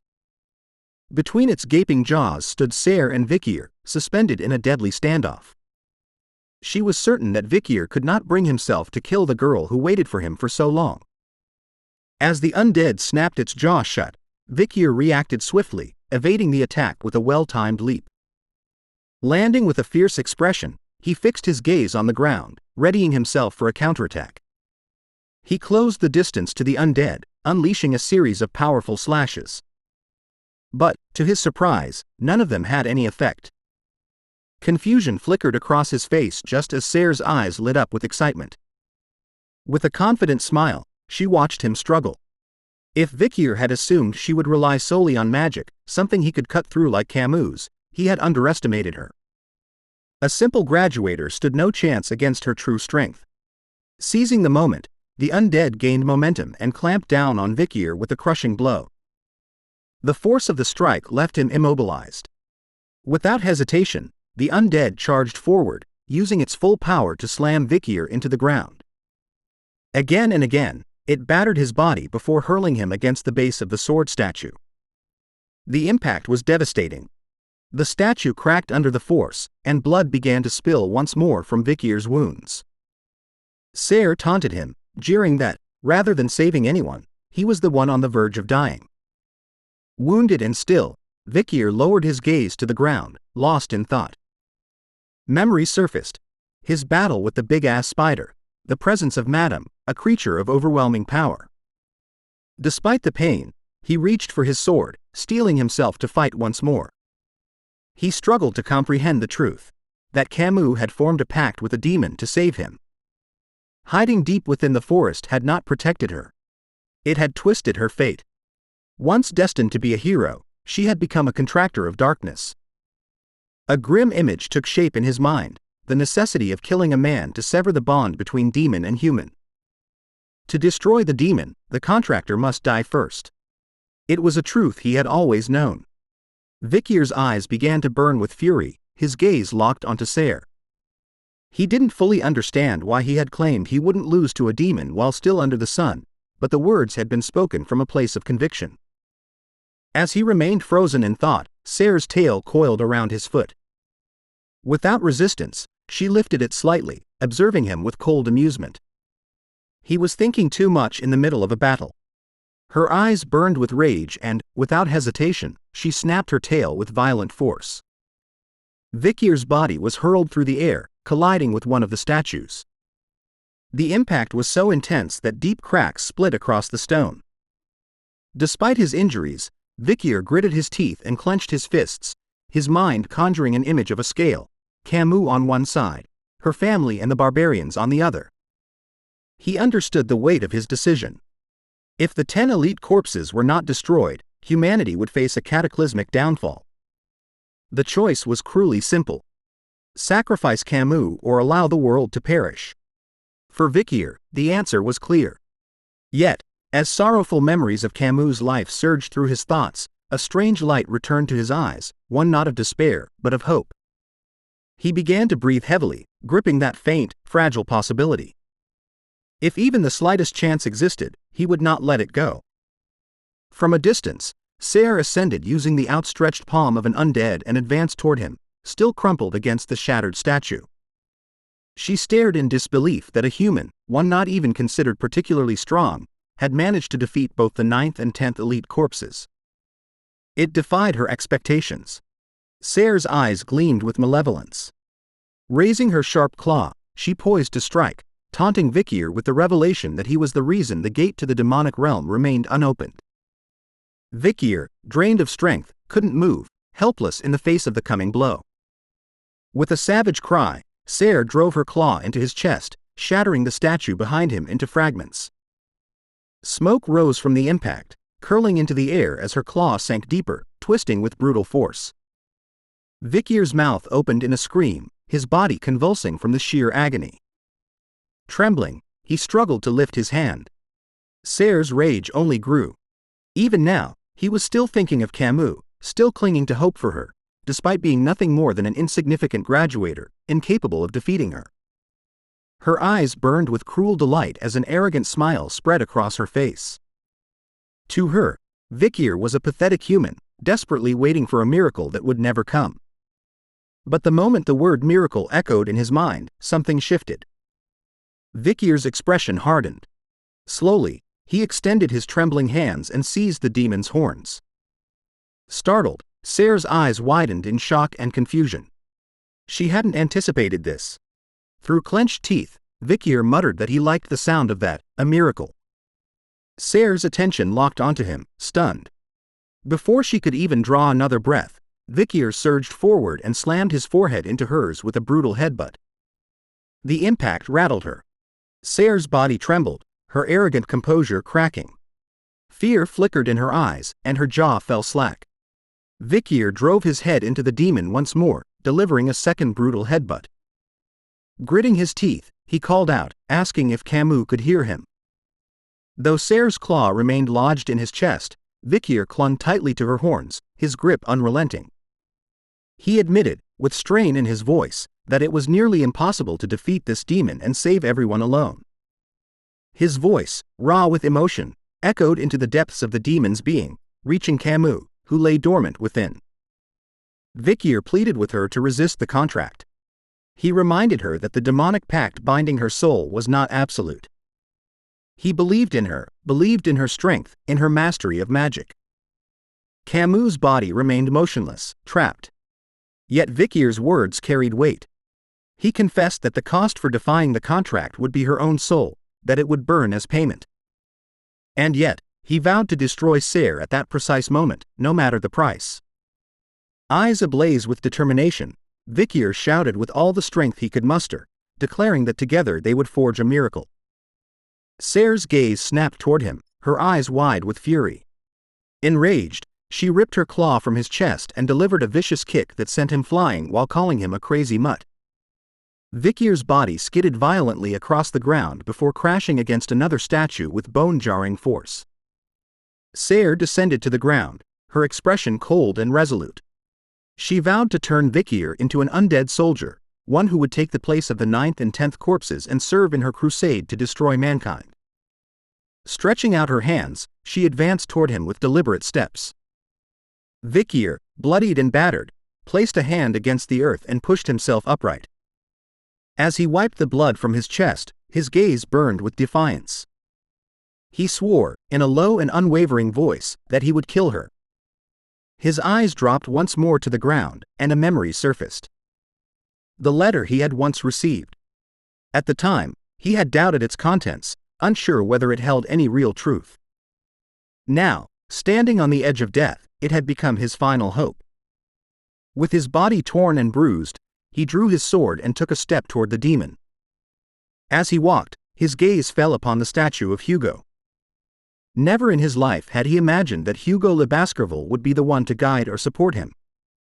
And yet, in this moment, it felt as if some part of that legacy stood with him. Seir stood across from Vicier, her presence shifting as the air around her grew thick and oppressive.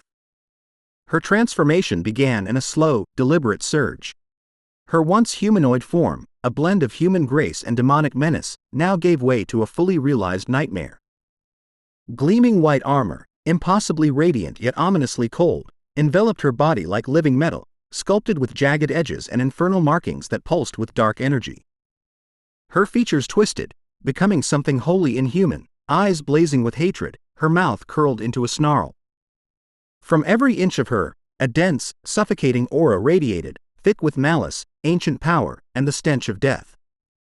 She raised her hand and, with a bone-chilling hiss, summoned her scythe, an obsidian blade curved like a crescent moon, its edge dripping with shadows. With a voice that resonated like a curse upon the world, she announced that Vikir van Baskerville will die. Vicier stood unmoving, his body bloodied and battered. Yet his resolve remained unshaken.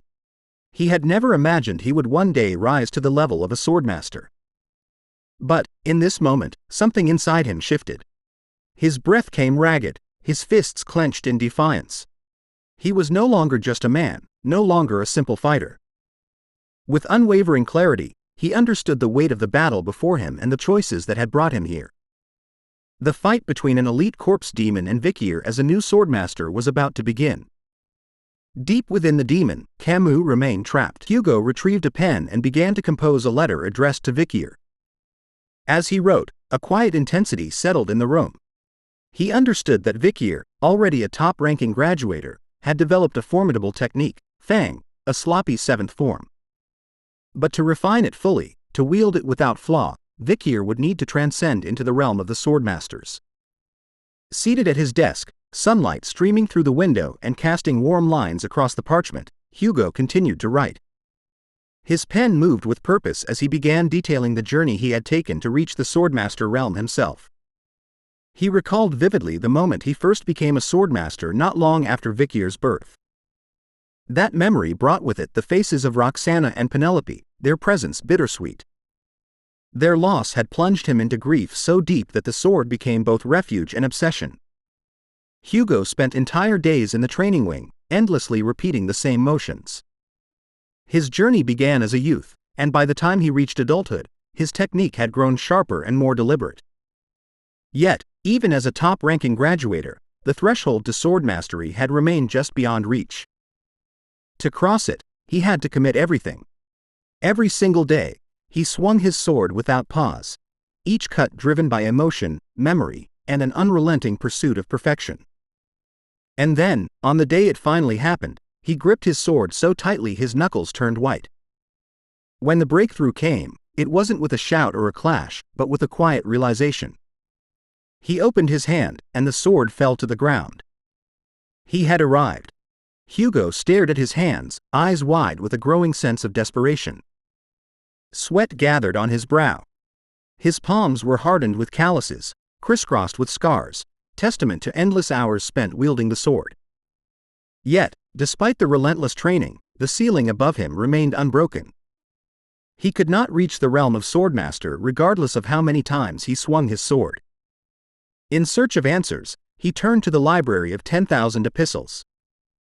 It was there, buried within the countless tomes, that he discovered the words of a previous swordmaster, wisdom passed down to distant descendants. The book he found contained not just words, but a faintly glowing magic circle etched into its pages. According to its teachings, to become a graduator, one must discard all emotion, but to become a swordmaster, one must reclaim them.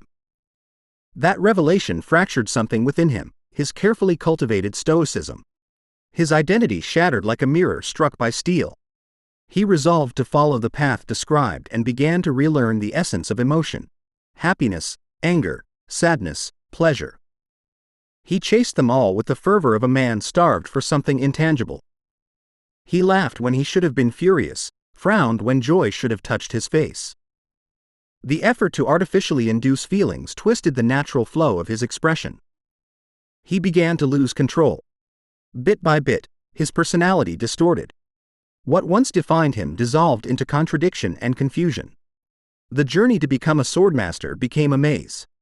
And the sword could no longer satisfy the emptiness that had taken root within. In a desperate attempt to quench this growing void, he poured himself into the only legacy he could shape, his bloodline. Using his power and influence, he revived the strength of his clan, fathering many children in a bid to expand his reach and power, to create something enduring where fulfillment had eluded him. The image of his children crawling across a field scattered with swords surfaced in Hugo's mind, small, fragile bodies navigating the blade-littered ground as tradition demanded. Following the unyielding rules of the family, he had sent them to the Cradle of Swords, a trial meant to forge warriors from the moment they could walk. But something unexpected happened in the place he least expected. As Hugo observed from the shoreline alongside the butler and several others, one child suddenly broke away from the rest and hurled himself into the water. Alarm surged through the group. No one knew why a child so young, so unaware of the world, would struggle with such fierce determination, nor why he endured the pain of the icy water flooding his tiny frame. Hugo placed a hand over his chest, startled by the pounding in his heart. His eyes widened as a strange sensation surged through him. Mana began to stir, not from will, but instinct. He was feeling something he hadn't felt in years. A rush of emotions overwhelmed him: happiness of finding talent, anger because he sent such a young life into a cruel place, sadness from injuries on the child and himself, and pleasure from looking forward to this child's future. Those emotions swirled together, overwhelming the cold rationality that had long defined him. Without hesitation, Hugo leapt into the water. He moved through the waves with purpose, seized the child by the foot, and hauled him to safety. That single act, spontaneous, instinctive, and brimming with raw emotion, was his turning point. By the next day, he found out that he finally reached the realm of the Swordmaster. Now, in the present, sunlight filtered through the office window as Hugo continued writing the letter to Vikir. His expression was solemn, his pen steady. He included a final truth. Becoming a swordmaster and even finding Pomeranian were things he owed to Vikir. The path to mastery, he wrote, was not paved by cold perfection, but by the capacity to feel deeply and live fully through the chaos of emotion. He trusted, without doubt, that Vikir too would find that path. Seir funneled mana into her scythe and swung it with violent force, unleashing a torrent of slashes through the air. Vikir crossed his arms in front of his chest, raising the Beelzebub sword just in time to block the barrage. Sparks flew from the clash, and his eyes widened with surprise. Her strength was formidable. As the battle intensified, Vikir's gaze darkened with rage. Hugo, in this life, had become someone utterly unrecognizable compared to the man he had once known. The bitter realization churned inside him. Across from him, the demon Seir grinned wickedly, her eyes gleaming with malevolence. With a clenched fist, she summoned a massive magic circle beneath her, warping the battlefield with its ominous glow. Vicier, now stripped of the power of the Saintess's power, knew he had to depend on himself now. To survive, to win, he would have to reach the level of swordmaster on his own. Through his own awakening, the circle beneath Seir flared to life, and jagged spikes fashioned from skeletal remains erupted from the ground, striking Vikir's body with brutal precision. His chest tore open as he was flung into the air, blood splattering through his gritted teeth. Pain rippled through him, each breath a torment, just as Hugo had once said. Rage and sorrow burned deep within him. Vicier crashed to the ground, his body skidding and bouncing against the shattered terrain. Seir looked on with delight, her smile wide, her eyes dancing with cruel amusement. To her, he appeared broken, weak, a shadow of his former self. But then her smile faltered, her delight turned to fury. Vicier was still moving, still breathing. And worse, his eyes were not filled with despair. They were glowing with something far more dangerous. Despite his body being torn and bloodied, deep wounds streaking across his limbs and face, Vicier stood tall. His chest rose and fell with strained breaths, but his eyes, burning with unshakable confidence, never wavered.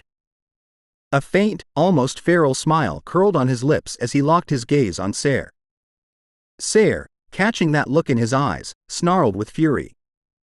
Her scythe pulsed with power as she unleashed a storm of slashes. All of her strength poured into the barrage.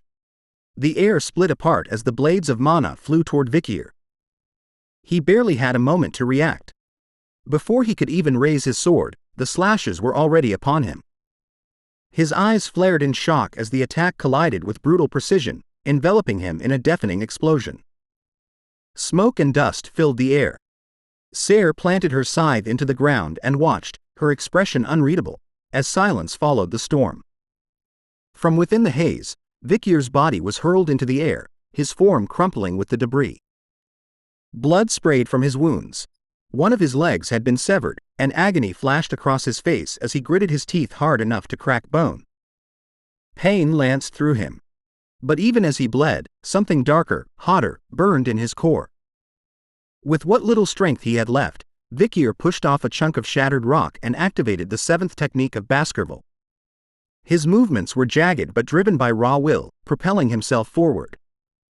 Rocks scattered beneath his feet as he closed the distance between them. Seir turned, eyes narrowing in disbelief as she saw him charging, still standing, still fighting. Her body tensed, scythe raised, a murderous gleam flickering in her gaze. Vicier roared, fury igniting every fiber of his being, and brought the Beelzebub sword down with all his might. The blade cracked against Seir's skull. But instead of cleaving through, it bounced off with a sharp metallic clang. Her head snapped back, but she remained standing. Confusion gripped him. Questions flooded his mind. Why hadn't it worked? What kind of power was protecting her? But before he could make sense of it, Seir's lips twisted into a smug, arrogant smile. Her expression dripped with disdain. Pathetic. She sneered, her voice laced with venom. Still haven't learned a thing. With a swift, vicious motion, she seized Vicier by the face, her fingers digging into his flesh as she leaned in, her eyes glowing with malice. She taunted him, declaring that it was impossible for someone like him to break through her armor, an invincible shield forged from darkness. Vicier instinctively grabbed her arm, but his grip was weak, trembling. His eyes shimmered with a mix of shock and desperation, while Seir's gleamed with wicked delight. She hurled him to the ground with monstrous force, the impact shattering the terrain and sending shockwaves through the battlefield. "You call that an attack?" she mocked, her voice cold. "You're barely scratching the surface." Without a moment's pause, she dropped to one knee and slammed her hand against Vicier's throat, pinning him to the ground with crushing force. Her body radiated a thick, ominous aura, shadows curling around her like serpents in the dark. Eyes closed and lips tugged into a pleased, sinister smile, she relished the moment. To her, Vicier was already defeated. Seir's grip only tightened, holding him immobile against the cold earth. A magic circle ignited beneath her, pulsing with purple runes that shimmered with dark energy. "So tell me," she whispered, mocking. "Did you really believe Camus could break free from the demon's contract? That she'd ever wake up and resist me?" Her laughter echoed across the ruins, bitter and triumphant. From the glowing magic circle beneath them, several hands erupted, one of them seizing Vicier by the head. Smoke curled from his nose as a searing rage built within him, but he could do nothing. More hands followed, wrapping tightly around his limbs and torso, locking him in place. In a heartbeat, he was completely immobilized. Seir's eyes gleamed with cruel delight. She rose to her full height, raising one hand toward the sky as though summoning divine judgment. Her lips curled into a grin as she taunted Vicier, daring him to resist what came next. Above them, a second magic circle formed in the sky, pulsing ominously. From its depths, a storm of spectral hands rained down, dozens, then hundreds, striking Vicier's trapped body with devastating force. The sheer power of the impact blasted a crater into the earth, smoke and dust engulfing the battlefield in a thick veil. When the haze cleared, Vicier lay at the center of the crater. One of his arms was gone, and blood spread beneath him in a growing pool. His body was mangled and broken, his flesh torn and soaked in crimson. But even then, he moved. Seir's gaze locked onto him, her expression shifting from triumph to confusion. He was still alive. With a trembling hand, Vicier pushed against the ground.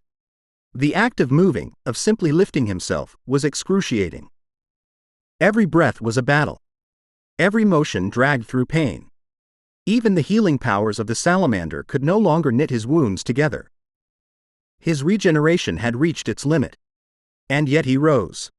Seir began to approach, her footsteps slow, wary. She stared at him as if trying to determine whether what she was seeing was real. Was this man truly human? Vicier didn't look at her. His gaze was cast downward toward the bloodied ground beneath him. It was hard to even stand up. Vicier couldn't regenerate his body with the swamp marsh salamander's skill. But still, the memory of his embrace with Camus filled his mind. Remembering that moment, Vicier, despite the agony coursing through him, began to move. He rose unsteadily to his feet, the smoke around them slowly thinning. With only one arm remaining, he drew the Beelzebub sword and started walking forward, every step toward the demon a defiance of death itself. Then, through the lingering haze, Camus' voice rang out. She called Vicier an idiot, her words biting with affection, saying she hadn't fought her way back just to see that expression on his face. Vicier froze. His bruised, bloodied face turned slowly toward her, his one eye wide with disbelief. For a moment, the battlefield seemed to fall into silence. Seir, too, was stunned. Her eyes flared with confusion and rage, unable to comprehend what was unfolding. Camus reached up, her hands trembling, not with fear, but resolve, and began peeling away the demon's skin from her face. Her eyes glimmered with clarity and courage. With a soft, determined smile, she told Vicier she had done exactly what he asked. Panic overtook Seir. She shouted, reminding Camus of the cost. If she resisted the demonic contract, her soul would be shattered beyond repair. But Camus didn't flinch. Using both hands, she tore away more of the demon's corrupted guise from her face and neck. Her voice rang with steel as she told Seir the truth. She wouldn't last long, not like this. Then, with fire in her eyes, she turned to Vikir and told him to cut Seir into pieces. She added, almost playfully, that if he failed, her neck would just have to become the sheath for his sword. Vikir's gaze dropped to the ground. A breath escaped his lips, a low, tired sigh, but a smile tugged at the corner of his mouth. Even now, at the edge of death, she still joked like that. She wasn't just surviving. She was fighting with everything she had. At that moment, Vicier understood. She was truly born to be a heroine. And for that, he decided she deserved a perfect score, 100 out of 100. Camus tore the last of the demon's skin from her neck and stood tall, smiling, the fire of resistance blazing behind her eyes. Vicier's breath was ragged, blood still trickling from the corner of his mouth when Camus, her voice soft but steady, asked if he finally understood. Her hand reached out to him, trembling but determined, her gaze filled with quiet fire. "Show me the man I fell in love with." A flicker of terror crossed Seir's face. The demon sensed it. This moment wasn't going her way. Panic twisted her features, and, in a desperate move, she forcefully reclaimed control of Camus' body. Behind her, a massive magic circle unfurled like an ominous halo, casting an eerie red glow across the battlefield. "They're insane," Seir hissed through gritted teeth, her voice dripping with fury and disbelief. She extended both hands, snarling. "Did you really think this would be enough to break my armor?" Without waiting for an answer, skeletal tentacles erupted from the magic circle, writhing through the air like cursed serpents, each one aiming straight for Vicier. But Vicier didn't flinch. He unsheathed his blade, its steel glinting with an intense, pulsing mana. The sword began to hum with energy, resonating with his heartbeat. He stepped forward, unwavering, and, in a single breath, he moved. His swings were fluid, deadly, precise. The tentacles were cleaved midair, shredded into harmless fragments before they could reach him. Seir's eyes widened in disbelief. Her confident smirk crumbled into a stunned silence as she watched Vicier walk through the chaos like a storm given form. Then it happened. Vicier's chest began to glow faintly, a warm, radiant light emanating from his heart. Mana surged outward, not wild or violent, but alive. It was no longer just power. It was emotion, raw and untamed. Rage, sorrow, joy, love. It all pulsed through him at once. He understood now what Hugo had meant. The heart wasn't just muscle. It was memory, meaning, and every feeling they had tried to bury. Inside the demon's third eye, Camus hung in suspension, her arms bound, her vision dark, but she felt him. She knew he hadn't forgotten her. With tears glimmering in her lashes, she lifted her head. A faint stream of light began to pierce through the shadows. Her lips parted in awe as she whispered his name. The demon's third eye was sliced open in a single stroke, and Vicier, bloodied and smiling, knelt before her. His sword rested across his lap as he looked up at Camus with the gaze of someone who had found something long lost. Camus' breath caught. Her jaw dropped as the moment washed over her. Vicier wasn't just angry because she'd been hurt. He wasn't only sad because she had to fight alone. He was alive in that moment, because she was there, because this reunion, impossibly, had come to pass. All of those emotions surged into his body like a flood, and his hand gripped his sword tighter as the mana intensified. His eyes burned with elation and, with a cry of determination, he moved. In the blink of an eye, Vicier blurred past Seir, his blade flashing like a falling star. He landed behind her, the battlefield still. Seir gasped. She didn't understand. She couldn't understand. She turned her head, confusion etched across her face as the pain began to ripple through her. Vicier didn't say a word. He simply walked away, his back to her, as his mana erupted inside her like wildfire. And, for the first time, the demon screamed, a raw, guttural sound that echoed across the battlefield as mana burst violently from her body, erupting in chaotic streams in every direction like cracks splitting through a dam. That was the perfected form of the Baskerville's Clan 7th technique, performed by a swordmaster. Thanks for watching the latest part from the voice of Manhwa. Subscribe for more content and don't forget to comment below what you want to see in the future. Like and share for more.